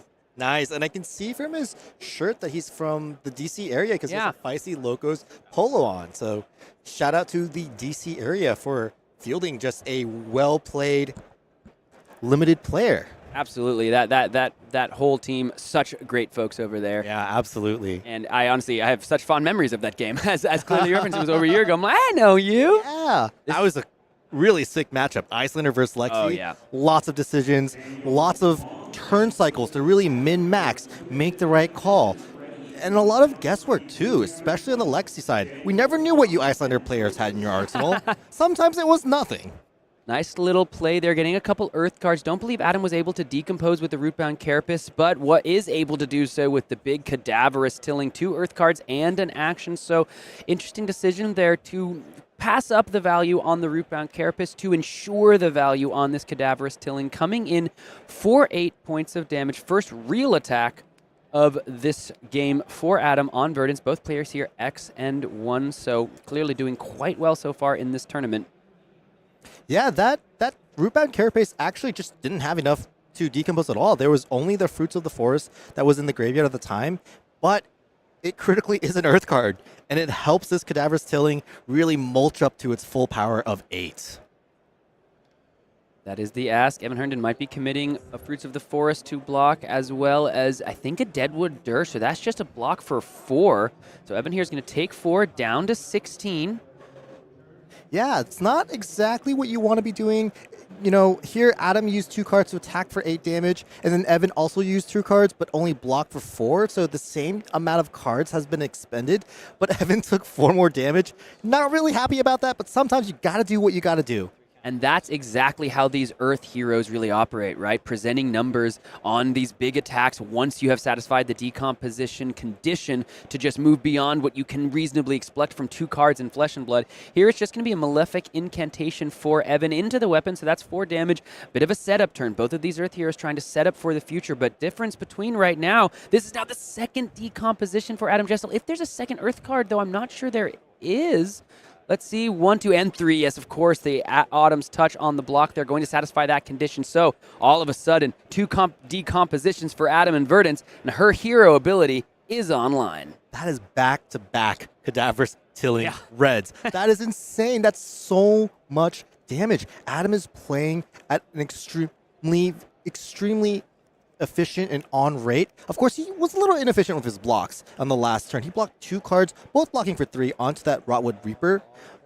Evan, of course, got to set up an extremely good and powerful, strong, rare aura. The Maleficent Fresh faces fill Incantations. the gardens.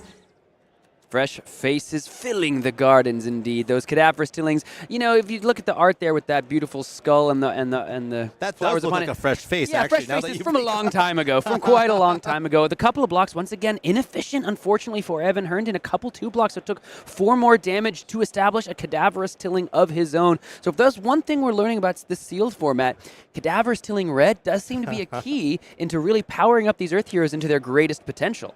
Yeah, I mean, it's no surprise that both players are in the X1 bracket so far. They both have a lot of Tillings, and the Tillings are doing a lot of work. And in sealed deck format where you don't have the same optionality as the draft, like we'll be watching all day tomorrow, and it could not, I think, be more of a treat for everyone at home to see this draft format in action. In sealed, you play with what you get, and if you open a bunch of red Tillings, sometimes that puts the money You got it, from a gift from the old set. You put your money where your mouth is. You put your cadavers where your tillings are. You leave me alone. This is a big attack for 8 after a harvest season, so there's a potential for life game here for the following turn. There's 8 damage on the combat chain. Let's see, is Evan able to block a little more efficiently? Yes. Finally, 3 blocks hit the combat chain. So only 2 damage leaks over the top after this fertile ground threatens to do another ping of Arcane, basically in the reaction step here. Yep. That's kind of like Pummel in some ways. Is it? The attack reaction that costs 2 from Welcome to Wraith. Yeah. It seems like Verdance is already turned on, and Adam is able to start accruing that incremental value. The little pings here and there. And those are the pings that really start adding up as Evan's life total starts to dwindle. Nice play there from Evan because that arcane damage came over the top. It was basically instants on both sides of the table as Evan was able to finally use that arcane polarity, gain some health back after taking the 1 and the 2 from the attack and the ping respectively, and then was able to gain it all back, starting things off with the Summer's Fall, going to go ahead and decompose, and that puts the Harvest Season back on the bottom of the deck. This card can really, I think you heard it described as the blowout of all blowouts. You take a card, you took an action point, even though it had go again and cards and resources to establish, and you just say, you're going to put that on the bottom of the deck. That's a big loss for Adam here on Verdance. Yeah, Summer's Fall's text can range anywhere from being so useless that players don't even choose to decompose for it to backbreaking. That put an entire 3 life gain to the bottom. Of course, Adam will have access to that in the future, but he spent good time, good resources, and good cards to play it earlier, and he's not going to be happy about that. I spent good time and resources to pay for this Harvest Season, darn it. Hard-working money. And hard-working money. You put it away. After the attack and the Summer's Fall from Evan Herdon, he has 12 life to Adam's 14. Florian at 12 to Verdance's 14. And the response from Verdance here is going to be a tongue-tied. No cards in the arsenal, so no instants to banish. Just a 2-card 7, 1 card in the pitch, 1 card on the combat chain. 7 damage threatens more than half of Evan's life total. These Earth Heroes, man, boy, do they like their efficient 2-card plays. It's about how can you break the turn cycle on either offense or defense, and that will allow you to come away with the win. But for Adam, if you can be consistent with the plays, and again, as we saw from Evan, blocks 2 cards, 2 block, 2 block. That is not, like you mentioned, efficient enough to break through that turn cycle and come ahead on the value. So he's going to have to find another way to do so. It's often easier to be the aggressor. In many of these cases, in these small instances where you're able to block a couple cards and just play the most efficient 2 cards you can possibly play. And those are 2 3 blocks. Nice job, Evan. Yay! I believe the other 2 cards in his hand are both 2 blocks. Yep. So he's, doing, min-maxing some of his numbers. Block with the 3 blocks, play the 2 blocks. 2-1 here. Rotwood Reaper just going to go ahead. He needs to get that 2 block out of the hand, put a Blossoming Decay on the bottom of the deck. Again, just trying to set up. This is 3 points of damage split. Does not trigger the Malefic Incantation because it's not an attack action card. Adam here looking as though he's posturing to at least take the 1 Arcane, which does turn on that Arcane Polarity in the hand. You're not sure the color, but if it's red, that is a massive swing. We've been talking about what to sink below at home. It is the Arcane Polarity red. I think Arcane damage is used by Wizards. Wizards are scholarly and think a lot, so if this is something you can only use with Arcane damage, can we call it Think Below? Oh my goodness. You like that? I think you have won the internet today. We like that? Yeah, I like Think Below. I was sitting here, I was like, Think Below. Blink Below. No, but Think Below, I think, is the winner. And that's a lot of life gained there. And the bruised leather, because the ping damage was taken, the bruised leather is allowed to come on and prevent 1 of that damage. So Evan really has to set up. And I think because the way this game has gone, priced into using his hand that way, has blocked with blocked with these 2 blocks too often, felt priced into blocking with those 3 blocks, and now had to make kind of an inefficient turn to set up a 5-card hand to finally try to break through. And he did Arsenal Harvest Season. I'm willing to bet it's a red. And if he had instead a blue, he would have gone Harvest Season into that Rotwood Reaper. But unfortunately, he did have to pitch a yellow Blossoming Decay, so he wasn't able to access that full play. Trailblazing Aether here, going to be the ask with the Staff of Verdant Shoots. And now this is an interesting point of decision for Evan because this is a very real surge effect with 2 cards in hand, especially when one of them weakened now is a Findall's Fighting Spirit. So if all 4 of this does connect, it will have go again. Adam might have use for the other cards in some other manner because 2 damage is prevented, so no go again on the surge. It is just going to be a fertile ground, so still utilizing those cards. Gonna gain, if that's a red, 5 life and ping for a point of arcane, but as we saw in just our last feature match, even when Florian seems down and out and Verdance is gaining all the life in the world, do you have the closing power? That is the question these Verdance decks, goodness, are being asked. But at 4-1, Adam seems to have found the answers more often than not. That last play was beautiful. Adam sent that Trailblazing Aether. He spent an entire card to amp it to 4, and then he kind of baited it out. Evan gave his shoes up just to deny the go again on the Trailblazing Aether, but Adam was like, I didn't even need the go again. My plan was actually to play a Fertile Ground, and by doing so in the future, especially if he has that one common we've been talking about over and over again, the perennial Aether Bloom, now the coast is clear. The Sanctuary of Aria is the last thing left. The well-grounded is gone. For Evan's side of the table, a really strong play in his own right. Took a couple blues to do so, but a strong yield. Aura created 3 damage on his next attack, and the Findall's Fighting Spirit for the full 8 points of value. Gained the life on attack and 7 points of damage, but after all that life gain, Adam only down to 17 here. So this is what these Verdance decks do. They gain a bunch of life. They come in with, looks like a yellow strength of 4 seasons, so this one will be for 7, threatening so much of Evan, our national champion here in the United States. His life on Florian's because he's currently at 9. Gonna give another couple of blocks here. Looks like block 6, take 1 is the response from Evan. So 2 cards left in hand, 1 in the arsenal, but a strong yield that's gonna power up this turn as well. It's gonna be a big attack, whatever it is. Hocus pocus for 1. No way. Snuff out. Now this is interesting. What I will say is at the moment, the strong yield is not actually an aura. He's just representing it with the +3 because that's a very relevant moment here. Because Snuff Out says if it hits a hero, you can destroy an aura you control as the attacking player. And if you do, the defending hero that got hit discards a card. At the moment, no auras are on the field for Evan because once those 2 rune chants have triggered right now on the combat chain, they're going to disappear after the 2 arcane damage has been either dealt with or taken. And then that Snuff Out will have no aura in order to utilize. Right here, unfortunately for Evan, just going to go ahead and be a big attack for 8. There is there's like a sigil of Sanctuary that Evan could have, maybe could represent. It won't be that threatening, I think, because at that point it just becomes a 1-for-1 trade. I think Snuff Out is really at its best when you're just, destroying an embodiment of Earth or something less consequential. Yeah. The Malefic from earlier in the game, sure, right? You attack, you make counter. a rune chant. Yeah. With 1 card in hand, I do think you bring up a good point. Evan might want to trade that instant speed sigil that he could play and then destroy, but that's not going to be the case here. Just 5 damage coming over the top. So Adam Jesssell looks like down, currently representing 15, but I have to imagine more life is gone than that. Down to 10 after that attack. So Evan Herdon here on Florian has closed the life gap. And I think, again, the onus is on Adam to find the damage and actually close out this game. He's doing good damage. He's already gotten Evan below 10, which we've seen in some of the other matchups, Florian versus Verdance, actually, kind of be a struggle. We've seen some of these Florians go above 20 and kind of just sit above 20. Oh, boy. Wow. 2 different Majestics here. Seeds of Tomorrow coming out onto the combat chain. This is a fantastic card. Costs 0, you'd play it, put a card from the arsenal on the bottom of the deck, and then the next 5 damage over the whole turn just prevented. That includes physical, that includes arcane. So here, in response to the discard of the Fruits of the Forest, the Seeds of Tomorrow now shores up a lot of damage on this whole turn. Adam has a real decision now. Does he continue to attack, or does he hold back?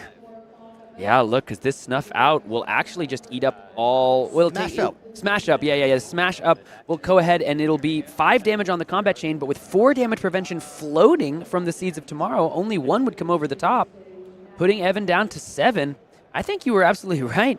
Totally real decision point there. I'm not sure what the value is of keeping the red card in your hand, but you allowed Evan to get all the full value out of that card. Well, by sending the attack, you're at least saying my Smash Up can do 1 life point of damage. Maybe no deck damage, but at least I can threaten 1 more damage or force Evan to put another card to block that 1 damage. So I don't think it was necessarily good or bad. Sure. But it definitely was a decision as our players start counting their deck sizes, and it looks like there were 5 cards in Adam's hand, 5 deck. or 6. Might have been 6. 5 or 6, I'm not sure. Sure. And then however many cards are in the hand as well. And like you said, no deck damage, but when the life totals are as such and the deck sizes are getting so small, the question is, do you want to keep just the red card in your hand, just to keep more cards in your deck, keep the threat density. The question and the answers only Verdance's to know, only Adam's to answer, as Evan presents a new question of his own. Fruits of the Forest Red, 7 damage. Again, these Verdance decks, they seem powerful. Adam kicking butt this tournament at 4-1, so clearly has found the answers more often than not. But can he close the game here against the national champ on this Florian deck? I think the life totals and the deck sizes, everything is actually at a relative parity, especially also the equipment. They all seem to balance each other out at this point. It's all on the next couple of turns. How efficient can Evan be? How efficient can Adam be as they start getting to the bottoms of their decks, to the second cycle of their decks? Another Majestic, though, in Adam's hand. That is, I think, Destructive Aether Tide. It's like the CNC Zap. It's the Command and Conquer Zap. If it deals the surge damage on that card, it actually destroys a card in the arsenal. Only comes in for 1. It has to amp a fair bit to get its full value here, but might just be a 3-block on this turn, facing down the attack for 7. It might not be enough. And Evan might not even have an arsenal. So cashing it in for a good guaranteed 3-block here wouldn't be too bad. Take 4. You heard Adam say it. 4 damage means he's going down to 8, just 1 point above Evan here, who sits at 7. 18 minutes remaining. These players aren't probably going to time because the decks are looking a little thin for that, which means we are coming down to the final turns of this game. Either player winning here moves on to X and 1, a dominant position so far in this tournament. Both players looking to do so. Staff of Verdance shoots the first activation for Adam on the turn. Only a second of the game, I believe, into the Aether Quickening. This one, once again, threatens the go again. Comes in for 5, but if he deals more than 4, thanks to the surge, Adam's going to get his action point back. It's actually really cool what Adam is doing here. He's saying, oh man, I saw this card, 2 resources, kind of want this go again. But you and I know, he has a Find Those Fighting Spirit left in his hand. He's not going to be able to use that action point, even if he gets it. But you know what he might get? The Sanctuary of Arya. But last time Evan saw this play, Adam was able to use the card no matter what, right? So Evan might be saying, I'm not gonna fall for the trap. Looks as though he's gonna go for it because, again, even though Adam won't be able to utilize this card here, this is still probably a good time to get some activation out of your blues of the Sanctuary of Arya, right? Still get a good amount of value. Yeah, maybe Evan can't use these cards anyway, so he just, it doesn't matter to him. Might as well send it. And keeps 2 cards just in the deck. Yep. You're not blocking with the cards, you're pitching the cards. So in a game that very well might come down to who has cards left in deck, when, at what time, Evan's saying, I'm going to use these cards for the defense, even if the go again wouldn't matter for you here. And that shows why he's the national champ. Back up to 6.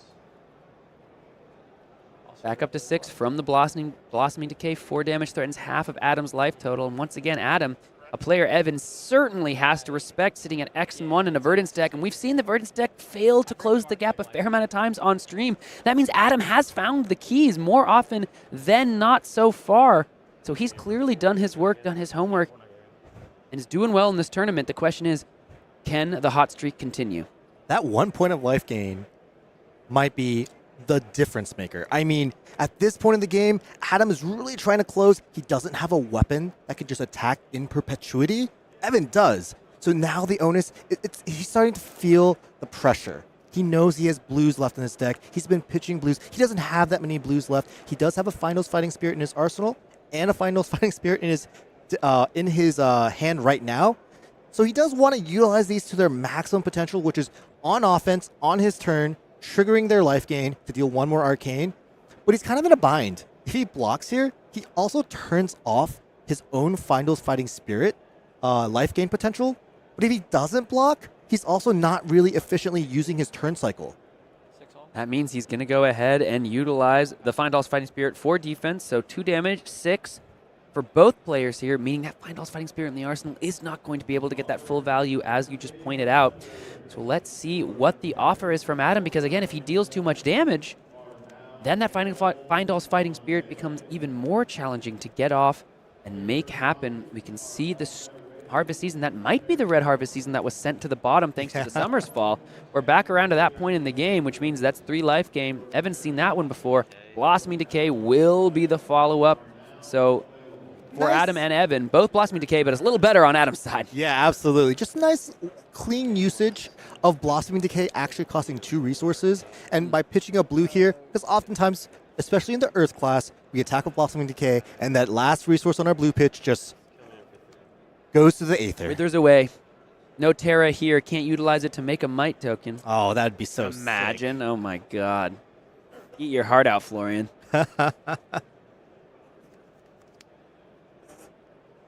There are, of course, beautiful new Might tokens as part of those first strike decks. And if you want to pick up a cold foil of those Might tokens, they are on the prize wall here at Tampa Bay. So if you're watching the stream from Tampa and you're like, wait, what? Go get in your side events. Keep getting those tickets.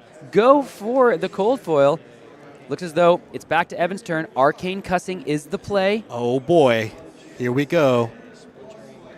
Splintering Deadwood is the follow-up. When it attacks or deals damage, you can go ahead and destroy an aura you control, which will be that Arcane Cussing. Florian is online, which means it's 4 rune chance for the back. So here's 5 physical damage now, but 4 rune chance in the back. That looks to be how Evan hopes to close out this game. And the hit trigger is live. You can choose to destroy a rune chant and create another one +1. So this is 5, maybe 6, if Adam is inclined not to block. And it seems like Adam has a handful of 2 blocks. And when your hand is full of 2 blocks, 5 is the new break point. We've talked so much in this game about Evan forced into those unfortunate 2 blocking position, two block hands where he's not able to utilize his hands defensively too effectively. However, it appears as though it might have caught up to Adam at this point. 2 blocks in his hand here now, save for that Rootbound Carapace. I don't think you want that to happen, Adam. I'm with you there, my brother. 5 damage is on the combat chain. It is the offer of Evan Herdon. This is a good opportunity, though, for Adam to take damage and go below in life so he can finally free that Findel's Fighting Spirit. But, of course, he's not exactly going to be stoked about it because it's not just raw vanilla damage. It's damage of a hit trigger. Yes, and if he goes low enough, if he goes low but not low enough, the harvest season will just bring him back up above Evan's life total. That's a lot. And then the Findel's Fighting Spirit won't be able to get that point of life gain. Actually, if Evan's at 4, there's no way Adam can get lower. I completely missed the fact that there's a red harvest season here. And, of course, the same issue. Adam is in this bind where he wants to block. He's not able to use all of his action points. But by blocking, these cards are just going to go to the graveyard, and they're not going to go back to his deck. He's going to very quickly get to the point where he's not drawing a full grip of 4 anymore, as his deck just won't have that many cards. So that means for Adam, like we described with Evan, it appears as though the Sanctuary of Arya is going to come into play, keep some cards in the deck, try to prevent some damage here, because it's looking as though Adam's deck might only have 1 card left in it. The Well-Grounded will shore up the rest of it.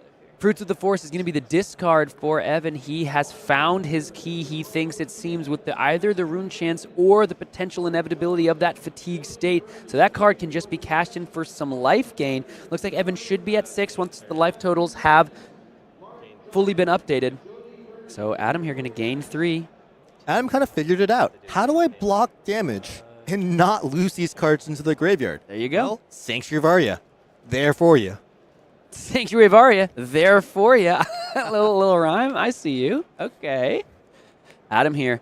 No cards in hand. Oh, no, excuse me. A couple cards left in hand. One of them is a Rootbound Carapace. The other one looks to be a Blossoming Decay blue. We're at that point. Yeah. These cards have been pitched. Now they're back into the hand. And if they get pitched, they're going to be drawn again. It's just, we're in Blue City. Blue City. Population Adam here coming in with the Blossoming Decay. So this does give the life gain as well as the damage. So there are the 2 Earth cards and the action. Those Well-Grounded are Earth equipment. However, the 1 Arcane and the damage presented here, I'm not sure if it's going to be enough. He's only got 4 cards left in deck and that Findel's Fighting Spirit. And unfortunately, he's just at too high a life to even use it to the best of his ability and get the most value out of it. 3 damage. Evan Herdon is at 4, so he has to be careful that a big Arcane spell doesn't just finish the game, but at this point, every player here has seen those 4 cards that are left, and I'm not sure there's a big Arcane spell left in there. Yeah, it's kind of interesting. I don't think there is, and there's still a hold focus on Adam's side. He might be kicking himself for not, cashing that in a little bit earlier. Yeah, the final 4 cards for Adam here. Rootbound Carapace, Strength of 4 Seasons. I think a Cadaverous Tilling and a Sigil of Earth. Or Blossoming Decay. One of the two. Yeah, I definitely see that Tilling, the Sigil of Sanctuary, or Sigil of Earth, apologies. The Strength of 4 Seasons. Yeah, I think you're correct. I don't think it was a Blossoming Decay. Oh, no, yeah, you're right. It is a... It's a Rootbound Carapace. He does have one last source of life gain left, and that is that. Hopefully at this point. We've been saying it a lot, but it's been so long. We could be wrong. But that Findo's Fighting Spirit, potentially in his arsenal, that's his last potential chance to deal arcane damage. Can he go low enough, and will there be enough arcane damage? Here's 3 and 4, so that's 7 points of damage. Threatens to bring him to 4, but 4 is 1 life too many to be lower than Evan, and then cause that Findo's Fighting Spirit to be enough of a threat. Adam saying, come on, couldn't this have at least been a yellow Blossoming Decay to allow for me to go down to 3? One of the rare instances you want to be at lower life than your opponent. This is a really heads-up play. This is actually like a little bit weaker than maybe swinging the weapon and playing the Harvest Season. But by doing this, the maximum damage that Adam can take is to go to 4. His Find Us is still turned off, and Evan gains that 1 more point of life, which is so critical at this point. When Verdance really wants to kill you, and you keep gaining these little incremental pieces of life, it makes the job harder and harder for Adam. Showing again why Evan is our national champ. He's aware of the potential of those Findall Fighting Spirits. The question is, does Evan have enough cards to keep a single card after these attacks to be able to swing the Rotwood Reaper? Because let's say we go down to a fatigue stake. If both players have no cards in decks, it doesn't matter that the Florian weapon would be able to deterministically close out a game. That's what Adam's realizing here. Evan has 1 card left in hand, a card in the pitch. It looks like 2 cards left in the deck. Is Adam's life total high enough to potentially present enough threats to get over the hump at the end? He does have an arsenal. And actually, at this point, access to 1 more card because of it. 5 cards to 4 cards, 7 life to 4 life, all in favor of Adam here. But the weapon difference is what potentially could be the deciding factor. Adam here is lining up a block. Blocking with the Strength of the 4 Seasons. Block 2. Take 1. 1, go to 6. Yep. Block 1, go down to 6 here. That means the Rootbound Carapace is going just into the Cadaverous Tilling. Coming in for 6. This is a blue. We're going to decompose again. So once again, Evan does have to think about this. He can give 2 cards. And then potentially, does the Findall's Fighting Spirit get Adam there from the arsenal just as deck damage as well as potentially threatening the life total? It's actually looking really possible. It is, right? Yeah, just when I thought, maybe Evan had this deterministically, that Finals Fighting Spirit really is going to want at least 1 card, and I'm not sure. If it's a 7 power attack, Evan here just took 1, I believe, down to 3. It should be 3 to 6. No, I think it was a blue Cadaverous Tilling, so he blocked 6, and he's all fine. He's all set. Looks as though, yeah, he's posturing. Oh, got you. Took 1 from the last turn, right? So Runehold Release here, going to make a Rune Chant. This is the time to make 2 he blocked 5. I apologize. He probably blocked 5 on the 6. That's why he took 1. But 2 Rune Chants created thanks to Florian's ability. So here, this is 2 and 4.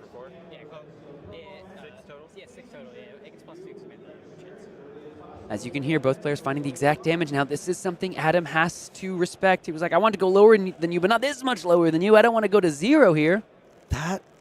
Is that a Sigil of Sanctuary or a Sigil of... Sigil of Sanctuary. Sigil of Sanctuary is an instant. It does not block. No, it does not. What's the other card left in Evan Herdon's deck and hand? Doesn't matter. I think that's a yellow Findall's Fighting Spirit. If it's a blue, then things are different. But I thought it was a yellow. Let's see here. Rootbound Carapace is just going to go ahead and block. This is looking really close because I think if Adam sends that final, actually, even if it is a blue, that's a card that doesn't block gain the life in Evan's hand. Oh, it's looking really close. So there is a potential here that this Findall's Fighting Spirit will be enough to close the game because that's a no block in the hand. There's no embodiment of Earth on Florian's side. That's the decompose in order to just keep Adam alive. He's got 1 card left in hand. He's got 1 card in the arsenal. It's a yellow Findall's Fighting Spirit. because he's gone lower after the attack, the life totals are not represented, but Adam here able to close the game. The 1 point of arcane damage amped thanks to the hold focus, and because of the no block left in Florian's hand, Adam Jesssell moves on to 5-1. We said that's a player that our national champ is gonna have to respect, and respect him he has, as Adam moves on into the winner's bracket after that match. Talk to me about what you think happened there, Michael. Wow, that's all I can say. The moment I realized, wait, Evan has an instant he's pitching, and he's only going to have 2 cards, and he's at 3, and that Finals Fighting Spirit was there. It was so stale. It was growing. It was decomposing itself in that arsenal.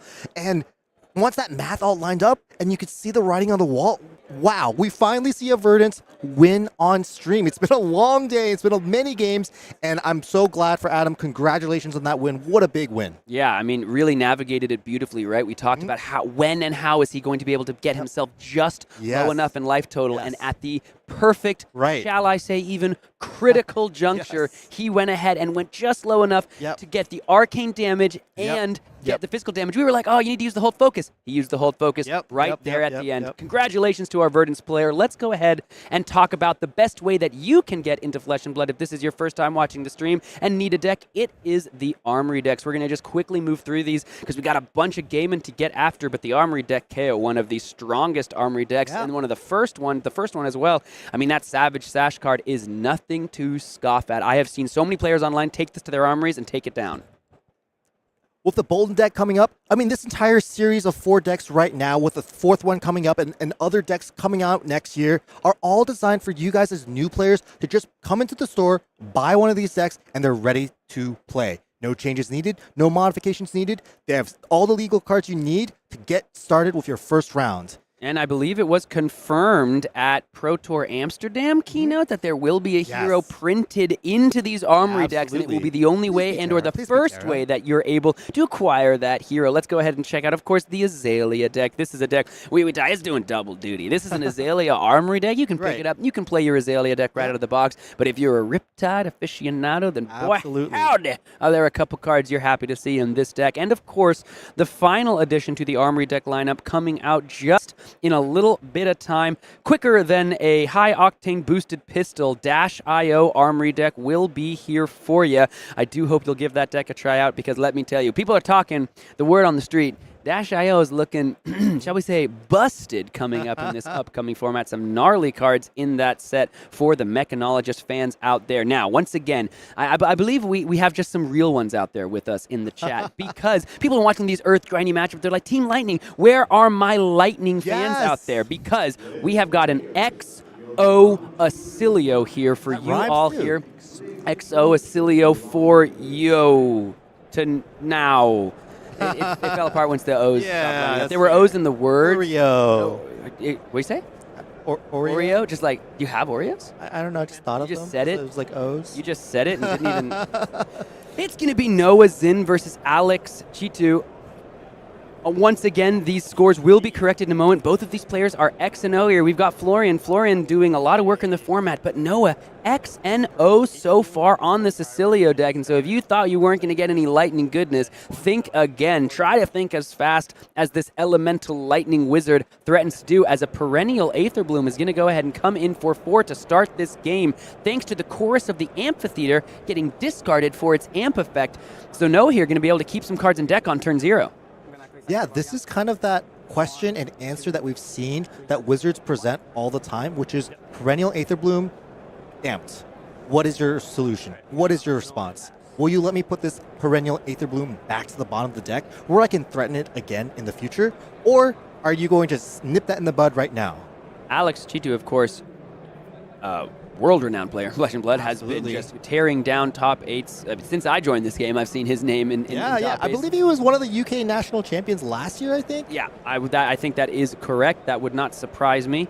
A name I see at the top of the standings. Facing down Noah, 5-0 on Oscilio. It's going to be an Earth form to start things off.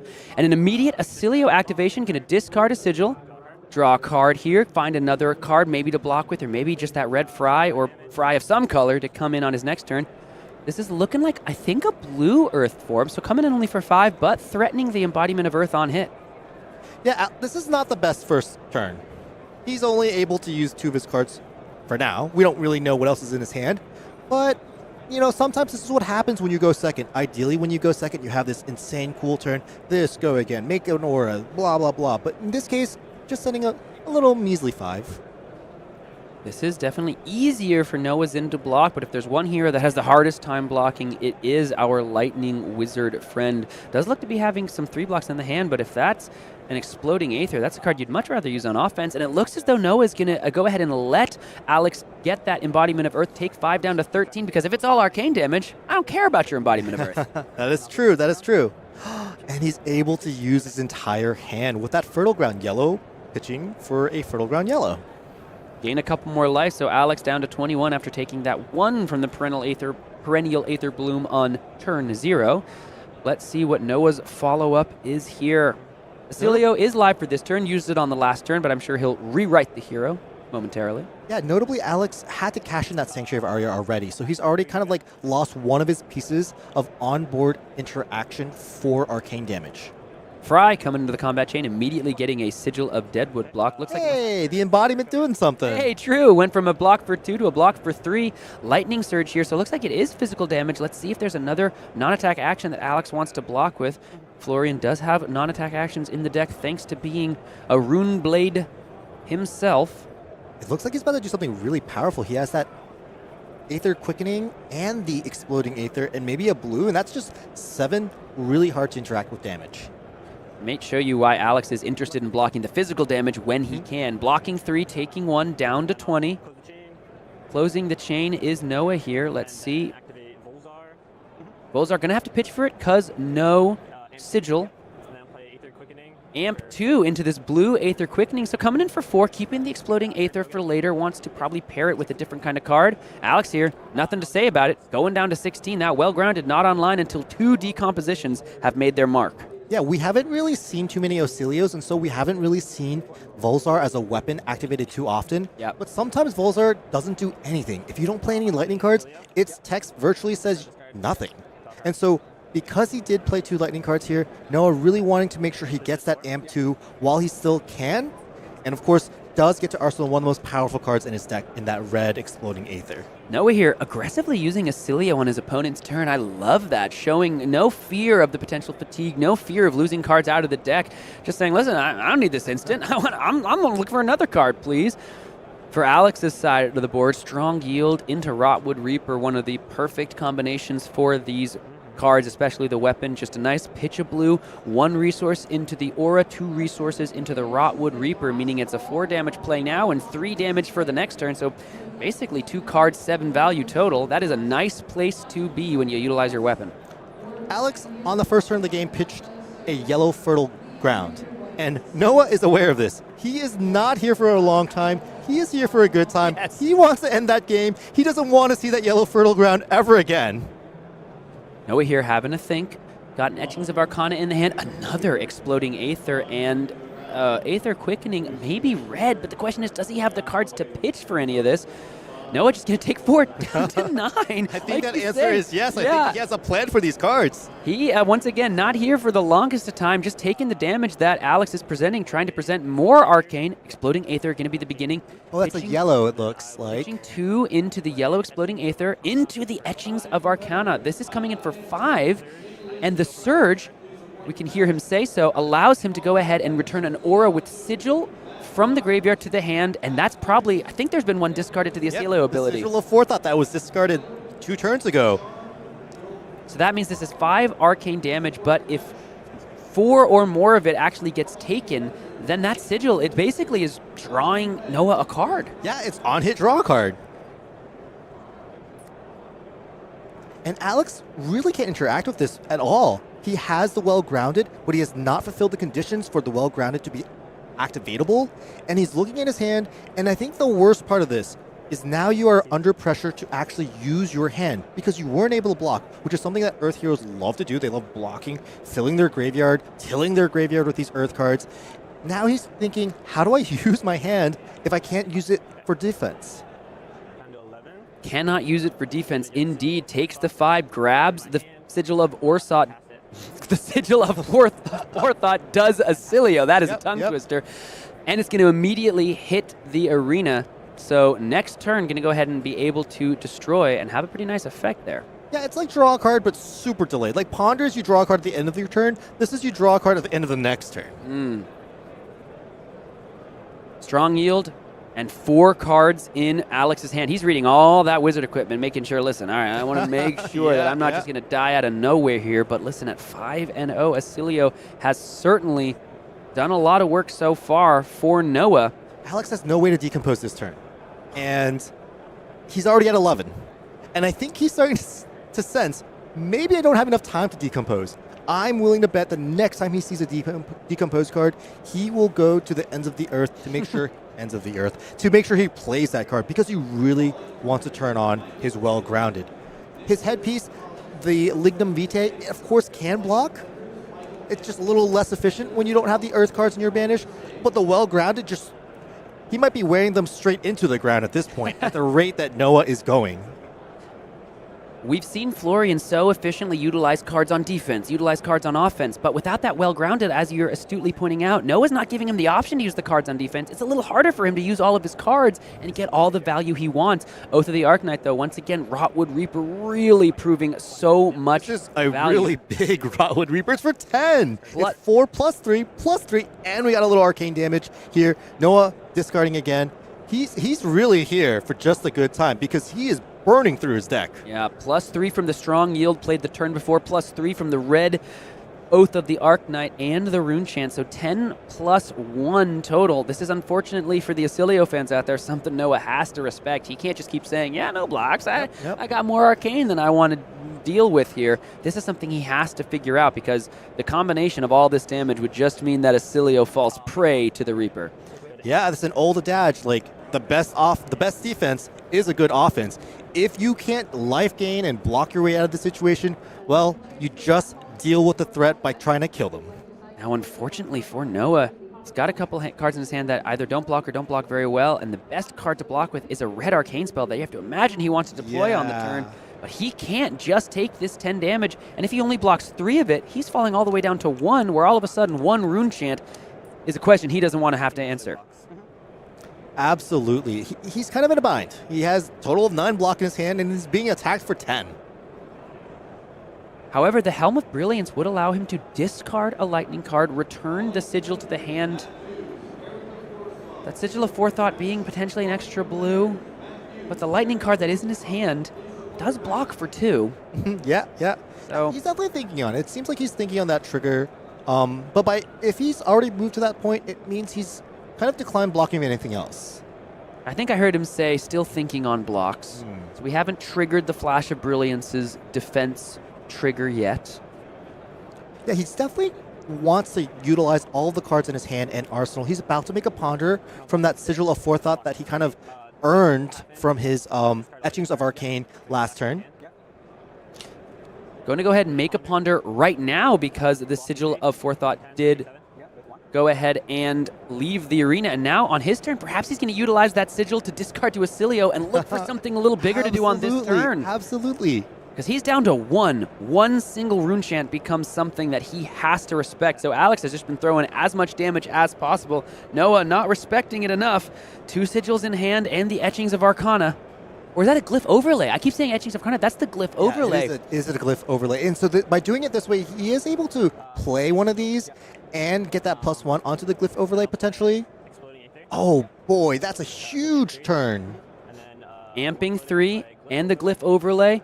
Can't amp from Volzark because no arcane damage, no lightning cards have been played, but still X +3 arcane. This is 7 damage and going to potentially gain another life if it deals more than 3. Then all the sigils go into the deck here, which would make another ponder token. Life. Yeah. Oh my goodness, gaining a life would be so important right now. 7 arcane damage is the presentation from Noah Zinn. Life totals are kind of scary. If Alex takes... they're scary. And he goes to 4, and he's not able to kill Noah, 2 cards can quite easily be 4 arcane damage. And Alex can interact with that arcane damage unless he has, very few select cards that are of higher rarity in the Earth class or life gain. This well-grounded It's looking pretty well grounded. He's going to have a hard time taking them off at this point because he has not decomposed at all. He wants to take those off of the leg slot and onto the combat chain, but like you say, they are rooted to the earth, rooted to that leg slot. Not going to be leaving until he can get some more decomposition done. So now 2 to 4 are the life totals. Alex has had no way to interact with this arcane damage at all, though it looks as though he might have a Fruits of the Force in the hand to gain a little bit of life. 2 ponders for Noah, so he's going to get his choice of what the arsenal is here. Well, there's the sigil that he just shuffled back in. And looks like a second strike as well, so that's a card that gets go again if he deals some damage.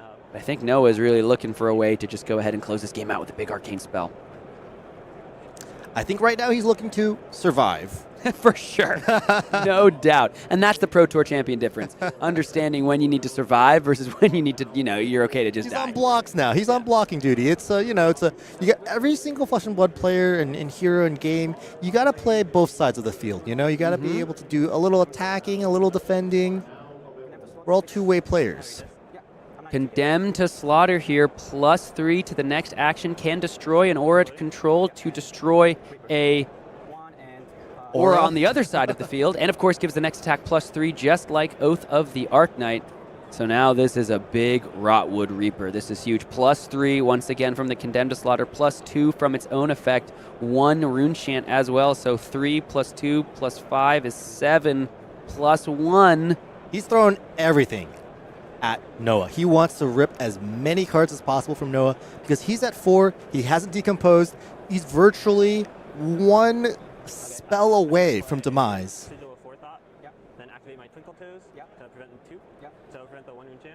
As you heard Noah say, the sigil from the arsenal is able to be played, so 2 prevention used from the Twinkle Toes there, as the instant speed ability has been fulfilled, so only 6 coming over the top, so blocking 5, taking 1 is Noah. Oscilio down to 1 again, the glyph overlay, life gain so important, and Alex here able to gain 2 life up to 6. That's going to make it even more challenging for Noah to close out this game. 6 is such a magical number. 4, that's 1 spell. 6, none of the spells do that except for a single meld card, and that was not in Noah's hand. And would require a multiple cards to pitch for it. Aether Quickening for 4 is the ask of Noah. So if that Fruits of the Forest wasn't in the hand, this would have been a lethal presentation. Oh. But there is the Haunting rendition? Yes. Which Alex has chosen to use the discard activated ability of it, which, as is on the screen, discard this, prevent the next 2 damage that would be dealt to you this turn.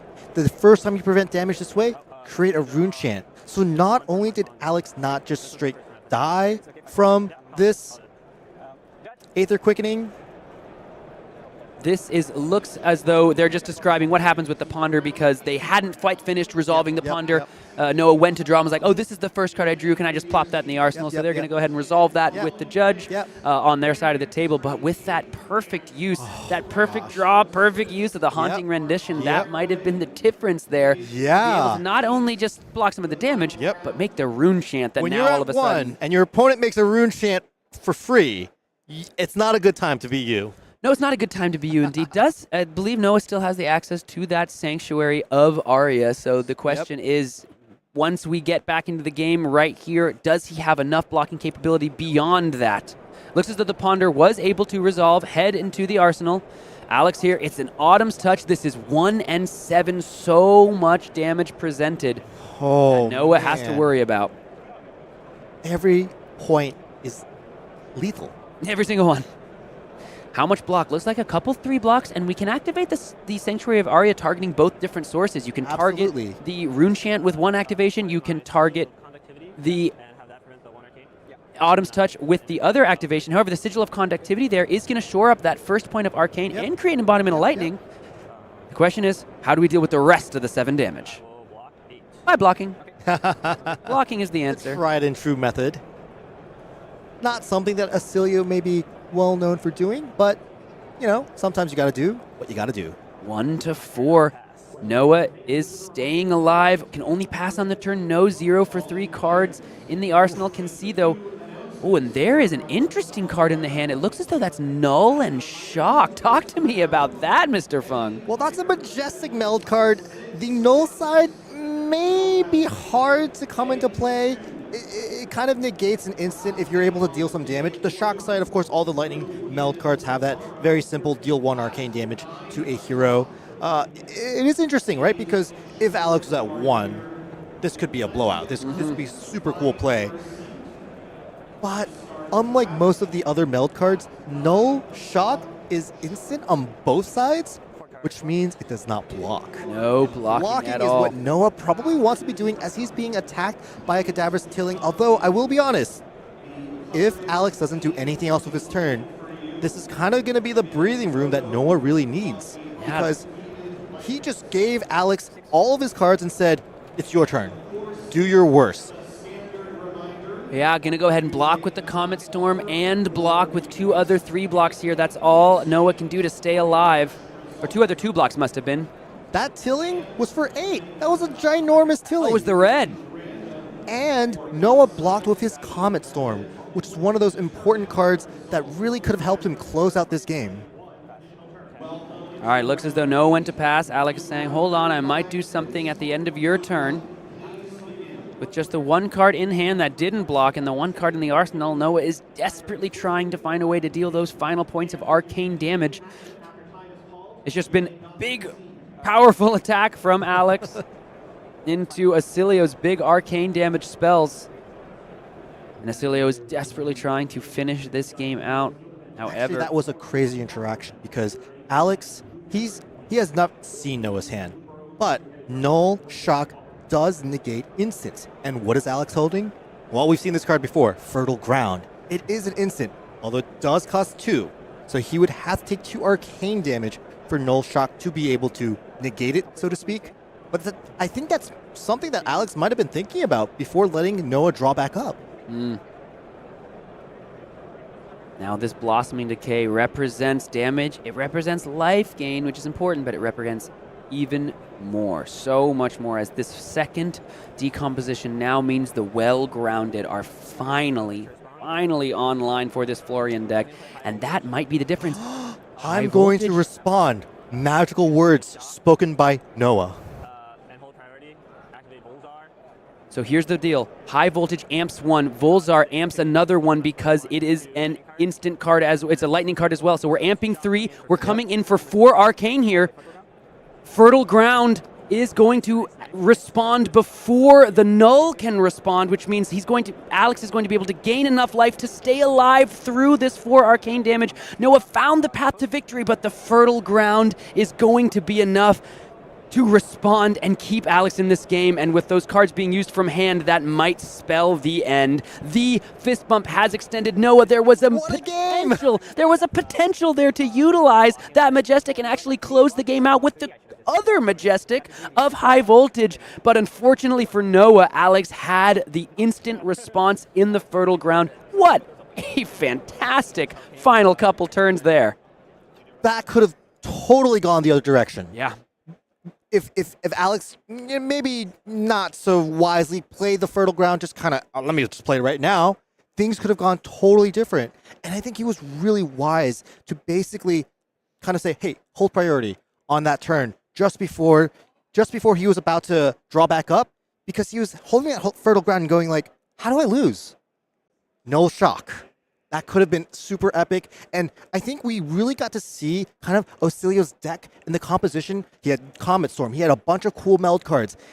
That's what I think it takes for these Oscilio decks to really go over the top and really win. Obviously, he didn't take it down today, but we can see why he has at least been 5-0 up until this point. Absolutely, especially if imagining that Comet Storm was able to be deployed on offense. That is a powerful arcane spell, can come in for 7 pretty darn easily. But congratulations, Noah Zinn, X-1, 5-1 after this round. So still very, very much alive in this tournament on Oscilio, and showing that there is so much room for these Lightning heroes. Absolutely. And don't go anywhere, because we got more Oscilio goodness. The Oscilios are eating good. We have got Erika, a caster luminaire, who is not only an incredible caster, but as you're about to see, an incredible player. She does so well in the tournaments in Sweden. As well. Come on. If you want to see her on Oscilio, then don't go anywhere. It's just a 3-minute break before the second to last round here of day 1 of the Calling in Tampa Bay. Rosetta World Premiere right after this.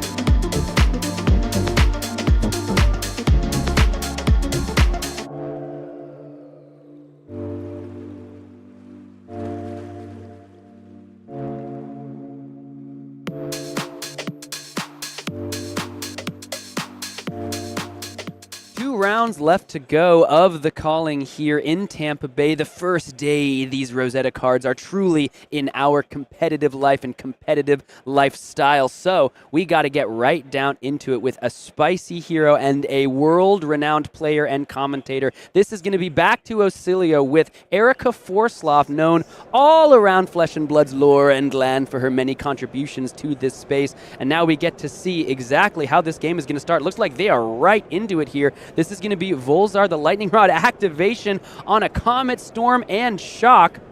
This is a great way to start the game, huh, Ellie? Absolutely. We've kind of dived straight into the action here. I wanted to harp on the note a little bit that Erika is just extremely somebody I look up to, both in terms of playing Flesh and Blood, succeeding at Flesh and Blood.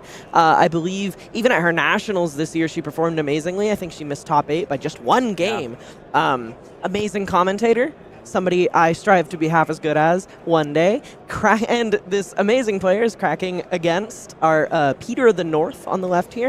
Matt Muus, also a Kano player.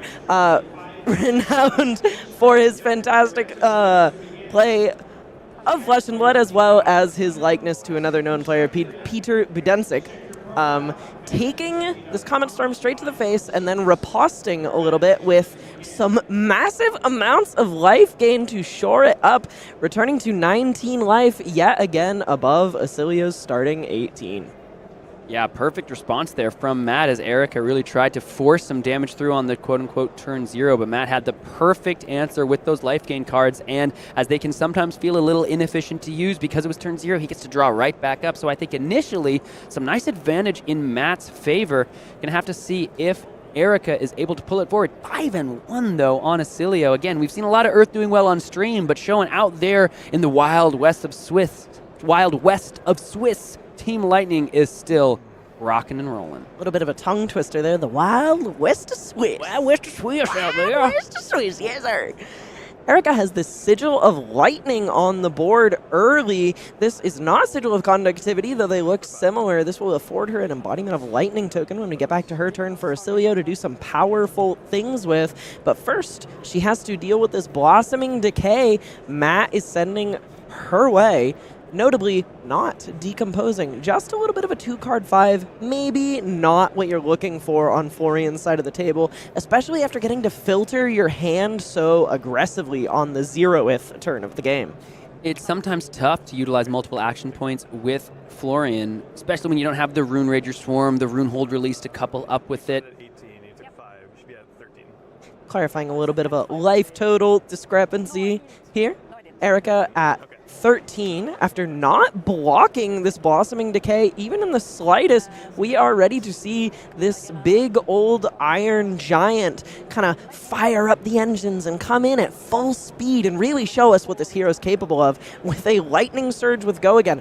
0 for 4s are so important in this limited format, and I think that is something that really stands to how hard it is to have these Lightning heroes come together in Sealed as opposed to Draft. You know, these 0 for 4s, some of the most powerful things you can be doing, especially with Go Again in limited formats. However, when you get down to these 0 for 3s at yellow and these 0 for 2s at blue, your deck starts to suffer so much and so quickly, and you don't really get to curate that in the same way in a sealed format. So I feel like it's kind of a bit of a serendipitous treat for us all that we get to see such a powerful Oscilio deck kind of tearing up the bracket this weekend.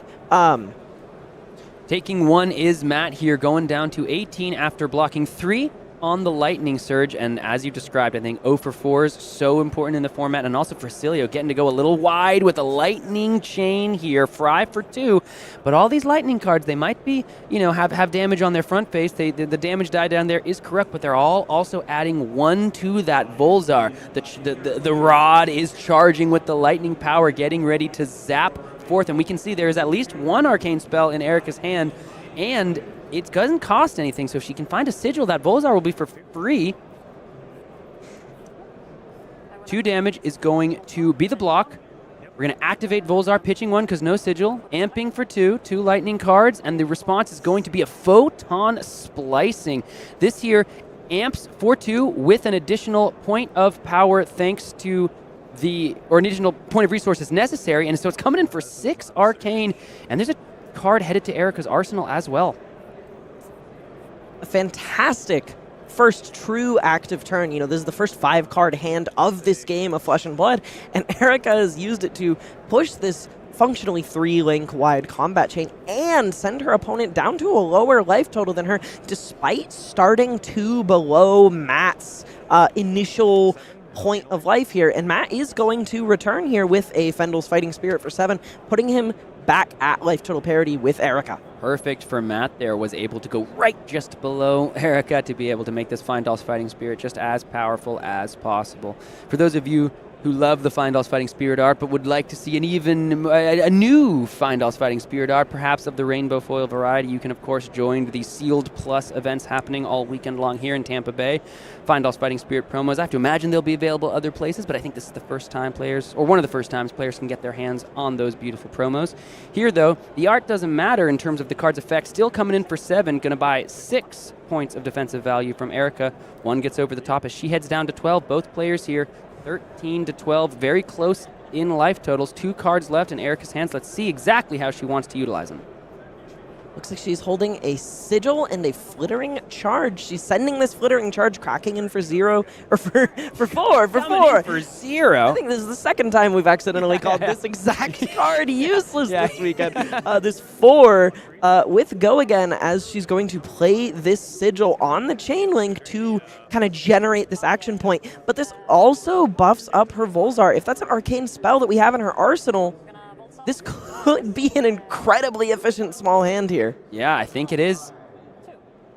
Yeah, we're going to go ahead and amp 2 lightning cards into and overflow the Aether Well. So if this goes ahead and surges, 2 resources will be gained. Not sure there's any good way for Erika to utilize them here, but this is still 4 into 5, and 5 of it's arcane. Like you said, pretty small hand, pretty big amount of damage. That's a very efficient hand. You've only gotten 9 value out of 3 cards here. Sure. However, 4 of it is coming in on an attack with Go Again. Bit of a break point, exceeding the typical block value of most cards in Flesh and Blood. 4 is bigger than 3. And this overflow the Aether Well coming in for 5 is just so evasive. It can threaten to take that Sanctuary of Aria off the board if you want to deny the effect. This Hood of Second Thoughts is getting in here to cover this up a little bit, but it's also taking these defenses off of the board. It's kind of opening Matt up to a more destructive turn in the future. Sigil of Lightning left on the table, so this Cadaverous Tilling coming in for 7. That's quite threatening for Erika on this turn, as she is all the way down to 12, but we saw how well she was able to use an Embodiment of Lightning a couple turns ago. Let's see if she wants to preserve a 4-card hand to utilize that embodiment here, and how many cards she wants to commit to the blocks. Oh, Oscilio is a fascinating mix of instants that don't block and these 3 block wizard cards, right? So every now and then you can find a fair amount of value in the hand, especially if you activate that Oscilio ability, discarding an instant to find a card that potentially does block. Looks like she's got a fair amount of cards in her hand that do block though, so 7 damage, something she has to respond to here. She also has to take a little bit of time to consider, do I even want to block? I'm 4 life ahead. This is only a decomposed attack for 7. Sure, it'll hurt. Sure, it'll take me to 5, but my opponent's at 8. Their Well Grounded isn't even on yet. I can force them off their Sanctuary of Aria. Hell, I might even kill him. I think this is the second decomposition, so Well Grounded might be online here, which would be important because of the 2 damage prevention, because those first 3 cards in the graveyard, I believe, were decomposed earlier. I'm not sure. We'll have to wait and see. Cadaver's Tilling here, though, 4-7. Erika really giving this one a think. Looks like got a Heaven's Claws in the hand, Aether Quickening. A Perennial Ether Bloom and an Exploding Ether.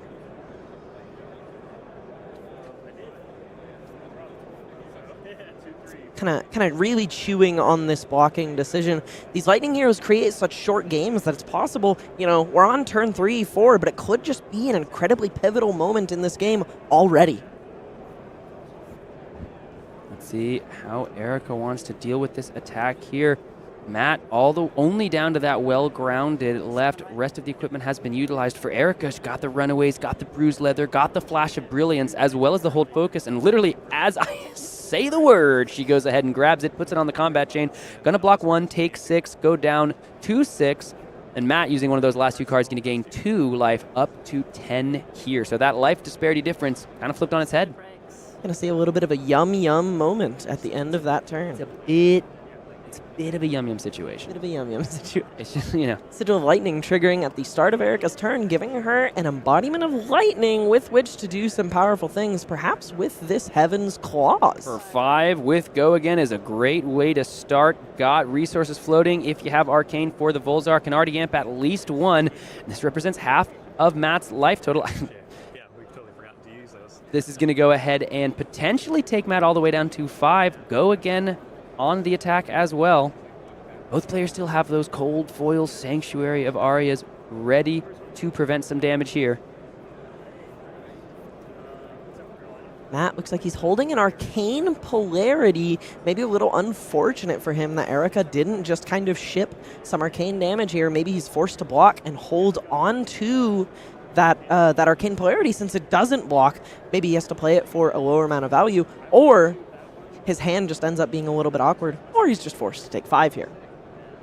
I think that's new flavor text, right, on Heaven's Claws? It is. It is. The flavor text on this card was different in Aria, and this has a cute little watermark now to easily and quickly denote the elemental faction. Helpful. This card belongs to. Helpful, especially back in Aria when you were fusing cards, having to reveal lightning cards, but the cards had lightning depicted on them, but they weren't lightning cards. That was when I was first playing the game. I was like, you're telling me Buzzbolt isn't a lightning card? It was not. Yep. No, it was not. Not in that Lexi Precon Blitz deck. No, it was not. That's something I adore about the first strike decks. They also include the relevant watermarks on the elemental cards of their given element. Yep. So like the elemental Runeblade card has the lightning bolt on it to denote that it requires lightning cards but is not a lightning card. Looks like a block for 2 is presented with that Cadaverous Tilling. It could represent 8 damage on the offense, but Matt wants to make sure he doesn't just get blown up to some powerful arcane effect here. So taking 3 down to 7, up 1 life on Erika Forslav. Sweden's pride sitting there on the right side of the table. Close chain is the ask, or is the requirement of Erika to play Exploding Aether, amping for 3, and coming in with a Perennial Aether Bloom, amping 3 on a blue card, but still making 4 arcane damage out of this turn. And this is, much like the way Verdance wins games, this is threatening to return to the bottom of Erika's deck. Florian likes to drag the game out. It's entirely possible that this becomes relevant later if Matt doesn't nip this in the bud right now. Matt here does have the Arcane Polarity to gain 3 life after taking this 4. Yep, I'll take 4. Gonna go 4 down to 3, and then most likely play out the Arcane Polarity to gain 3 more life, so turning that attack for 4 basically into just an attack for 1, ostensibly blocking 3 of that arcane damage. And the arsenal here is a red Autumn's Touch, so 7 damage. Efficient play here from the Florian decks. We've come to see it all weekend long so far. This is a lethal amount of damage for Erika here.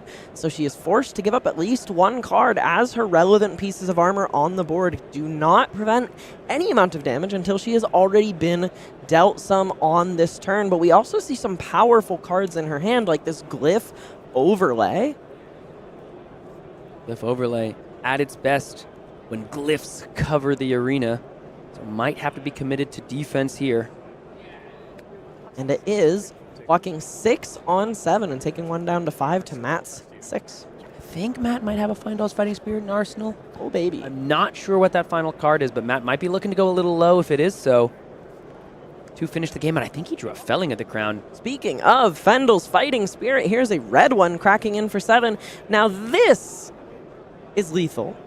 This is more than Matt has left in the tank. He has the well grounded with which to block, but that would still send him to 1, putting him in the true danger zone of arcane damage, especially against Oscilio.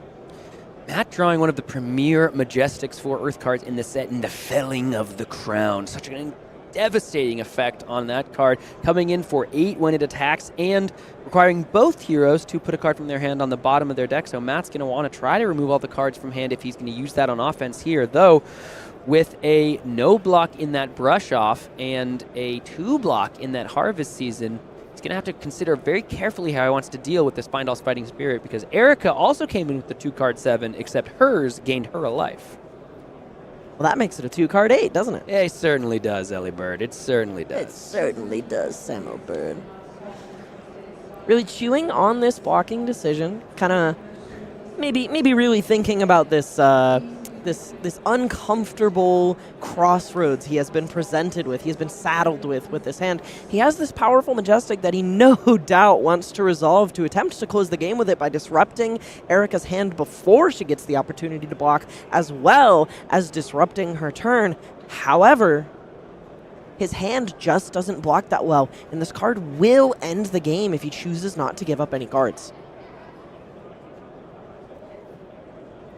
6 life for Matt, 6 life for Erika. This is the second to last round of the first day of Swiss. Both of these players tooth and nail fighting to stay X and 1 moving into the final round. It's going to be a block for 5, so Matt taking 2, keeping the brush off in the hand, utilizing it hopefully on defense. Let's see, it's going to be a pitch into, there it is, the Findall's Fighting Spirit. So now Matt gains a life. Erika's threatened with 7. It's just Findall's Fighting Spirits all over the place here, and this time each player able to gain the life off of these cards. So there's just a lot of value. At least luckily for Erika, this Earth Hero doesn't also ping for 1 Arcane. Absolutely, and you can't, you just can't complain on Erika's side of the table, seeing that Felling of the Crown make its way to the graveyard on defense. Even if it was the correct call from Matt, you're never happy to see a power bomb like that go.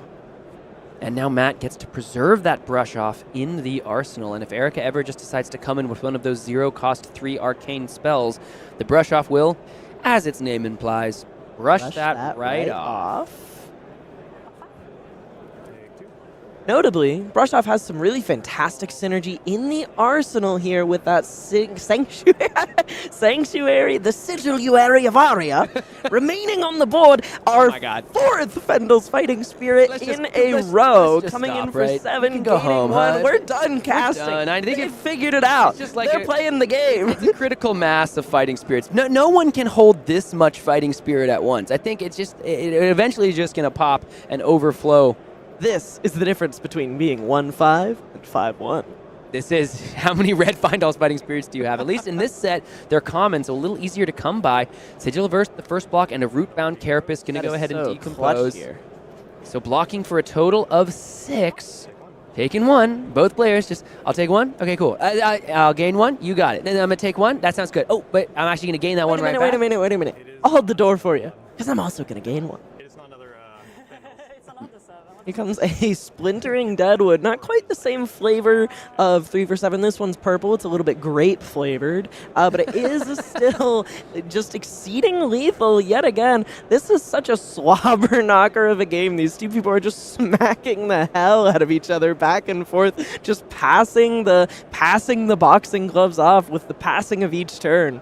7 damage is the ask, though this time Matt doesn't get to gain a life, as it is in fact a different card. Splintering Deadwood, of course, can attack, on attack or hit make a rune chant if an aura has been destroyed to pay the cost. No auras are on the field and none can be created unless it's an instant sigil, though we know it's a brush off in the arsenal for Matt. So this here is just going to be 7, which means Erika once again giving 2-3 blocks, 1 damage coming across.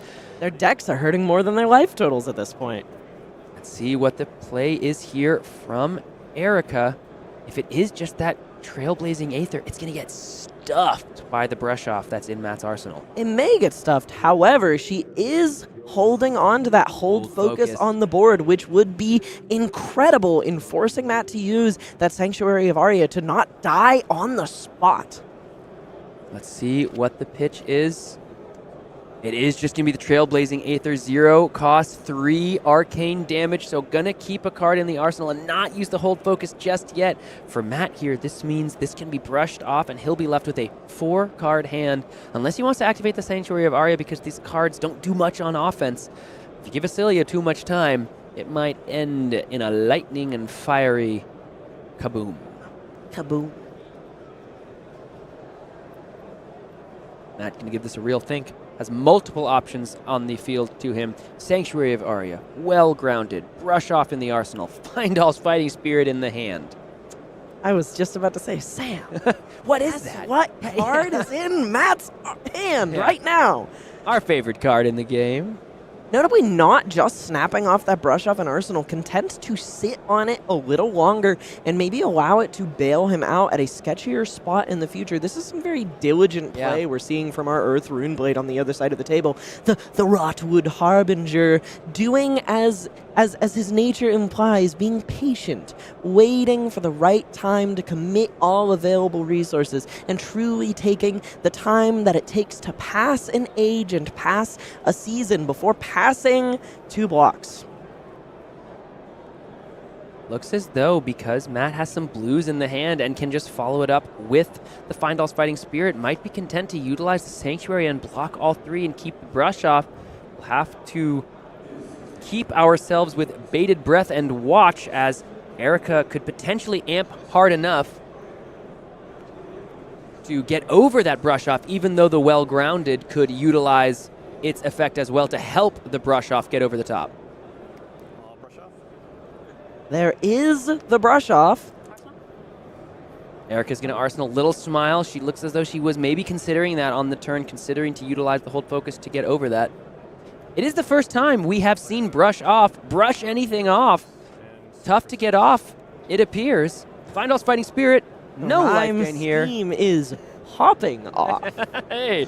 Oh, it does feel important that while Erika is on stream, we mentioned that she's popping off. I mean, at some point, I think that first turn had the potential to be a pop-off. She had a pop-off later in the stream. Would you say that it's critical that we make sure that Erika pops off on this stream? Yeah, it's critical that these players are popping off in this match. No, yeah, it's true. It's true.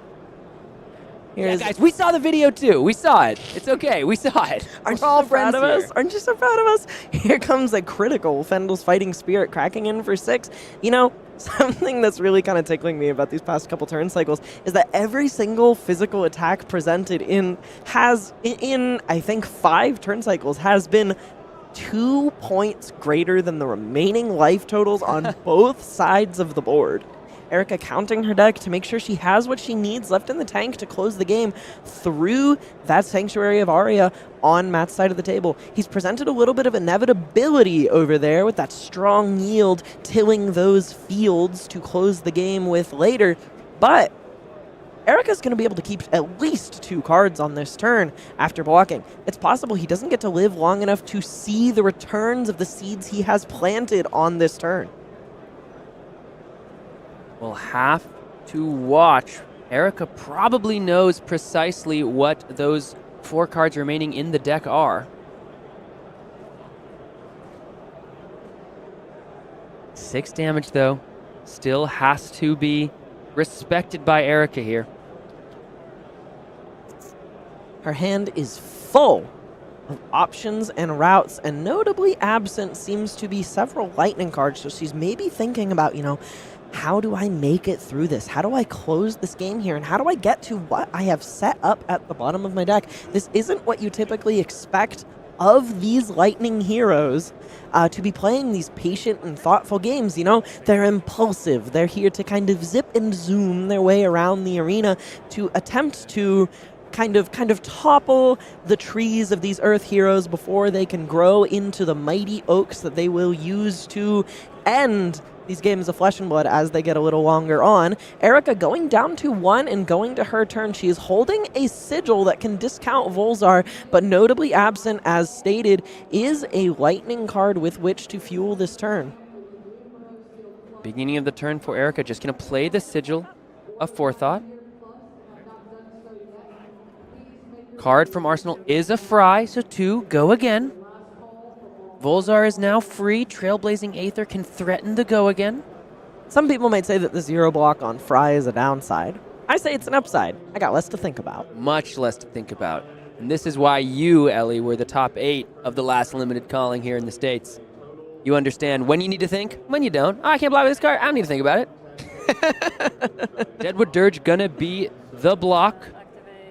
Here hold comes focus. Hold focus into the Volzar, giving her 2 points of amp on the next arcane spell she plays, hoping to close the game right here with an arcane twining coming in for 5, at least demanding 1 card from Matt's hand, assuming they're not all red, with which to activate the Sanctuary of Aria, stripping him down to 2.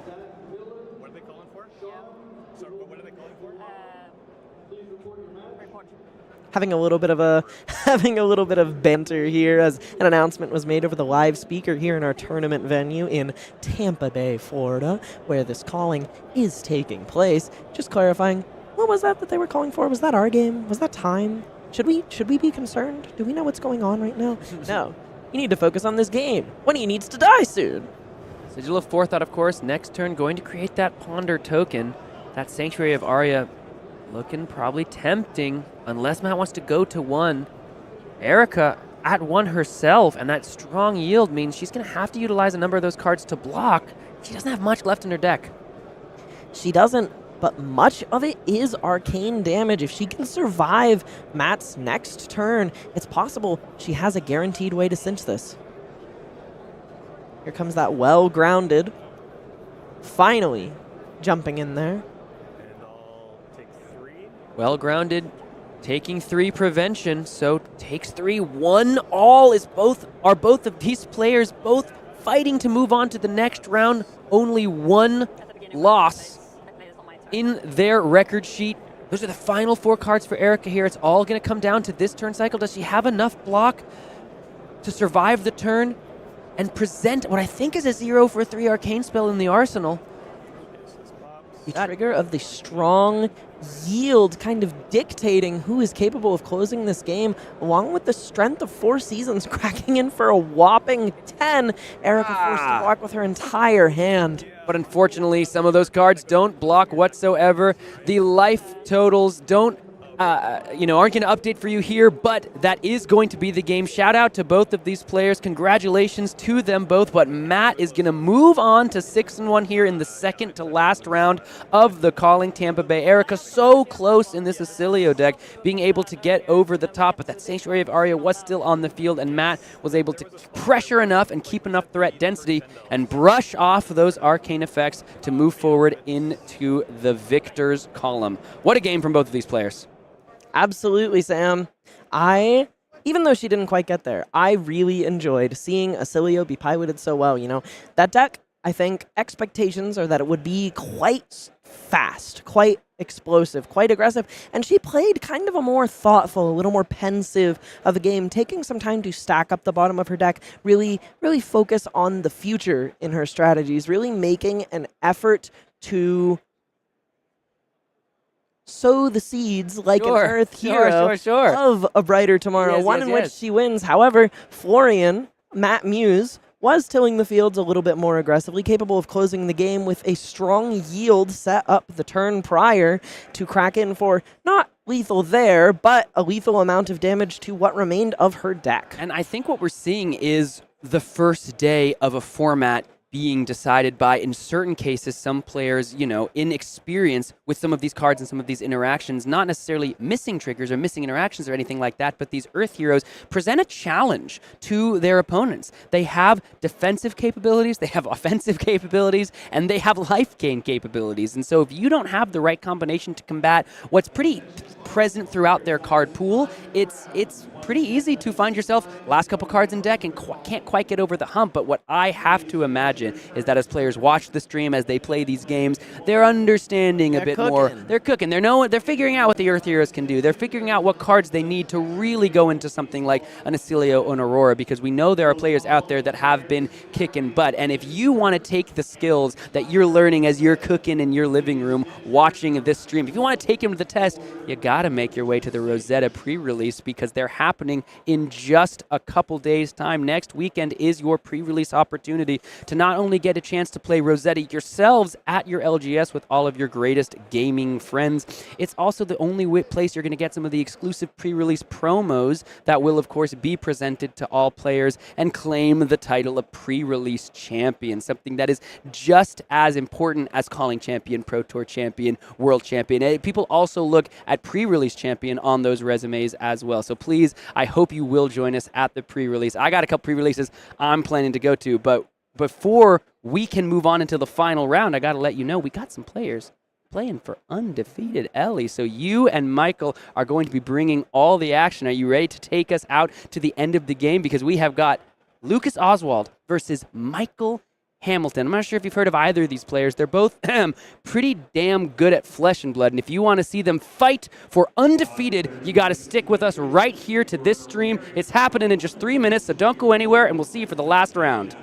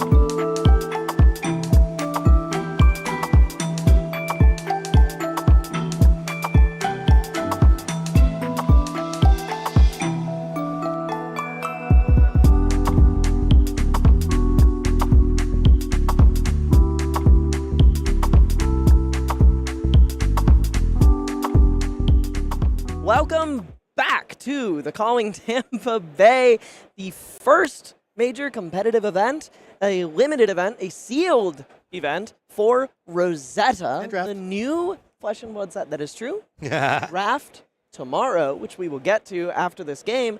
However, first we have a really sweet game of Flesh and Blood coming up for you here. I'm Ellie Bird. I am joined by my co-caster, the incredible Michael Fung, and we have for you Lucas Oswald versus Michael Hamilton playing for the illustrious title of the only undefeated player today in day one of this calling. Both of them on Florian. How do you think they both got this far on the same damn hero? Just grinding people out with the weapon. I believe there's going to be a couple of their potential 8-0s, but this is going to be another one that is going to be determined here in this great state of Florida here at Tampa Bay with a Florian mirror. And just assuming, I think there's going to be some cadaverous tillings. What do you think? I would imagine so as well. This is actually the first mirror we have watched on stream today, which is a pretty exciting development for, I think there's a lot of expectations that sealed formats will be a little bit simple, a little bit shallow, a little bit soft, as there's a little bit less card selection occurring in sealed as opposed to draft. You know, you kind of rip and you get what you get and you don't throw a fit. Yep. However, this is the first mirror we've seen all day. We've That seen is an incredible true. amount of diversity in this field. We've seen a lot of Earth mirrors, at the very least, but this is the first actual hero mirror, and it's going to be exciting. I'm looking forward to seeing how both of these heroes intend to climb the wall that is their opponent on Florian. Of course, these two players, Lucas Oswald, Michael Hamilton, they are players that have played against each other before, and they're no strangers to playing against each other at all. I think this is the third time they've met at Callings. They definitely met at the Calling Indianapolis last year in the semifinals while full-powered Icelander was still around. Actually, no, this was just post-nerfs. It was Oldtime, or Oldhim, on Lucas' side, and Hamilton was playing Icelander. And yeah, let's see if Lucas is able to get that grudge match. Is it Oldhim or Oldheim? Given that you won a Pro Tour on the hero, I think you may be the definitive source. I prefer Oldhim. But I love whenever Hamilton's around, I like saying old time because that's how he likes to say it. And if he's playing in that game, then it becomes old time. What a fascinating hand we have in Mr. Oldheim, Michael Hamilton's hand on the right here. We have, I believe, a Fruits of the Forest and 2 copies of a card that saw plenty of play last game, Fendel's Fighting Spirit. Lucas actually making pretty heads-up use of a Sanctuary of Aria here just to filter his hand. Do you think that trade is worth it? Well, sometimes you got to do what you got to do. Notably here, they kind of shortcut, usually with the Sanctuary of Aria, in the same way that Helios Miter in Uprising was, you have to choose a target. Of course, it is Lucas's turn, so he probably just said, I choose your Rotwood Reaper or anything. Notably, players do not really make a target. It doesn't really matter in this case. Just something I wanted to bring up. I think it's a heads-up play.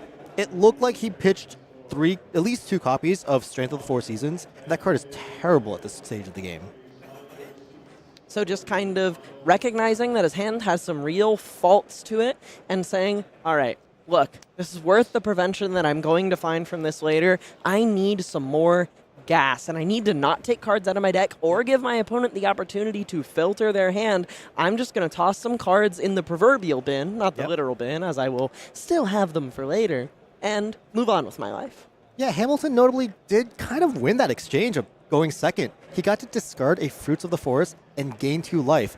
So, although Lucas tried not to let Hamilton put some Earth cards in his graveyard, Hamilton still was successful in putting one of those into his graveyard.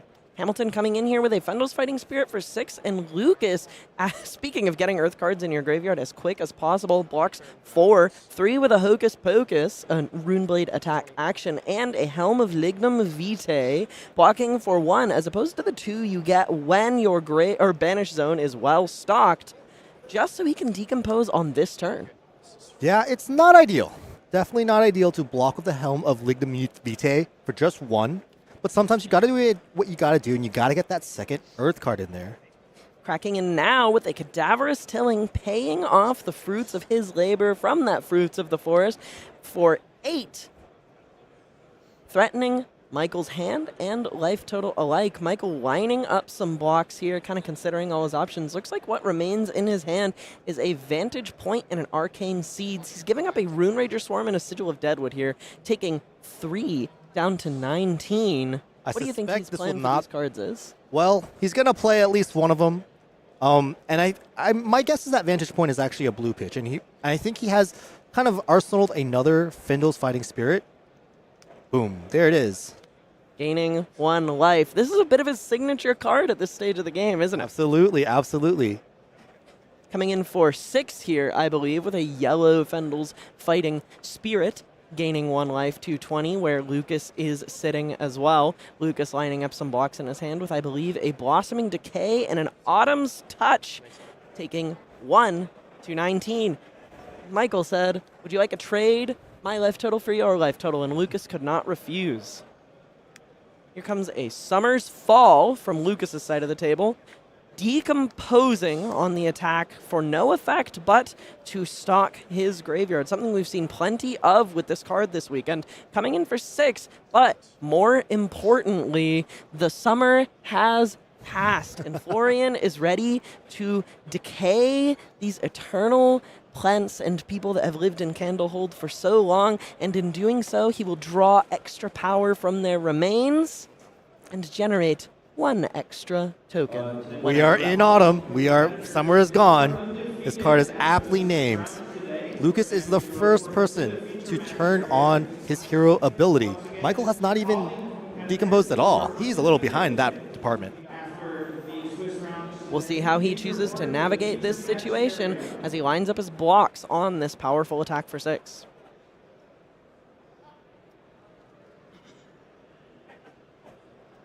Giving it some real thought.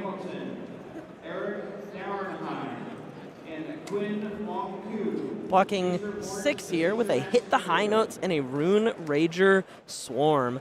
Going over to his turn where he intends to use his last 2 cards as efficiently as possible, I'd imagine. Of course, always. Here comes an Arcane Seeds Life. This is a meld card. What does this one do, Michael? Oh, this is one of the best ones for Florian. In this case, it is create a rune chance on the Arcane Seed side, and then the life side, gain 1 life. So it says create a rune chant. Does that create 4 with Florian's ability online? Oh, you bet you. It makes 2 and then 2, and so if you do have Florian online, it is an insane card. Here, it's still on rate. It's a 0 for 3, or if you do a little bit of work, it's a 0 for 5. Say it with me. Here comes a Cadaverous Tilling for 8. A blue one, not a red one, using those 2 rune chants from the Arcane Seeds to shore up the offensive power it lacks by being a blue card instead of a red one. Lucas going back to his turn and returning with a Strong Yield into a Fertile Ground, presenting no damage to Michael's life total quite yet, and just passing the turn, however, setting up plenty of value on his own side of the board. This puts Michael kind of in a bind. He now has to spend his hand. He wasn't given the chance to block with it, so let's see if he's able to use his hand kind of efficiently or just completely. I believe he's holding a Harvest Season, so it seems incredibly likely to me that he's going to be able to convert all 4 cards in his hand, but it seems like he has some decisions to make.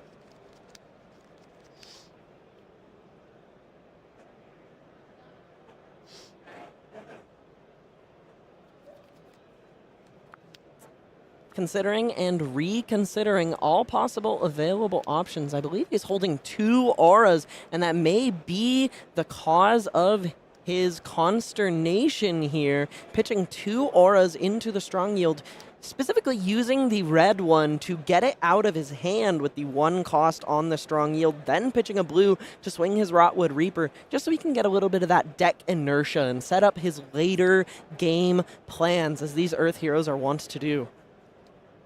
Yeah, it looks like he had a decision to make there. He had a Strong Harvest.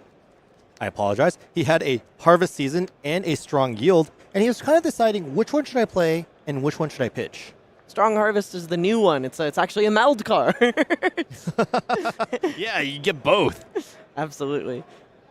Rotwood Reaper on the chain for 4. Lucas blocking for 3. They read Autumn's Touch and going down to 15 to Michael's 21. Michael passing it back over to Lucas after ordering his pitch zone before putting it on the bottom of his deck. Lucas's turn. The Strong Yield is going to trigger and give his next attack, just attack, not attack action card, your next attack this turn, +3, and we're seeing a really interesting card enter Lucas's pitch zone here, Machinations of Dominion, a new blue Runeblade Majestic. I believe this is the first time we've seen this one on stream. It says your next Runeblade attack action card this turn gains Overpower, and if you've created an aura this turn, it gains Go Again. Following that up, he's going to play he's also played a Malefic Incantation Blue, maybe not the best on rate. However, it turns on his Rotwood Reaper, which he is cracking in for a whopping 7 with.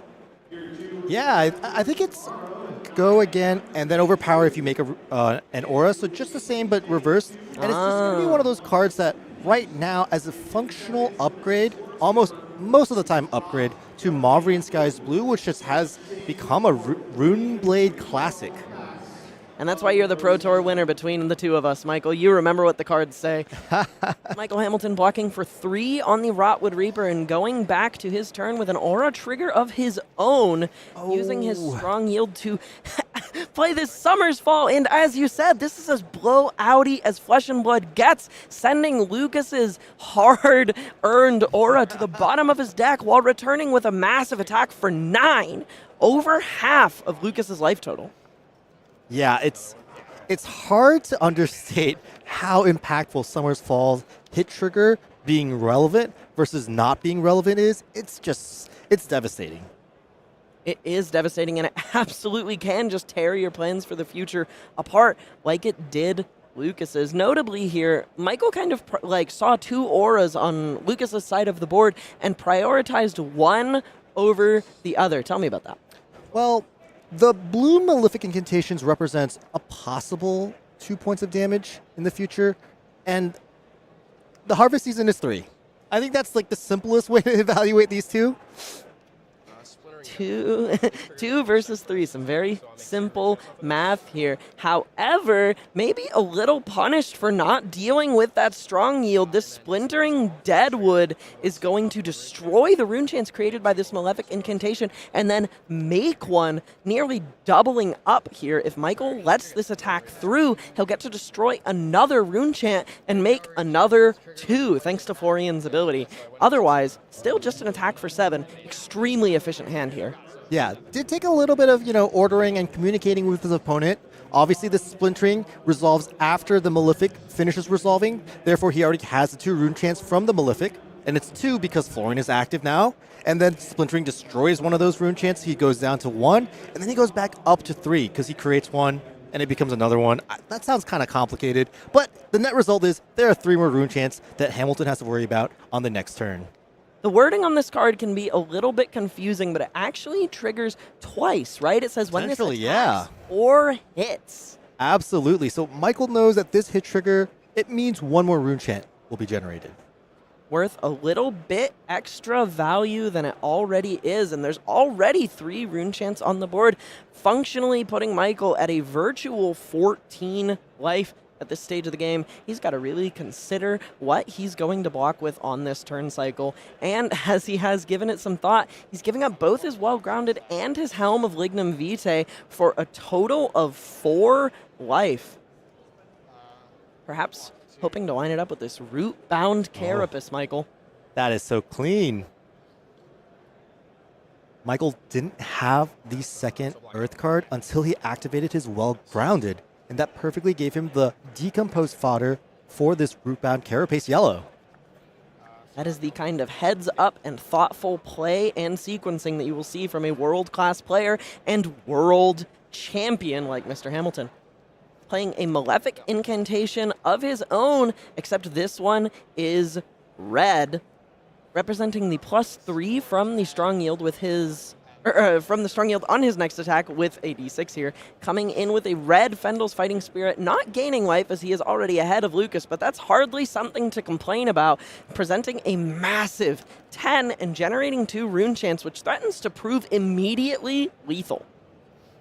This red Malefic Incantations, now that Michael has already turned on his Florian ability, represents 6 points of damage, obviously spread throughout 3 turns, but that's a lot of numbers. And this Finals Fighting Spirit coming in for 10. This turn, Michael has been able to accrue 16 points of damage/value, and I think it's gonna start putting him more and more ahead as the turn cycles go. And he's only played 1 card on this turn, or 2 cards on this turn, and pitched 1. This is 3 cards for everything he's presented here. Absolutely, it's also very card efficient in terms of his actual deck. Lucas blocking 3 here and taking 7 down to 5, getting a little bit sketchy with those rune chants on the board.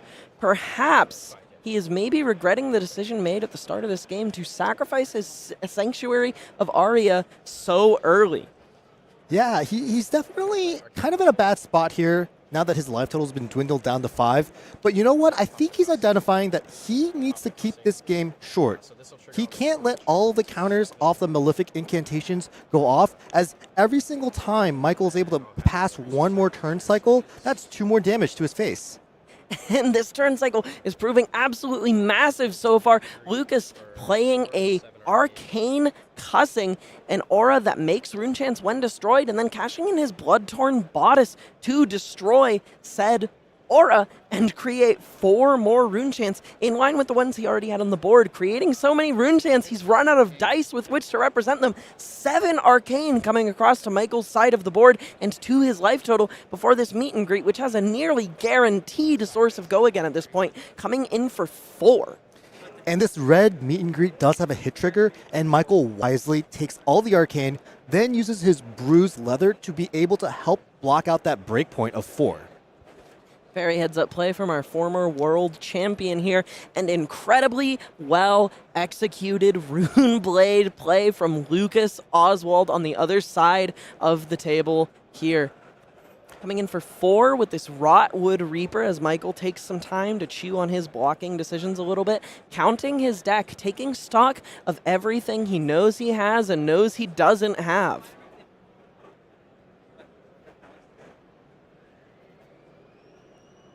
This is round 8, the final round of day 1 at Calling Tampa Bay, the world premiere calling of Rosetta. These players are playing for their share of $20,000 in their shot at a PTI, at a gold foil legendary, and maybe even an extended art gold foil Balance of Justice. It just makes sense to truly consider all options and all angles. It's truly impressive. Over to Michael's Michael turn was here. taking stock. He was checking what was in his graveyard, what was in his banish zone, because we're at that point where we're not quite at second cycle yet, but we're close. And that means there aren't too many cards that he hasn't seen, and he's going to be able to make predictions as to, hey, what are the cards upcoming? And this is actually a really cool play. He is blocked with a blue Autumn's Touch and now pitched a red Autumn's Touch to attack with Hit the High Notes, which, because of the Malefic incantation that's still in play, immediately gets buffed by the Rune Chants being generated. So this is just a nice, clean 2-card 6 with some of the Rune Chants still being generated and keeping a threat still in his deck. Speaking of a 2-card 6, this 6 damage is more than Lucas, the other Florian, the Florian in the mirror, can handle at this moment. Demanding cards from his hand, else he will meet an Arcanic Dew. Yeah, Lucas's back is starting to get up against the wall as this arcane damage is representing his life total. There is 2 more Rune Chants that are in play that are going to be cracked next turn, and then 2 more Rune Chants after that. And if he takes all the Rune Chants, he'll already be at 1. Not to mention the Rune Hold release still on Michael's side of the board, mirroring Lucas's. However, Lucas's position is a little bit more precarious at this lower life total. If you're in his position, I'm sure you're trying to find a way out of this situation. Yeah, I'd be hoping that I have a Fertile Ground in my deck. He does have that red Harvest Season still in the deck, but will he live long enough to both play it, survive the next turn, and actually gain the 3 life? Let's see. Both players taking good stock of everything left in their deck, as discussed, blocking with a strength of 4 seasons for 2, as well as this this reconsidered Root-Bound Carapace decomposing. I believe this is a yellow copy of this card, blocking 3 on 6. Lucas now dead just to the onboard Rune Chance on Michael's next turn. He needs to find a solution to this problem, and he needs to find it fast.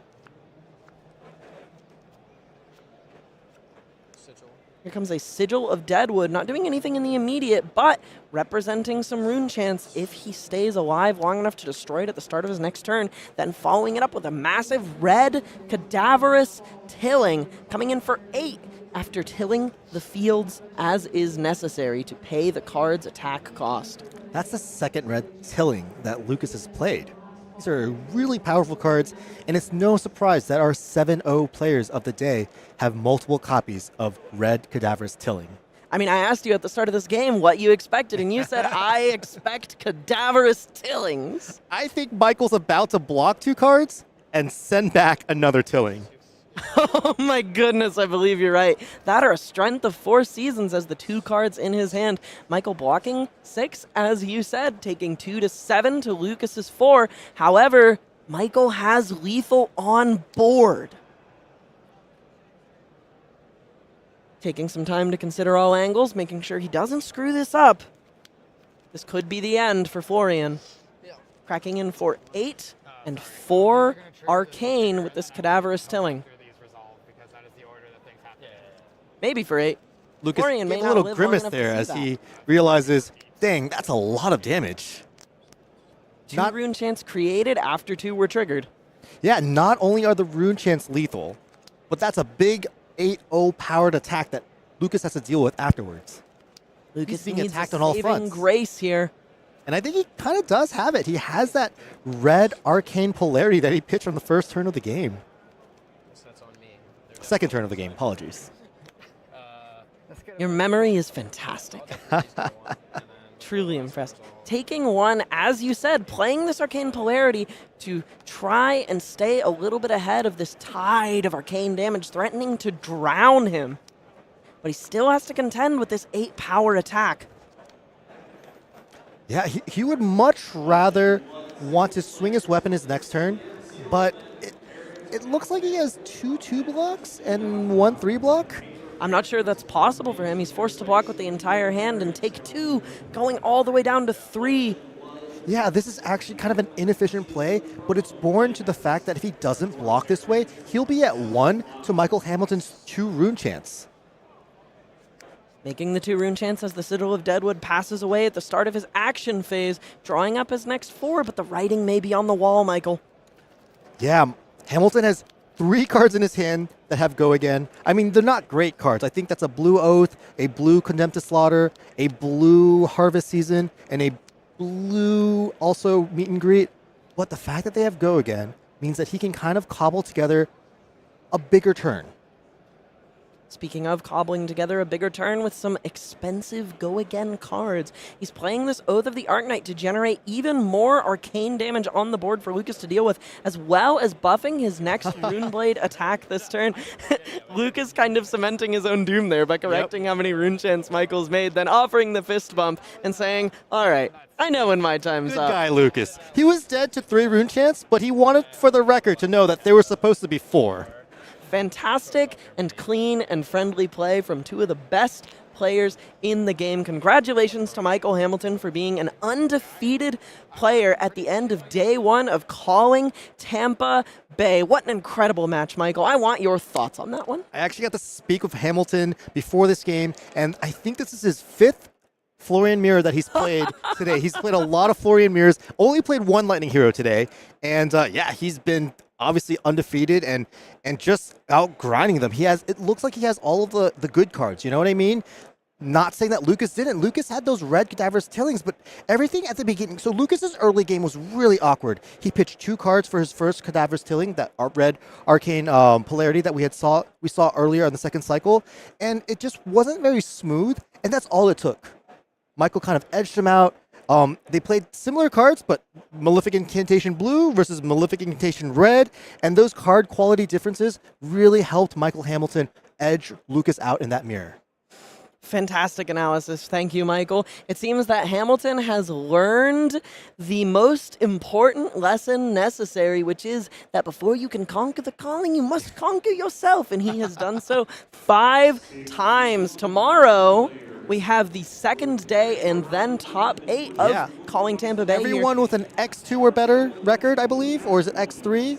X2 as a correction, okay, something we said earlier in the stream. And there are, I believe, 3 entire Oscilio players advancing to the draft tomorrow. Mayhaps they can draft together a deck of their favorite new Lightning Wizard, and we can see some electric action on the big screen here tomorrow. And before I tell you when to find us tomorrow, I have a little bit to warn you about, which is that, maybe not warn you, but I warn you not to miss it. Tomorrow we will have some really, really big announcements for you about the World Championship at Osaka, and the anniversary pack at that. So stay tuned You will find out quite a bit about that tomorrow. And speaking of tomorrow, you can find us at 11 a.m. Eastern Time, 10 Central, 8 a.m. Pacific, where the action will kick off with some draft. 2 back-to-back drafts, in fact, and then a cut to top 8, where the winner of Calling Tampa Bay will be decided who will be taking home the extended art gold foil balance of justice. You can find out with us tomorrow. We'll see you then.